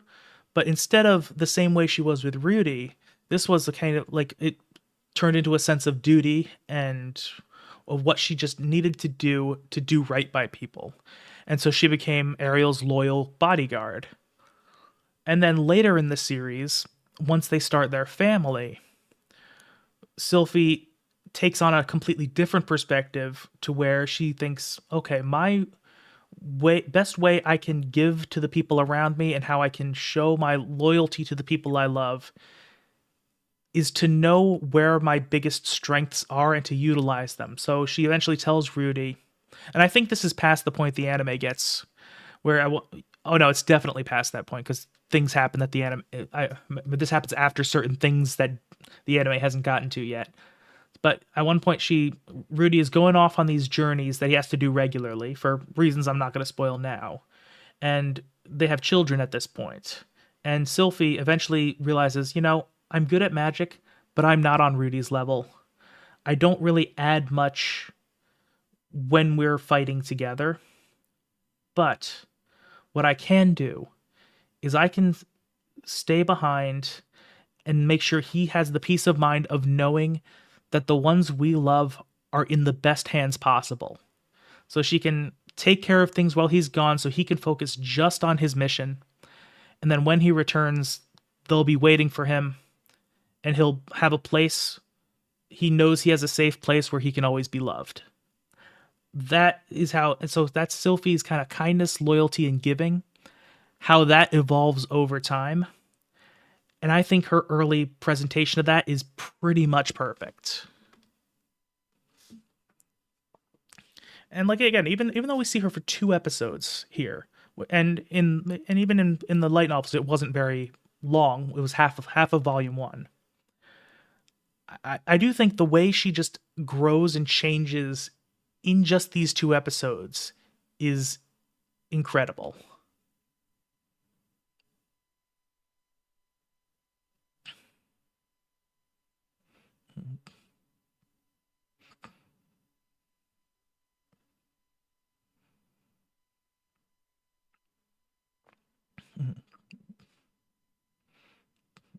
Yeah. Yeah, I don't know that like I mean, yeah, that's fair, because I know that it was pretty short, but I mean, I don't know. Rudy, I mean, for all his flaws, yeah, I will say that yeah, and I will say, yeah, they didn't really sell just how important she was to him. Even in the books, where again, you don't really see her for a long time, they have little bits of interludes where she you have a quick scene from her perspective, so she's never forgotten. And then of course once the panties come back and he starts worshiping them, that then it shows that she's always forefront on his mind, and how he gets really excited when he's going to see her again.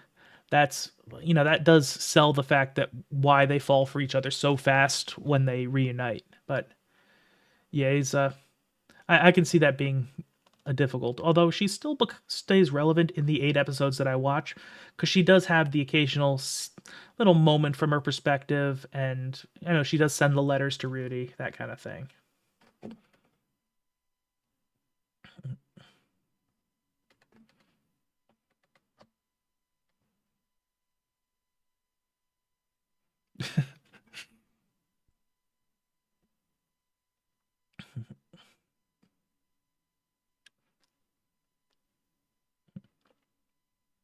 Yeah, and I mean that's also fair. Rudy, I mean that's one thing is yeah. Well, I think it made. I mean, I heard a bit about how the anime handles that moment, but I mean, in the book, the way he was at that moment, where, because I mean, yes, he did cheat on Sylphie, and that was something that is not a good thing, and that's one thing is that's something that is a value I hold pretty strongly. I very much dislike cheating in general. I think it's like one of the worst things you can do. But I think the books really explained his mindset super well about how he did that, because after the whole event in the teleportation labyrinth, one thing about Rudy is when things get bad for him, he completely regresses. Like he goes back to being the complete shut-in that he was in his past life. He is overwhelmed by his negative emotions. He just completely shuts down. And in the yeah, he completely just almost becomes catatonic. And like it's and after the teleportation labyrinth, like that's like nothing has really hurt him that much up to that point. I mean, the stuff with Eris after the Demon Continent arc came close, but not that bad. Yeah, it's way worse that he's not feeling well. He's like going through an acute depressive episode where and I think they said it was like a couple weeks where they were having trouble getting him to eat. And it was at the point where he was starting to get potentially harm his physical health. And one thing I think Roxy, after talking with Elena Lise, if I'm remembering correctly, it's been a bit. Basically, it's like the thing that pulls him out is Roxy just showing him unconditional love and acceptance, and she expresses that physically with him. And like at that point, Rudy is just someone he cares about is coming to him with love. It makes sense that he would give in to that. And then of course right afterwards he immediately feels terrible of it. Once he kind of recovers, he realizes he loves Roxy, but he realizes he also just betrayed Sylphie, and he feels like shit about that. And then he immediately confesses to her as soon as he gets back, because he wants to make it right. And I think that kind of softens the blow a lot. And then of course Sylphie was just like, yeah, I kind of expected this. At least it's someone you actually care about. Which is funny. Like, yeah.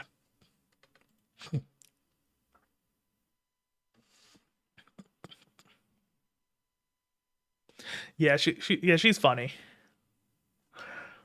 I mean, it's also one of those things where she was only being half serious about that, I think. Because I will say that Sylphie, even before all that happened, she did say, it's like, I kind of, knowing your family lineage, I'm kind of expecting you to sleep around a little bit once in a while, but like, just don't be a dick about it. And then, or, I mean, she's just kind of saying, yeah, I'm like kind of half expecting you to sleep around. Like she says it offhand a couple of times. And then he actually does it, like, because he didn't actually take that as permission. He knew that wasn't thing. And then he was actually, and then she was kind of telling the truth, because when it happened with Roxy, who is somebody that Rudy has obviously like just completely been glazing to Sylphie for years at that point. So he knows how much she knows how much he cares about her. But then there's also other instances where you can see how Sylphie would not be accepting of it if he was just flat out cheating on her. So there is I'm trying to see how I can explain this without spoiling like the major thing that you haven't gotten to yet. But yeah, but there was one instance where there was a hypothetical situation that was explained in the anime, but like hypothetical as in, if this happens, then this will happen, where something bad happens to Rudy, he goes into his depressive episode, and he ends up sleeping with a prostitute. And that is the thing that causes Sylphie to leave him. So like it's not that she's okay with him sleeping around. It's just that she gets the way he is and understands that when he does it, he's not what he understands. She understands when he's not trying to hurt her. So, and in the fact that she's okay with it as long as it's real, and that's why she accepts both Roxy and eventually Eris, because she knows how much these two mean to him. Yeah, I think that too.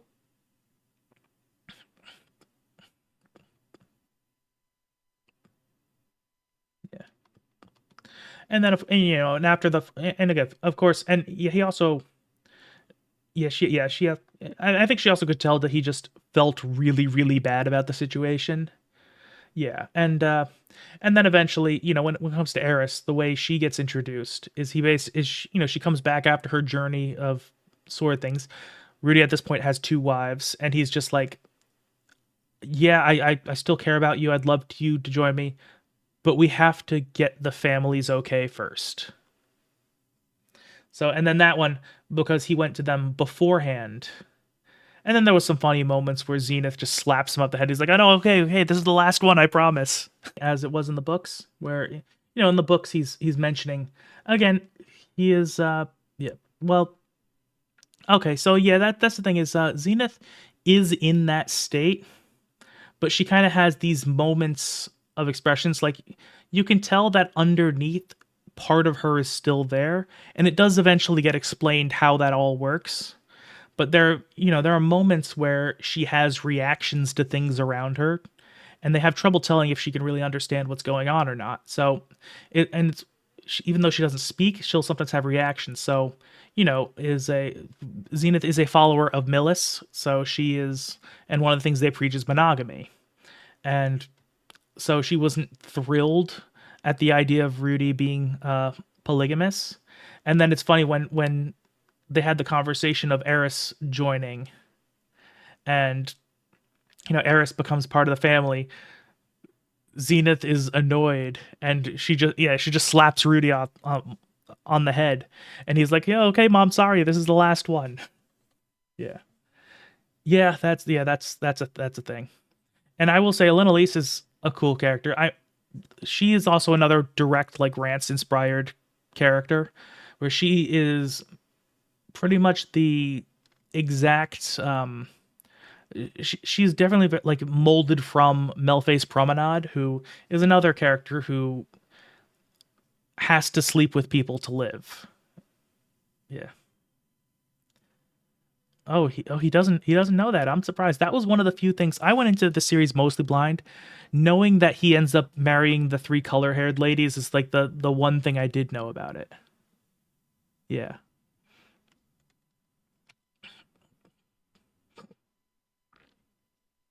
Yeah, and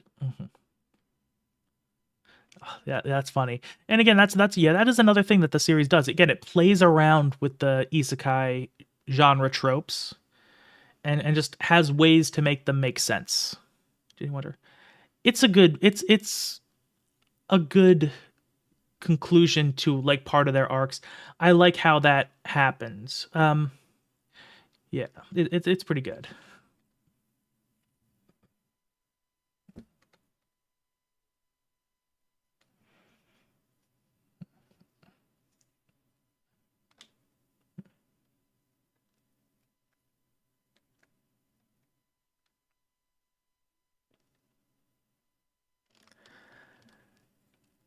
Okay, yeah, yeah. I'm trying to remember how the books handled that because it's been a while since I read them. Well, because one thing is, so from the best of my recollection, they do have some ways of doing things. One thing is that once the air is cleared up between them, things start to make more sense to both of them. Yeah, I think it's less of a like an explicit area of Rudy continuously starting to forgive her. I think it's more of a case there that he starts to find happiness after his pain. Because remember, eventually he ends up it ends up being Sylphie that kind of gets him over his initial sexual trauma, and then it's after that he also ends up falling in love with Roxy. They start building a life together, and then eventually Eris returns, and then there's a reconciliation. I'm not, yeah, I won't say any specifics, but it's, yeah, pretty. I think it's done pretty well, and it also ties to the way Eris is, because it's like she's not dumb, but she's kind of dumb, and it kind of makes sense why she did what she did, even though she just did it in a very dumb way. Yeah. There's one scene that I don't think the anime has gotten to yet, where she the entire group is like at like let's say it's a party. They're like a party, a feast, and what a lot of the people there are warriors, and they're all sparring with each other. They're fighting, and they're drinking and fighting and having a great time. And the head of the party is another immortal demon king. So on the level of Kirishika and Barigari, like I'm pretty sure they're related.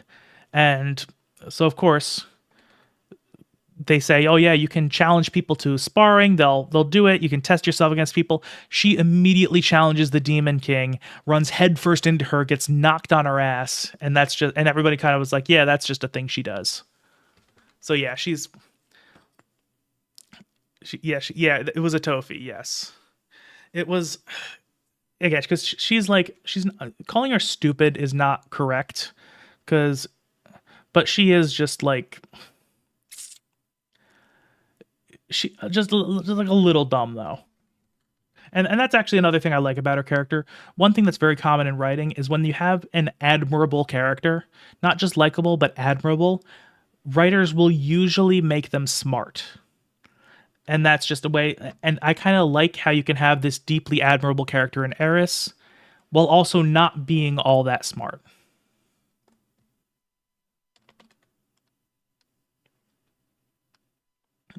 Yeah, that's a good way of explaining it.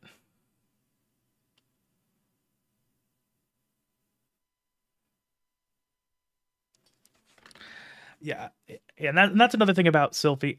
Again, they kind of stitched the two scenes of her together, but where I love how she gets kind of they hang out. They in the books he helps her. They meet her father. They hang out together and all that, and eventually ends up teaching her magic. And then she gets all excited about magic, and then she starts opening up. That's yeah, that's true. Eris, yeah, eventually a big thing about Eris when she goes to train with the sword god is that she ends up humbling herself in a lot of ways, where she kind of ends up learning to accept failure and defeat and take it as an opportunity to improve and grow.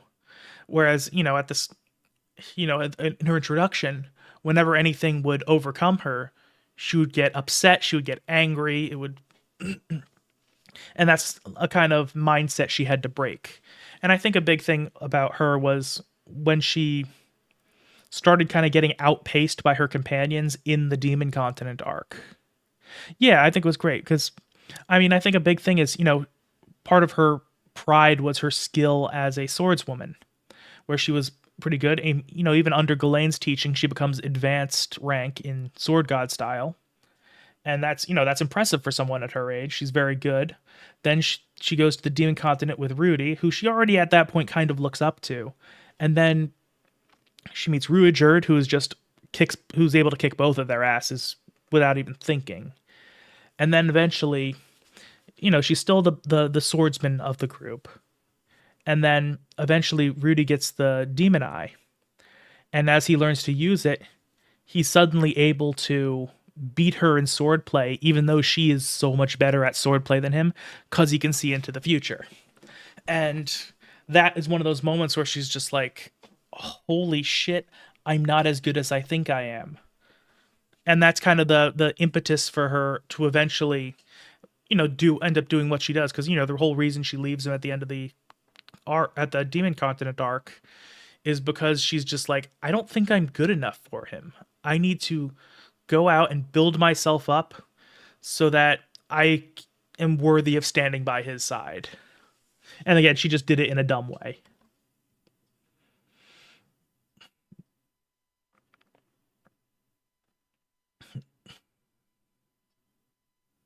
Yeah. Yeah, that's just kind of how she is. Yeah, I like, yeah, I like the way her, yeah, that's true. Like her pride and her stubbornness are very closely linked. And that kind of, it starts out as what holds her back, and then it ends up turning into something that pushes her forward. It's like I was saying earlier with Sylphie, is that each of these characters they have this core aspect of themselves that evolves but still remains present. It just kind of changes how it expresses itself. With Eris, it's just her general hot-headedness, her stubbornness, her pride. It starts out, she lashes out and she is unwilling to show any weakness and does all these things. And then it kind of turns on to a bit of like, kind of a self-improvement thing where she's willing to learn from Rudy. She's willing to respect the people, and she respects people who can demonstrate some degree of power or strength, which is one of the reasons that Ghislaine is one of the few people she respects early on. And then Rudy eventually earns her respect.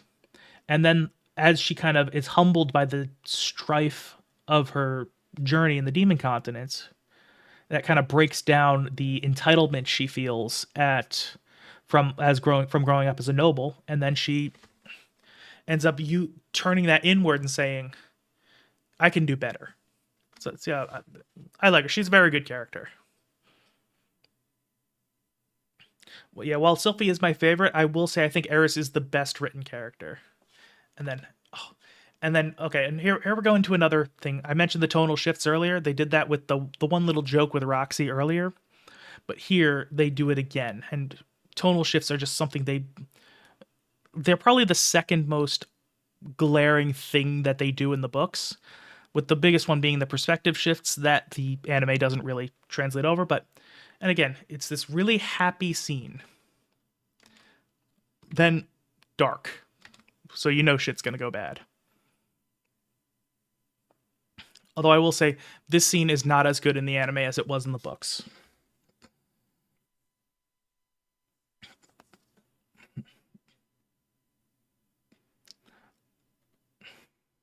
Although I will say I do actually like the little addition that he thinks it might be the panties that got him in trouble.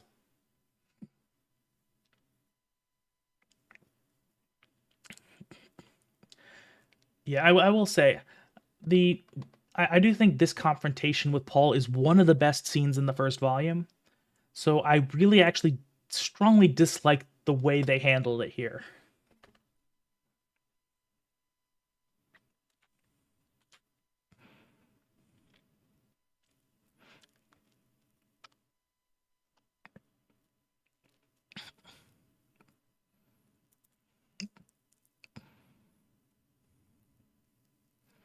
Yeah, it's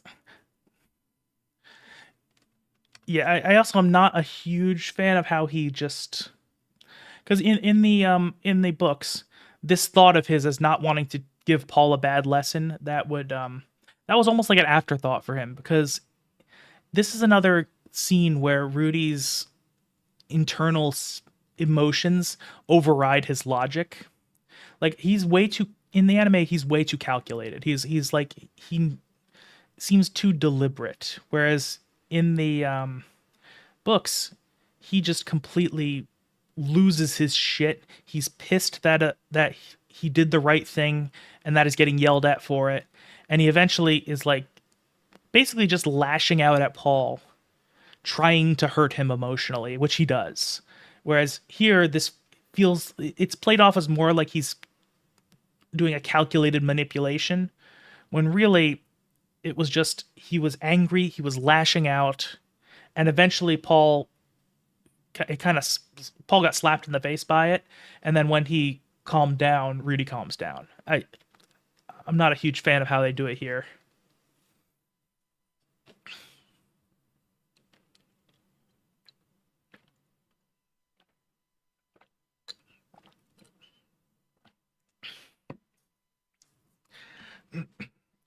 Yeah, I also don't think they quite sold the way Paul felt at this moment. Because even Rudy, at the point where Rudy can't really read people, the first thing he says at this point in the books is, I don't think he meant to hit me. He looked like he was having he I think he said he had a look of consternation on his face. So you could tell Paul lashed out there and regretted it immediately. I don't think the anime does a very good job of selling that.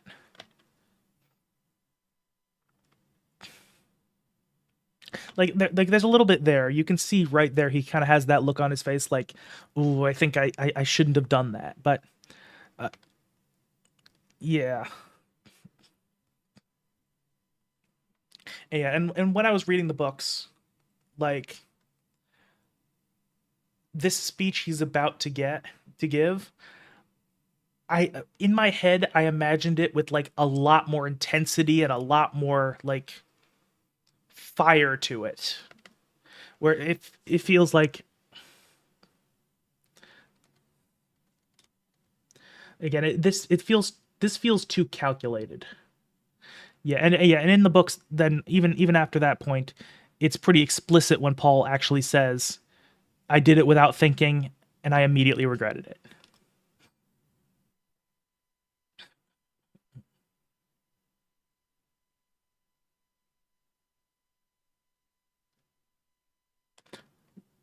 Yeah, and that one. Hang on, what happened? That's the moment where Paul starts to be like, "Wait a minute, what did I just fuck up?" And then and then I read this part as Rudy just twisting the knife, where here it just looks like it's almost like he's giving a monologue that like a hero monologue to try to rile up a villain, to try to make them do something stupid, as opposed to, two people getting very angry at each other.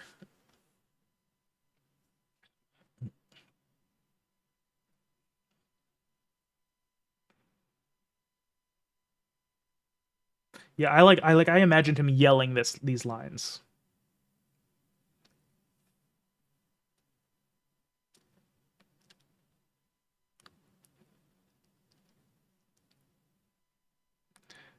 And then that's another thing at this moment. That's Paul just kind of remembering his own experience with his father because they had a similar fight and he just fucked off. And that's one of those things where he does briefly mention it in the anime, but he's just like, when I think he was 12 when he ran away, or 11 to 13, somewhere there. He's like, part of me wanted to say, like, to just tell him to get the fuck out, but if he did, he's like, he'd probably do it. I know that because that's what I did. And then of course he mentions how his father died before they could reconcile and he regretted it.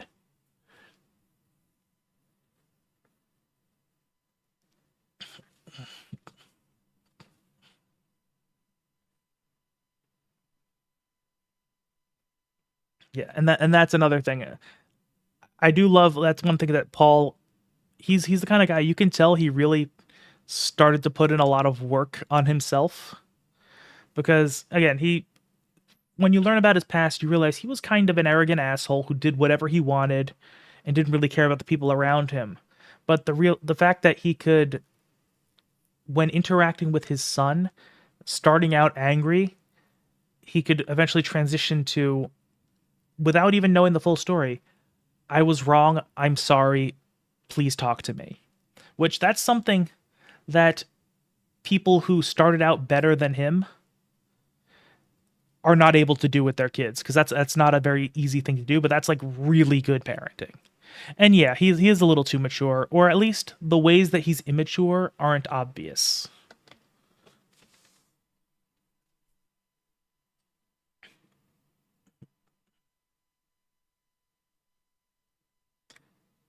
Yeah.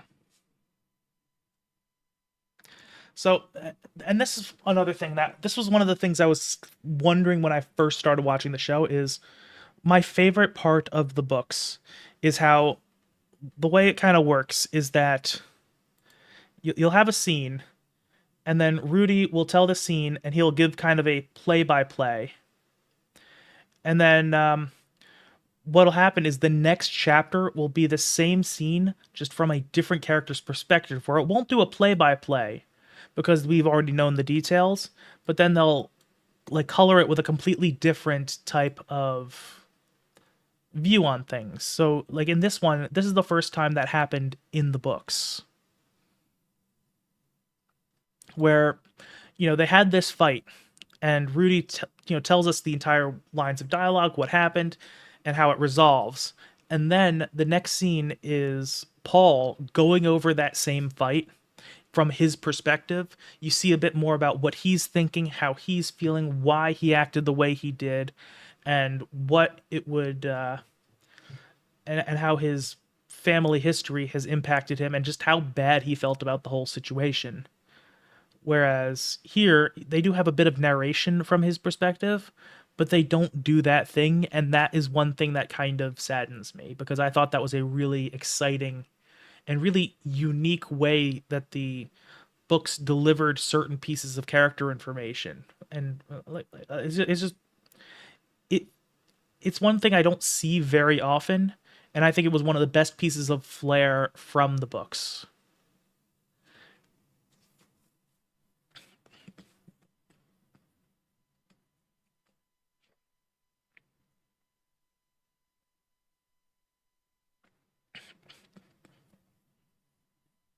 Yeah. And they also don't sell that line of logic very much because his Paul's mindset in the books was, you know, Rudy has to hold himself to a higher standard because he's so powerful. He not only is this you know absurdly powerful water mage, he also has some basic swordplay training. So he's just not on the level of the other kids. If they get into a fight, he could hurt someone. And he's like, I gotta really keep him in line so that he doesn't do that. And because he said, like, he's like, and the thing he mentioned is like, he didn't even really care that Rudy had gotten into a fight and punched another kid. He's like, that's just a thing kids do. They'll get over it. He's like, I need to make sure he doesn't act this way so he doesn't hurt anyone.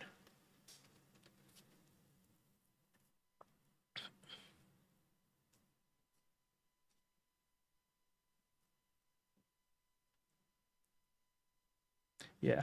And then that's another idea of how he is regretting the hitting Rudy. Because that, I mean, that, and I don't think it's worded quite as well in the anime as it was in the books. Because, I mean, this is another thing that he was saying in his narration. So he wasn't saying it out loud, but he was saying, it's like, I hit him. And here I was telling him not to use violence on those weaker than you. So he like immediately sees his own hypocrisy and he's like killing himself over it.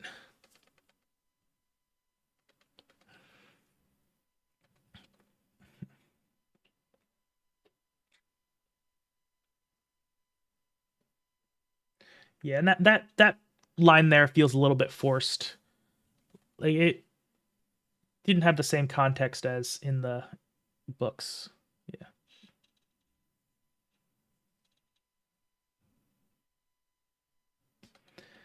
Although I do like the way that scene ended right there with him just leaning into Zenith, because again, she's like the person who changed him partially. We I think we all at this point know that he hasn't completely changed, but you know, like you can see that he's willing to be vulnerable around her. He's willing to lean into her. It's it's a nice little touch.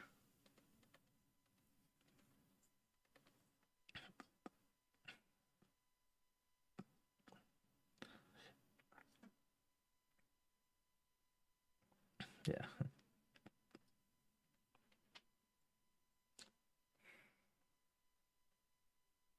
Yeah, and that is the thing I like, because in other stories of this nature, it would not be uncommon for those group of bullies to become the antagonist of the story, or at least the antagonist of that part of the story. So I do like how Rifujin actually pretty quickly puts an end to that, basically saying, "No, these guys aren't gonna be a significant feature in the forward moving forward." He said. So in the books, they're just like, "Oh yeah, so we got into a few more minor conflicts." He ended up feeling sorry for the kid, because he could tell that the kid didn't want his mother to go to Paul, and that he was embarrassed by the situation. And then he said they eventually just kind of came to an unspoken truce, so that kind of puts everything pretty squarely in the past. And he does that in like 3 paragraphs. So I like how he basically saying, "I know what you're expecting, but it's not that."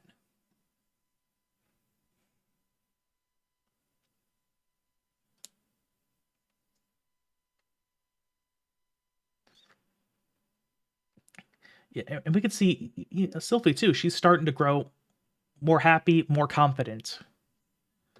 I really love and I think this translated from the books pretty perfectly, where as she's starting to open up, she's starting to just get excited and energetic and eager to learn and eager to explore.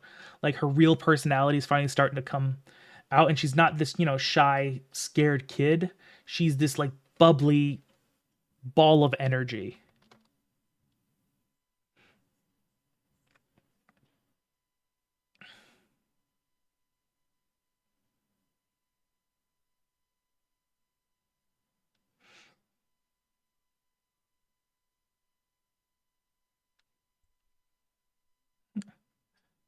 Yeah. Yeah, okay. And that is another interesting thing. The water and fire thing actually had a more of a point the in the books, because Rudy had been teaching her how to cast magic with incantations. I don't think she really realized at that point that he was silent casting. And then she asked, "Okay, how did you do that warm water that you used to wash me off?" And he's like, "Oh yeah, so I you use water and then fire to heat it up." But it's like, "How do you do that? You can't chant 2 spells at the same time." And that's how he gets into silent casting. I mean, this works too, but you almost wonder why they added that little detail if it's not gonna be important.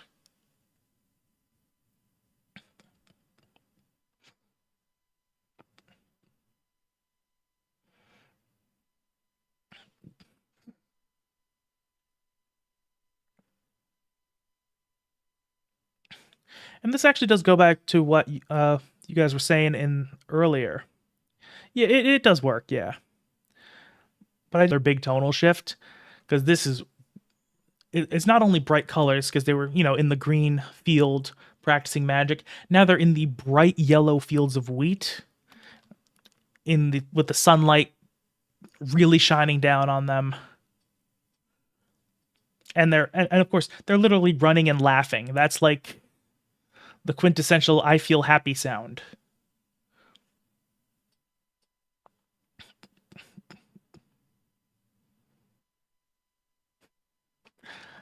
And I will say this is not.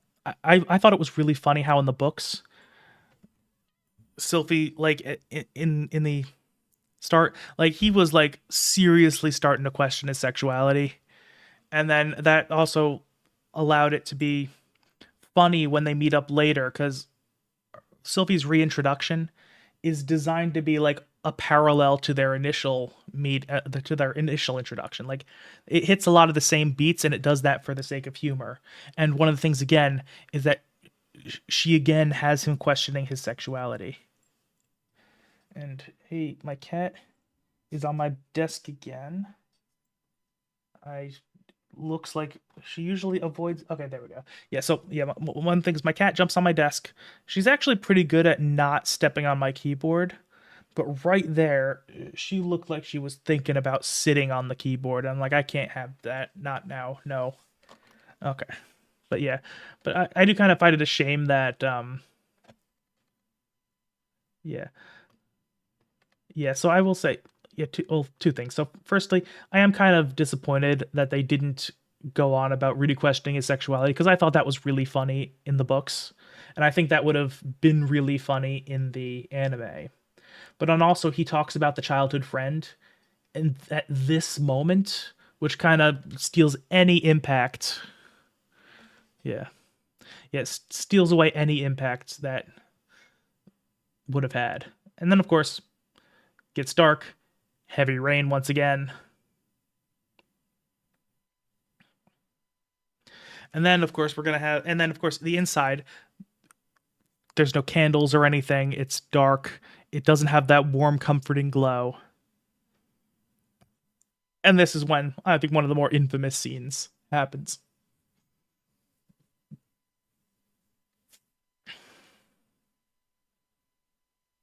Yep. And that was my second experience of Rudy Dick.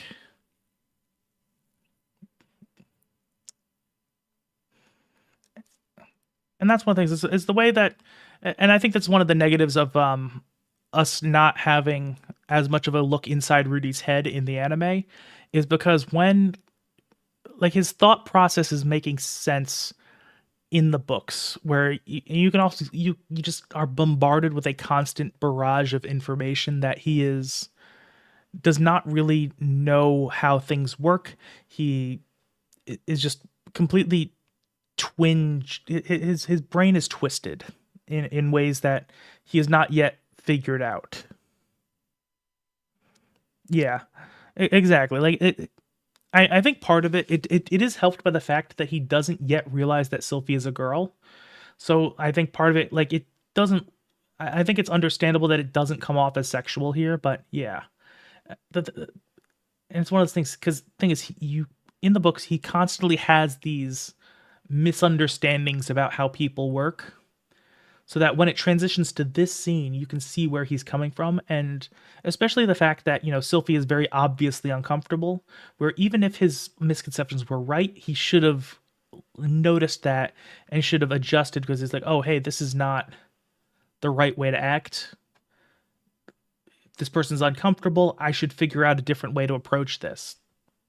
And in at this point in his development, he just hasn't developed that level of empathy yet. He just hasn't figured out how to really take the feelings of those around him into consideration. So that's why he does what he does, because his logic is, hey, she needs to get, well, he still thinks Sylvie is a boy at this point. It's like, this person needs to get out of the wet clothes so that they don't catch a cold, so that they can warm up and dry off. They are unwilling to do that.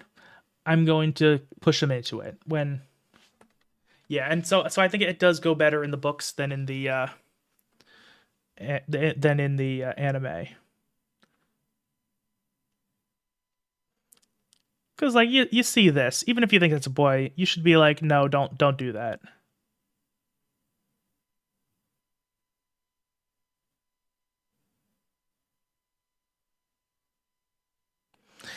Yeah.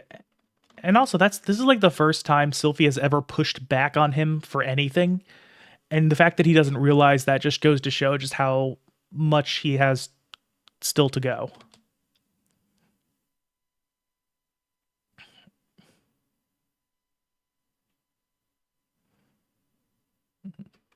Yeah, exactly.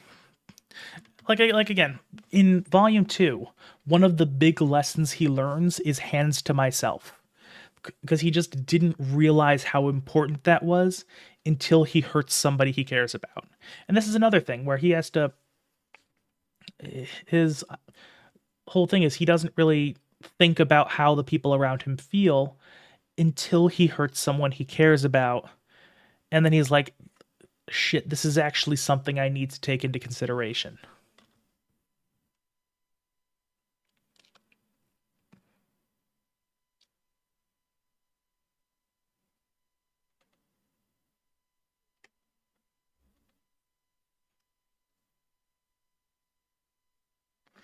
Although I will say, I think this part of the scene is done very well. You can see he's immediately shocked. And like he immediately knows what he did. The fact that her reflection is in his eyes, so he's just like, you can tell that he's just overwhelmed. Yeah.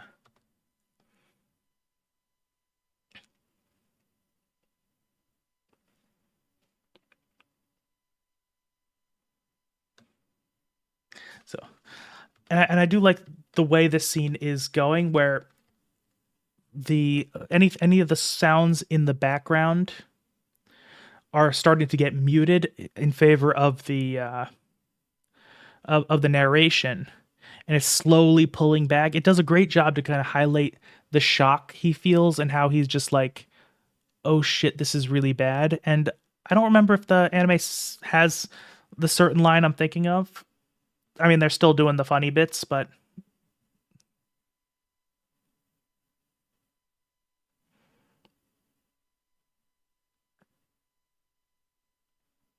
yeah. So they didn't even skip they didn't even show the best line of that series. He's like he was saying basically at that moment I realized what he was going off about the short sword and the dark blade with ominous sigils, and he's going on. I mean, he's trying to process the emotions he's feeling and doing his normal goofy shtick. But then he just realized he was a she, and then that was his moment of realization. And then he's just like, and like I remember the word actually goes. He said, "What I just done was not okay at all." Like that was his moment. He's like, I really fucked up. I don't know why they didn't bring that line over. I think that is exactly what this scene needed, like to sell just how bad he feels about the situation.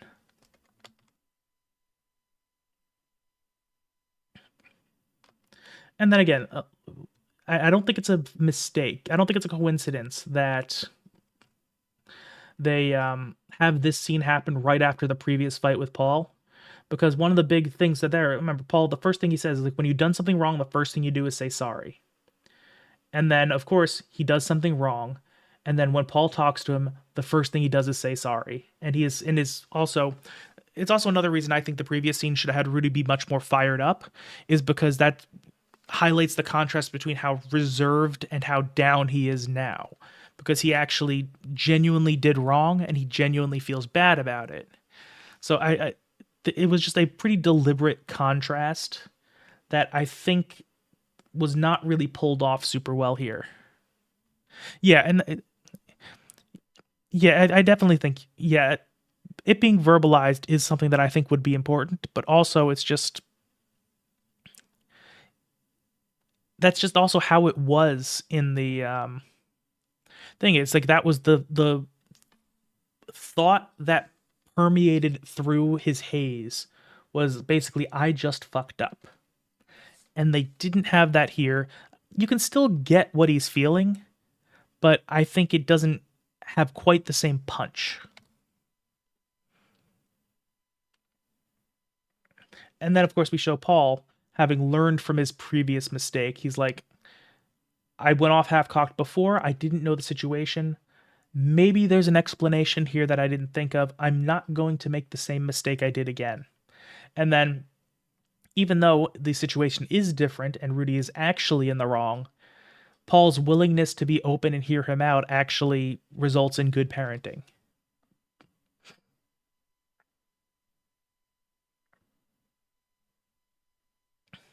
Yeah. And like, this is exactly how you should work through things like this with a kid, where it's like, you kind of, he accepts it and he says, okay, what did you do? Why did you do it? well, you know this was the case, right? You know that wasn't the right thing to do. And just like kindly working it through with the kid, that is like one of the best ways to teach moral. Yeah, and yeah, it was a dumb mistake, but yeah, but this is like kind of how you should be with kids generally. And I've worked with kids, so I've had to deal with this kind of thing before. I don't have any of my own, but I've worked with them.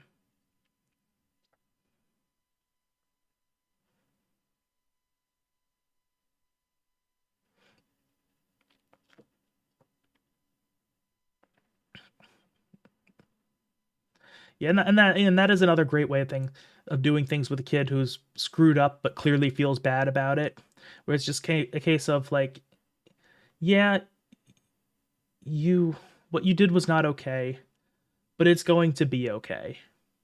Yeah, that's yeah, you do have to understand kids very well, because one thing I think a lot of teachers make the mistake of, especially teachers for young kids, is they underestimate them. They don't realize that you actually got to kind of be prepared for them, or they will just completely overwhelm you.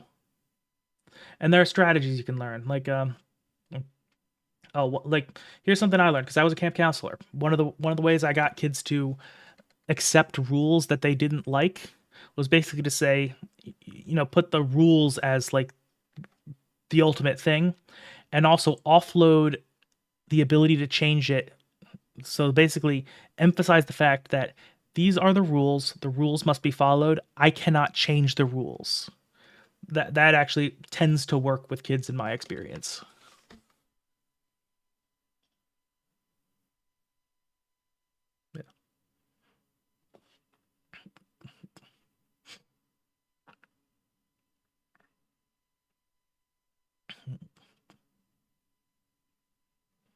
Yeah. And we're gonna get another tonal shift here.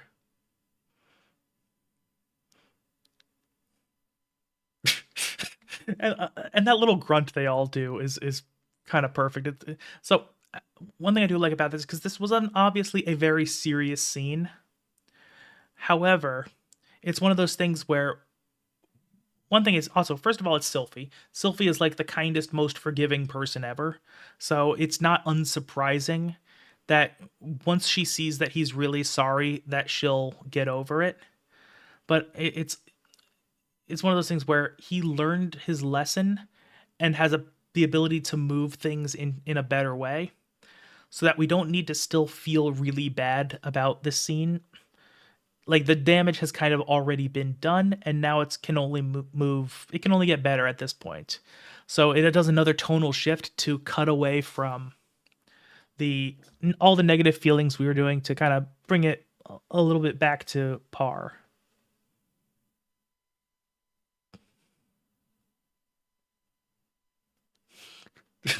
And of course that facial expression. Facial expressions are great.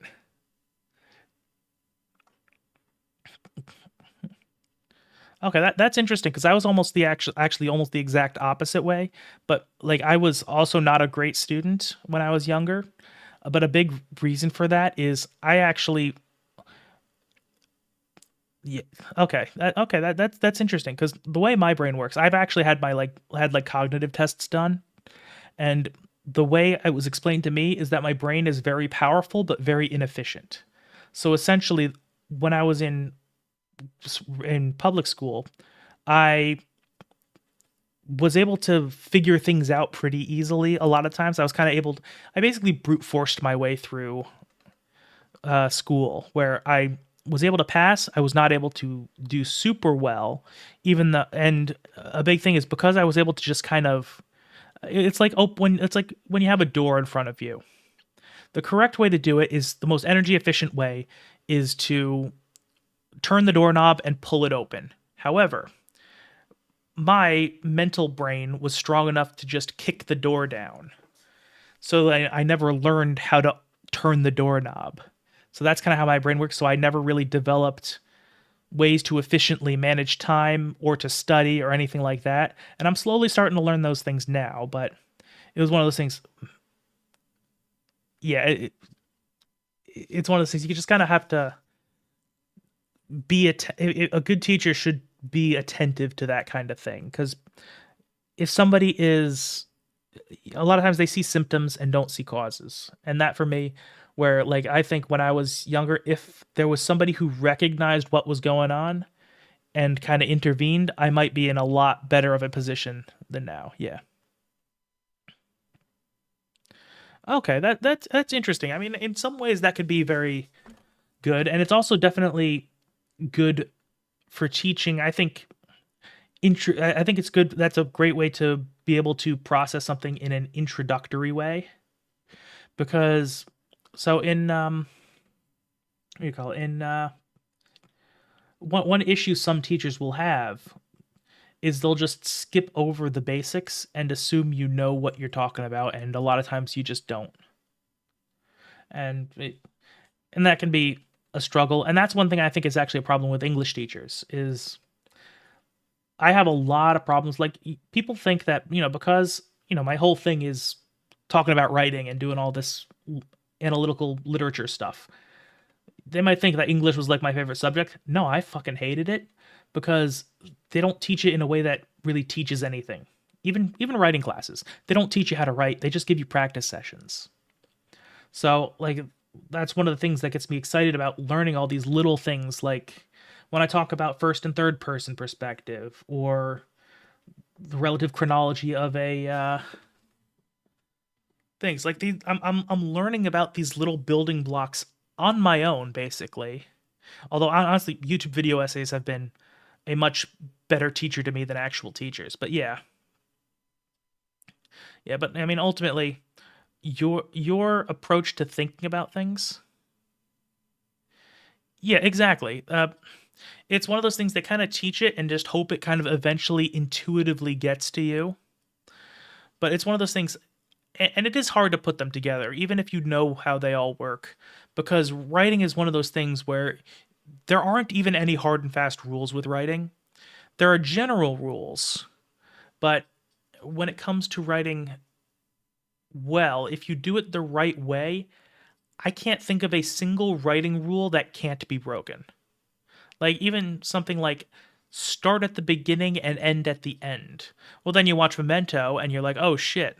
That's different." Or yeah, Memento or Reservoir Dogs, where the fact that they jump around in time is integral to how that story is told. So it's one of these, but it would be nice if they did teach those building blocks, like when I was talking at the beginning of the stream about Freytag's pyramid, how it goes like this to this to this to this. This is something that like every student in America has seen in their English classes, probably in middle school. They don't explain how any of that works. They don't explain that, okay, this is the first act, this is the second act, and this is the third act. Or it's not quite that. I kind of screwed that up, but you get the idea. Like they show it, but they don't explain it, and that's one of the things that kind of irks me about all this stuff. And it's why I'm kind of excited to be talking about this stuff on YouTube. And it does make me feel good when people realize it's like, hey, the things you're saying make sense.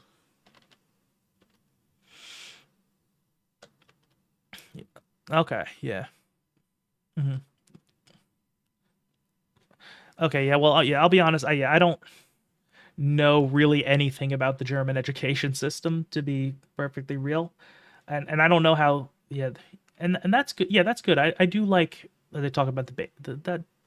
If you can talk about the basics, that's good. I think. Yeah, it's yeah,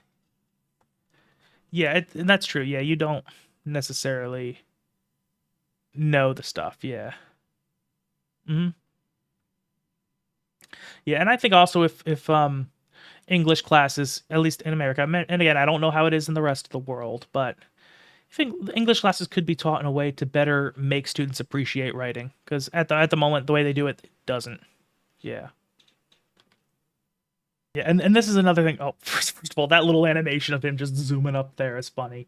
But again, this is one of those things. Paul is so excited here because, he just got to have a big parenting moment and he's happy that he got to be the parent. He got to do the good thing. And now his kid is looking up to him. Now he gets to be the cool dad who helps his son out with girl troubles. It's great. And you can tell how excited he's getting. And although this is a little weird, "Shall I lick your boots" is not. It's like they took a line from the books, but like completely misinterpreted it, because the idea was like, Rudy still feels really bad about what he did to Sylphie, and he wants to make things right, and not just in like the way she forgave him, but he wants like real clearing of the air. Everything's cool now.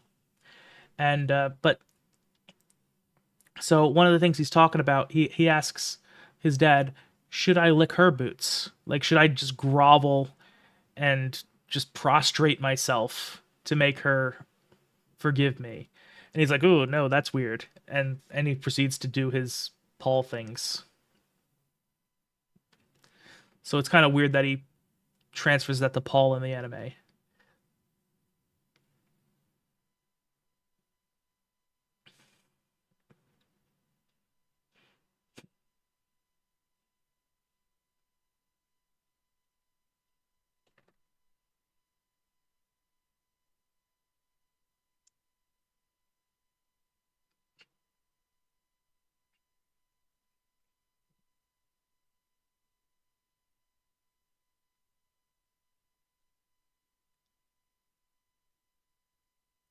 I also feel like they don't quite sell the inner thoughts that Rudy's having at this point, which I don't know how you could in this medium, because it was the narration that really sold it in the books. But the idea in this moment he was talking about is like, "Oh right, I can use like my words to control her emotions." Is that was how he was interpreting this lesson? Where I think it did a great job of showing that, yeah, he's not there yet. He's still got a lot of ways to go. He's still got a lot to learn. And so it's, I don't know. He's just here. It looks like he's actually learning the lesson, which again, I don't think he's there yet, but he's learning enough of the lesson that he's able to kind of make some progress.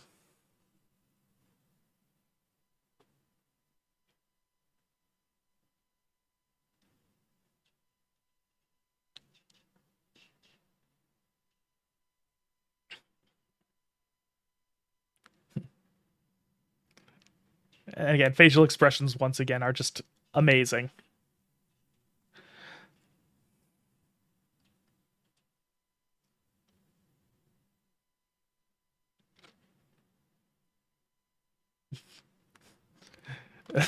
And then Rudy's kind of freaking out.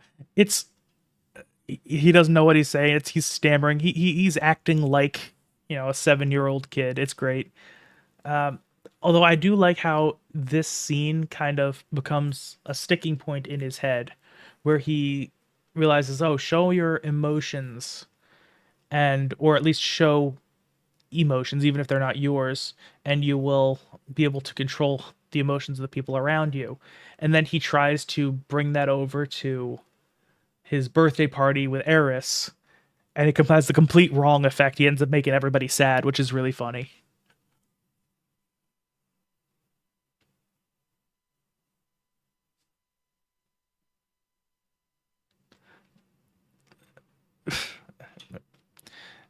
Yeah, and also it is a little weird that he kind of regresses into creep mode here, where like I think it was a case of in the books he just kind of mentions that was something he floated, an idea he floated towards her, but it's kind of weird that it comes out at this moment.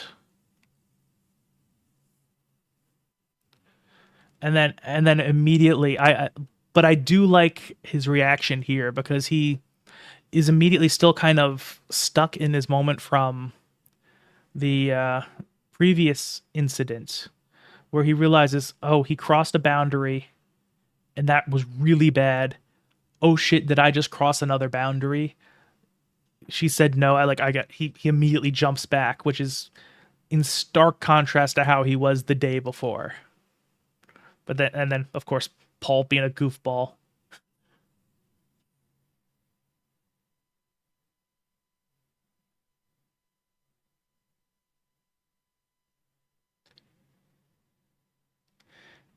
And then of course Sylphie is the emotionally mature one.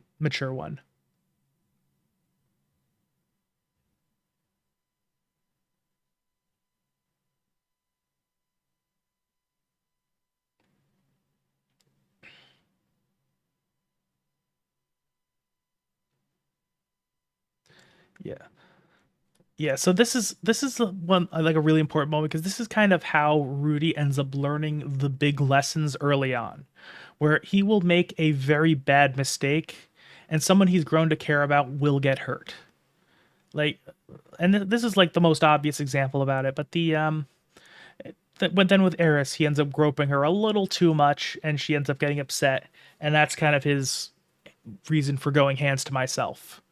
And it's one of those things where, but seeing that he can screw up, learn a lesson, make things better, and be forgiven and have things go stronger moving forward. Like, this is like a big deal for him. And of course, it has to be Sylphie who does this first because she is the emotional cornerstone of the family unit moving forward. Where it's like, Roxy's the mind, Sylphie's the heart, Eris is the body. Where, the body's probably not the right way to put it, but she's kind of the one who's like action. Roxy, Eris is action, Roxy is thoughts, Sylphie is feelings. So that's just kind of how the dynamic works out. Each of them has to teach something to Rudy. And the thing Sylphie has to teach Rudy is, love, connection, and forgiveness. And actually, I do think Sylphie's influence is a big reason he ends up forgiving Eris later in the series. It's because one, there's been multiple occasions where Sylphie has forgiven him for fucking up. And actually, in the future, it's actually kind of funny how this scene is different from the two of them, because Rudy remembers this as like one of his biggest mistakes, how he just really crossed a line. This was before he grew up and he really hurt somebody he cared about. Whereas Sylphie ends up growing up and she remembers it as that funny, awkward situation from when we were kids that, it was upsetting at the time, but it became funny when you looked back at it. So it's interesting how they remember it differently.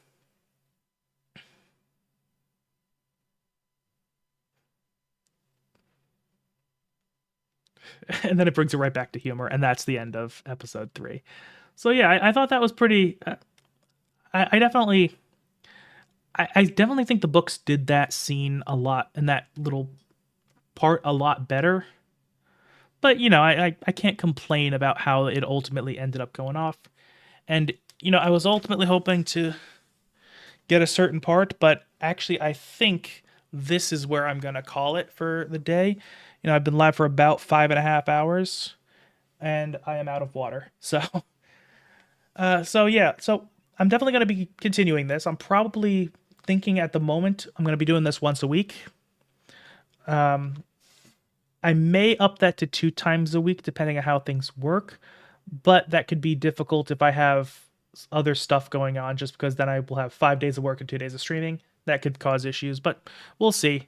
So looks like, 3 episodes gets about this much time, so that's probably what I'm going to shoot for moving forward. That might change depending on how, just how much time I go, because I knew I was going to talk a lot. I didn't know I was going to talk quite this much. So I think that was a good part to stop. I think we had some good discussions. I appreciate those of you who were joining me in the chat. Part of my intentions with this streaming is that people would interact and contribute to the discussion, because I don't want this to just be a lecture. I want this to kind of be experiencing these things and learning about them together. And so the chatting we did today, the interaction I had, I think highlighted that I was right about that. So that was very much appreciated. I'm going to try to do this next week again, same time. Yeah. Yep. Dude, that's half the reason I started YouTube, is to be enabled for my autistic ramblings. It's a fun time. But in any case, I'm going to try to do this same time. So 9 a.m. Sunday Eastern next week. Of course, in my various places, I'll try to remind people of that. I think this is pretty good. I don't know how many people are here because I don't actually have the various platforms dashboards up. I just have the chats and an activity log. But, well, regardless of the numbers, I think I would call this a successful stream. I very much enjoyed it. I think this is going to be a fun new way to approach content. And I will definitely be doing more. And I will see you guys next week.